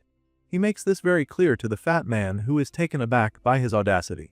Gray doesn't really care if the man insults him or makes fun of the students, but what he will not take lightly is Budra talking down on Professor Ariel's judgment. The freshman boldly hits back at the annoying professor, and even Ariel is shocked at how fearless he is right now. As you can imagine, Budra isn't as patient as the red-haired lady, so he is immediately offended by Gray's tone. It makes him wonder what kind of strength Ariel's eye must have picked up in him to make him so bold. Anyway, Budra is still convinced that the freshman will fail woefully once the battle starts, so he tells Gray to get ready to lose. Budra and several others are convinced that he doesn't stand a chance, but all of this is just fuel for our boy, who relishes the challenge presented to him. The red-eyed hero hits back at the professor one more time, telling him and his cohorts to watch him prove them wrong. Of course, such a slick response quickly gets under Budra's skin, and he instantly loses his cool. The fat man is absolutely furious at how arrogant the boy is and almost charges at Gray by himself, but his bearded colleague holds him back in time, urging him to calm down. Once all that drama is over, the moderator of the inter-year battle calls on the contestants to take their positions. He tells them to split up and go with their teammates, so they do just that. Gray did talk big just now, and he sounded really confident, but Ariel still can't help but feel worried for him. She definitely appreciates his trust in her, but she's really anxious because she has no idea what he's planning to do. She feels that it would even be better if he was fighting the top student Luniel, because his practical swordsmanship might give him a slim chance, but that's not the case. You see, the reason the red-haired lady is panicking so much right now is because our boy has been matched with a terrible opponent, Deeble Redardle. Apparently, this psycho looking is just as bad as he looks, if not worse. Bradley rewired his brain surgically, boosting his reflexes to inhuman levels, so now the twisted fighter is practically a living weapon just waiting to be unleashed. As far as Ariel is concerned, Deeble is the worst possible matchup for Gray's ambush tactics, which is why she's extremely nervous. Right now, she's desperately hoping that the MC isn't planning to use that ability against Deeble during the fight, because it's definitely not going to work. Just before the battle is about to commence, she calls out to Gray from the stands, and when he turns around, she tells him not to worry about her. She also begs him not to push himself too hard for the fight, and upon hearing this, he just flashes a small smile at her before telling her that he knows all this. After putting the fighters in their positions, the moderator informs the crowd that they will be starting with the top student match. So, he calls on the representatives to step forward. Once they're in the middle of the ring, facing each other, he gives them a few instructions, explaining that the arena is surrounded with protective magic to prevent fatal wounds, and so, this means that triggering their opponent's safeguard will count as a victory. After explaining this, the man tells them to fight as if this is real combat, because that's the only way to win. Luniel understands the rules already, so he looks ready to begin, but Leon is a little hung up on the fact that they're expected to fight like it's real combat. Unfortunately, there's no time for him to dwell on that thought because the instructor immediately calls for the start of their battle. Both students take out their swords and neither of them hesitates to engage. Leon is the first to strike, and Luniel is so excited to see him charging like a runaway train because he can wait to see what the blondie is capable of. The two ferocious swordsmen engage in a truly intense duel with sparks and flames flying all over the arena as they clash blades over and over. At first, Leon seems to be having the upper hand because he keeps forcing Luniel back with his brutal slashes, but then, the second-year star regains his balance and goes in for a mean counter. Seeing this, Blondie quickly slips under to dodge the strike, and this gives him a perfect opening. With Luniel now fully exposed, he capitalizes on the tiny window of opportunity to deliver a devastating kick to his opponent's face, but the guy somehow manages to dodge it. Leon can't believe his eyes when he misses the shot, and it just makes him realize that he probably can't fight like Gray. Meanwhile, Luniel seems to really be enjoying himself. The guy commends Leon for being really good for a freshman. In fact, he thinks that the blondie is stronger than he was in his first year and doesn't have a problem admitting it. As much as he's impressed, He still has to take Leon down, so he decides that it's time to pick up the pace. The guy says this with a really cocky grin on his face, but Leon seems to be straining already, which makes the second year think that his opponent might have trouble keeping up. Leon had his chance to land some big blows, but he couldn't. So now it's Lunil's turn, and he doesn't have any intention of missing his shot. He goes after Leon with a barrage of sword slashes that force the blondie back. Sure, he manages to block all of them, but the intensity eventually gets too much, so he pulls back to create some space and catch his breath. At this point, the dark-haired senior has enough time and space to unleash a devastating strike that would surely seal the deal. Leon sees the terrifying surge of power growing out of the blade and is instantly horrified because he knows he can't stop it. Sure enough, Lunil blasts him with it, but it doesn't kill him thanks to the protective magic of the arena. However, a blast of that magnitude is powerful enough to trigger Leon's safeguard, which basically signals his defeat. Once this happens, the moderator brings the fight to an end, announcing that Lunil is the winner of the top student match. These two students respect each other, so there's no hard feelings. Leon thanks Lunil for the match, and the senior returns the gesture, admitting that it was a really nice match. The blondie makes his way off the platform, and the moderator announces that it's time for the challenger match. He asks the representatives to step forward, and our boy swaps places with Leon. The two freshmen pass each other, and the blondie wishes Gray good luck, so he thanks the guy, knowing that he'll need it. Our boy gets up in the arena, and with each step, he thinks about how serious this battle will be. If only he knew what he was actually fighting for. Gray already ran his mouth with the professor, so how he has to back up his talk. He's definitely nervous, but also really confident because he's fought more hopeless monsters than he could come in his previous life. So, compared to that, he believes that this clash against a fellow student at the academy should be winnable. The hero pumps himself up for the clash and takes out his sword. He braces himself for the duel as he takes a battle stance, but his opponent is so creepy that it's unsettling. Deeble comes on the stage looking like a blood-thirsty zombie. He drags his word across the floor and marches over to our boy with a murderous look in his eyes. For this guy, it's only a matter of time before he fulfills the wish of his master, Professor Bradley. He's been brainwashed, and now, he can't wait to send Gray to meet the professor. We all know that Bradley Varian is dead, so Deeble is basically threatening to send our boy to hell. It's almost time for our boy to fight for the future of the Divine Eye program, and he still doesn't know how serious it is or how deadly his opponent really is. Just then, the moderator announces that it's finally time for the selection match for the inter-year battle to commence, and as soon as he starts the fight, Gray goes in with the first strike. He manages to take a swing in the blink of an eye, but Deeble Rodart casually blocks his extremely powerful blow. This zombie, like warrior, stops his attack like it was nothing, and this leaves our boy shocked because he can't believe it. He didn't know what this psycho was like on the battlefield, so now he's starting to rethink a lot of things. Our boy is so stunned, but he quickly snaps out of it when Deeble forces him back with a terrifying counter swing. The force from Deeble's strike was so heavy that Gray can still feel the tremendous vibrations from his own sword, so now he knows that he has to be more careful during this battle. Professor Ariel did tell him that Deeble's reflexes were booted, so he can understand why the guy managed to block his blistering strike, but after feeling the force from the heavy counter-attack, he's starting to wonder if the guy had his arm strength buffed as well. Just thinking about this leaves our boy torn, because the odds are really stacked against him. With this much difference in power, Gray is afraid that none of the trucks he pulls will work. So now the big question on his mind is, how the hell is he supposed to fight such an opponent? It's looking pretty bleak for our boy, right? But he refuses to just give up because he knows that there's still one skill move he can use. Sadly, this trump card of his comes at a cost. In order to use the skill, he'd have to use the dark power inside him that Professor Ariel explicitly warned him not to use. Before the fight, she told him not to use the power under any circumstances because he might die. At least, if he can't beat Deeble. The worst that would happen is that he'd take his loss and move on. Gray assured the professor that he wouldn't use the power, which relieved her, but she went ahead to explain things to him. The tournament is important, no doubt, but it's not worth his life, and she made this very clear to him before the fight. Besides, the arena's defensive barrier won't hold against it, so he might even end up killing his opponent if he uses it. There's just way too much risk involved in using that dark power, so our boy ultimately decides to keep his word and not use it.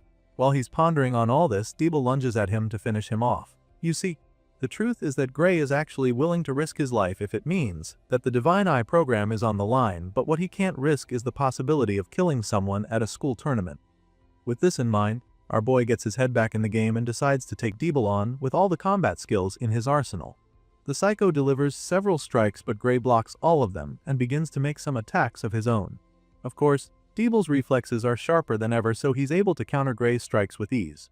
Seeing this, our boy is a little intrigued. He's noticed that Deeble's movements are weirdly simple, which is unexpected from someone with his physical stats and reflexes. On paper, this zombie psycho shouldn't even have to break a sweat to take Gray down, but for some reason, he's not doing anything spectacular. It's almost as if he no longer wants to win the fight just yet, and Gray can sense that something is off. Obviously, Deeble isn't lacking in technique, so our boy concludes that the guy is holding back for some reason. Deeble hasn't really made our boy struggle, so he can't help but wonder what the guy is planning right now. He's still trying to process what game the psycho is actually playing, but before he can come up with an idea, the guy sneaks up on him with a terrifying ambush. The hero doesn't see the attack on time, and by the time he realizes it, Deeble is already too close to him. He tries to move back in order to create some distance between them, but he trips due to the pressure, and Deeble immediately closes the gap between them. By this time, Gray is already falling on his back, but the swift psycho is also thrusting his sword at his face. Our boy sees the tip of the blade coming at him. It's inches away from his face, so he already knows that he won't be able to dodge it. Still, he doesn't give up completely, so he somehow manages to block Deeble's thrust with his own sword. Gray is absolutely stunned when he opens his eyes to see that he blocked the strike, because he feels that he definitely shouldn't have made it in time.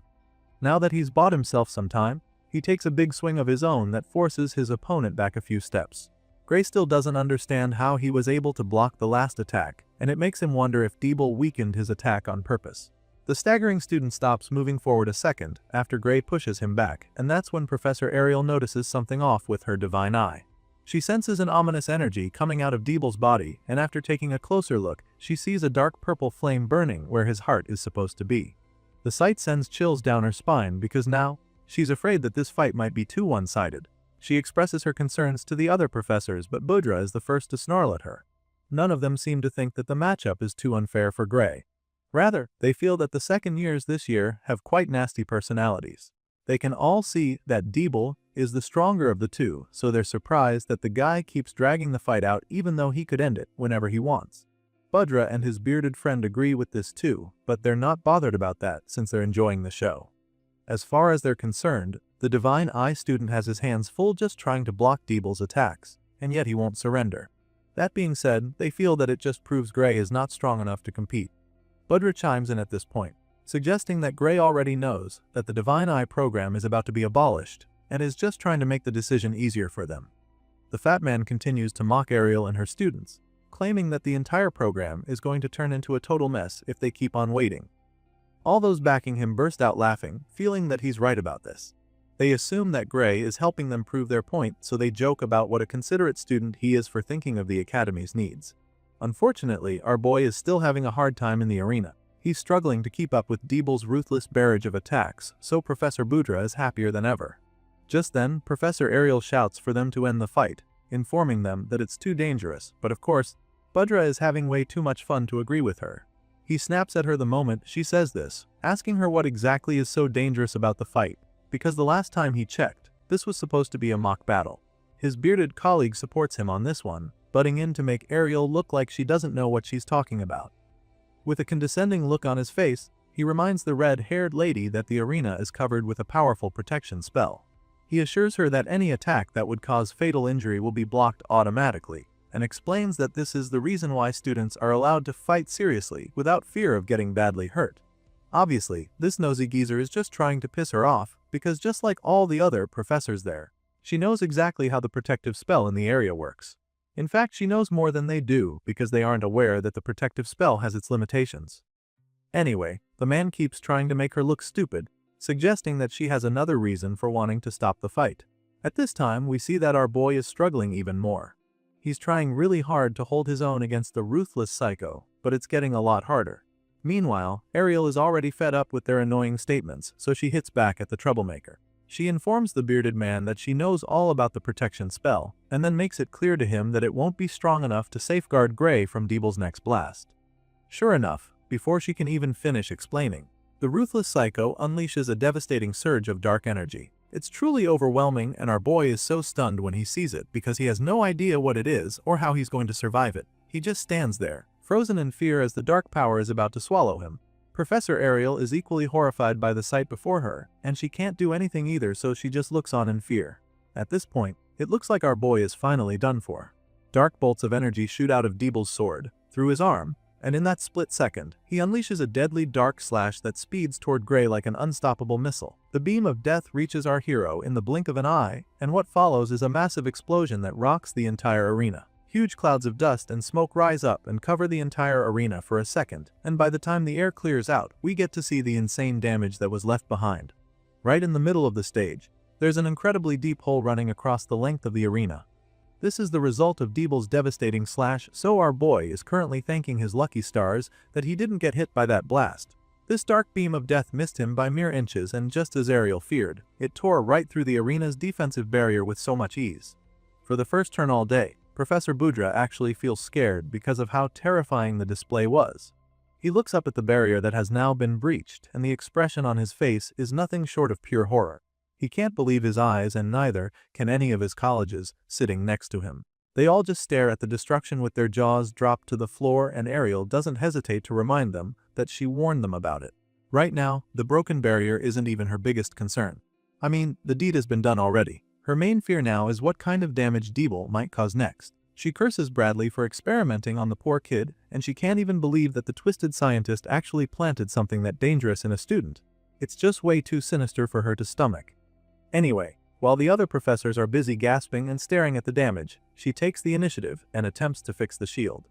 Ariel pumps in a lot of magic, hoping to repair the dome, but the barrier is just way too strong for her, and she's unable to use her binding magic on it. You see, this harsh reality is actually a very serious situation, but none of the other professors seem to know just how dire it is yet. Ariel raises the alarm as soon as she realizes what's coming, urging them to disable the barrier immediately because this is an emergency. She shouts for the tournament to be cancelled right away, explaining that this is no longer just a swordsmanship test anymore. Unfortunately, her colleagues are still too stunned to actually react, so while they're still trembling like leaves, she calls out to Gray and tells him to run for his life. She knows that stopping the fight from the outside is going to take a while, so she urges him to try to buy himself some time. As far as Ariel is concerned, this is the best course of action in this emergency situation, but the hero doesn't seem to understand why she would tell him to run. There's a lot tied to this fight, and he doesn't really think running away like a coward will do any good. Well, that's until he almost gets his head blown off by another death beam. At this point, he's dodging everything that Deeble is hurling at him, but he knows that he can't keep this up. Even though he wants to get away from the psycho killer right now, he knows that he can't really run away because if he turns his back on Deeble, he'll be killed almost immediately. While our boy is trying to survive on the battlefield, we see that the students and professors in the stands are also starting to feel the heat. You see, with the protective barrier now broken, Deeble's dark energy is now seeping out through the crack and hurting the audience. They groan in pain as the excruciating waves hit them, and Heathcote also notices this. For some reason, he's not really affected by it, but he's still pretty concerned about the others. The professors finally cast a spell to sort this out, but he knows that it will take at least 30 seconds before it reaches the guys in the stands. As far as he's concerned, that's way too slow, so he decides to take a drastic decision. It's still pretty early to try that move, but he believes that Gray should be able to pull it off regardless. With this in mind, he calls out to his student, telling him to think of his body as the sword. He tells Gray not to swing his sword, but to move his body with that power within him. Meanwhile, the boy in question is still jumping all over the arena to avoid getting blown to bits, so he's pretty confused when Heathcote suddenly tells him to think of his body as a sword. It's definitely not going to be easy, but if his professor says he can do it, then he has no choice but to believe it. With this in mind, Gray assumes the place of the single blade. He focuses everything into the sword, and all of a sudden, we see the power flowing into the blade. On the other side of the ring, Deeble charges up with another terrifying blast, but Gray remains unfazed. He unleashes the blast, but our boy dodges it in the blink of an eye. Seeing how easy that was, Gray initially begins to wonder if Deeble was always this slow, but then, he suddenly realizes that he's the one who's now way faster. And so, just like that, our boy decides that it's time to blow some shit up too. That's it for this episode. Until next time.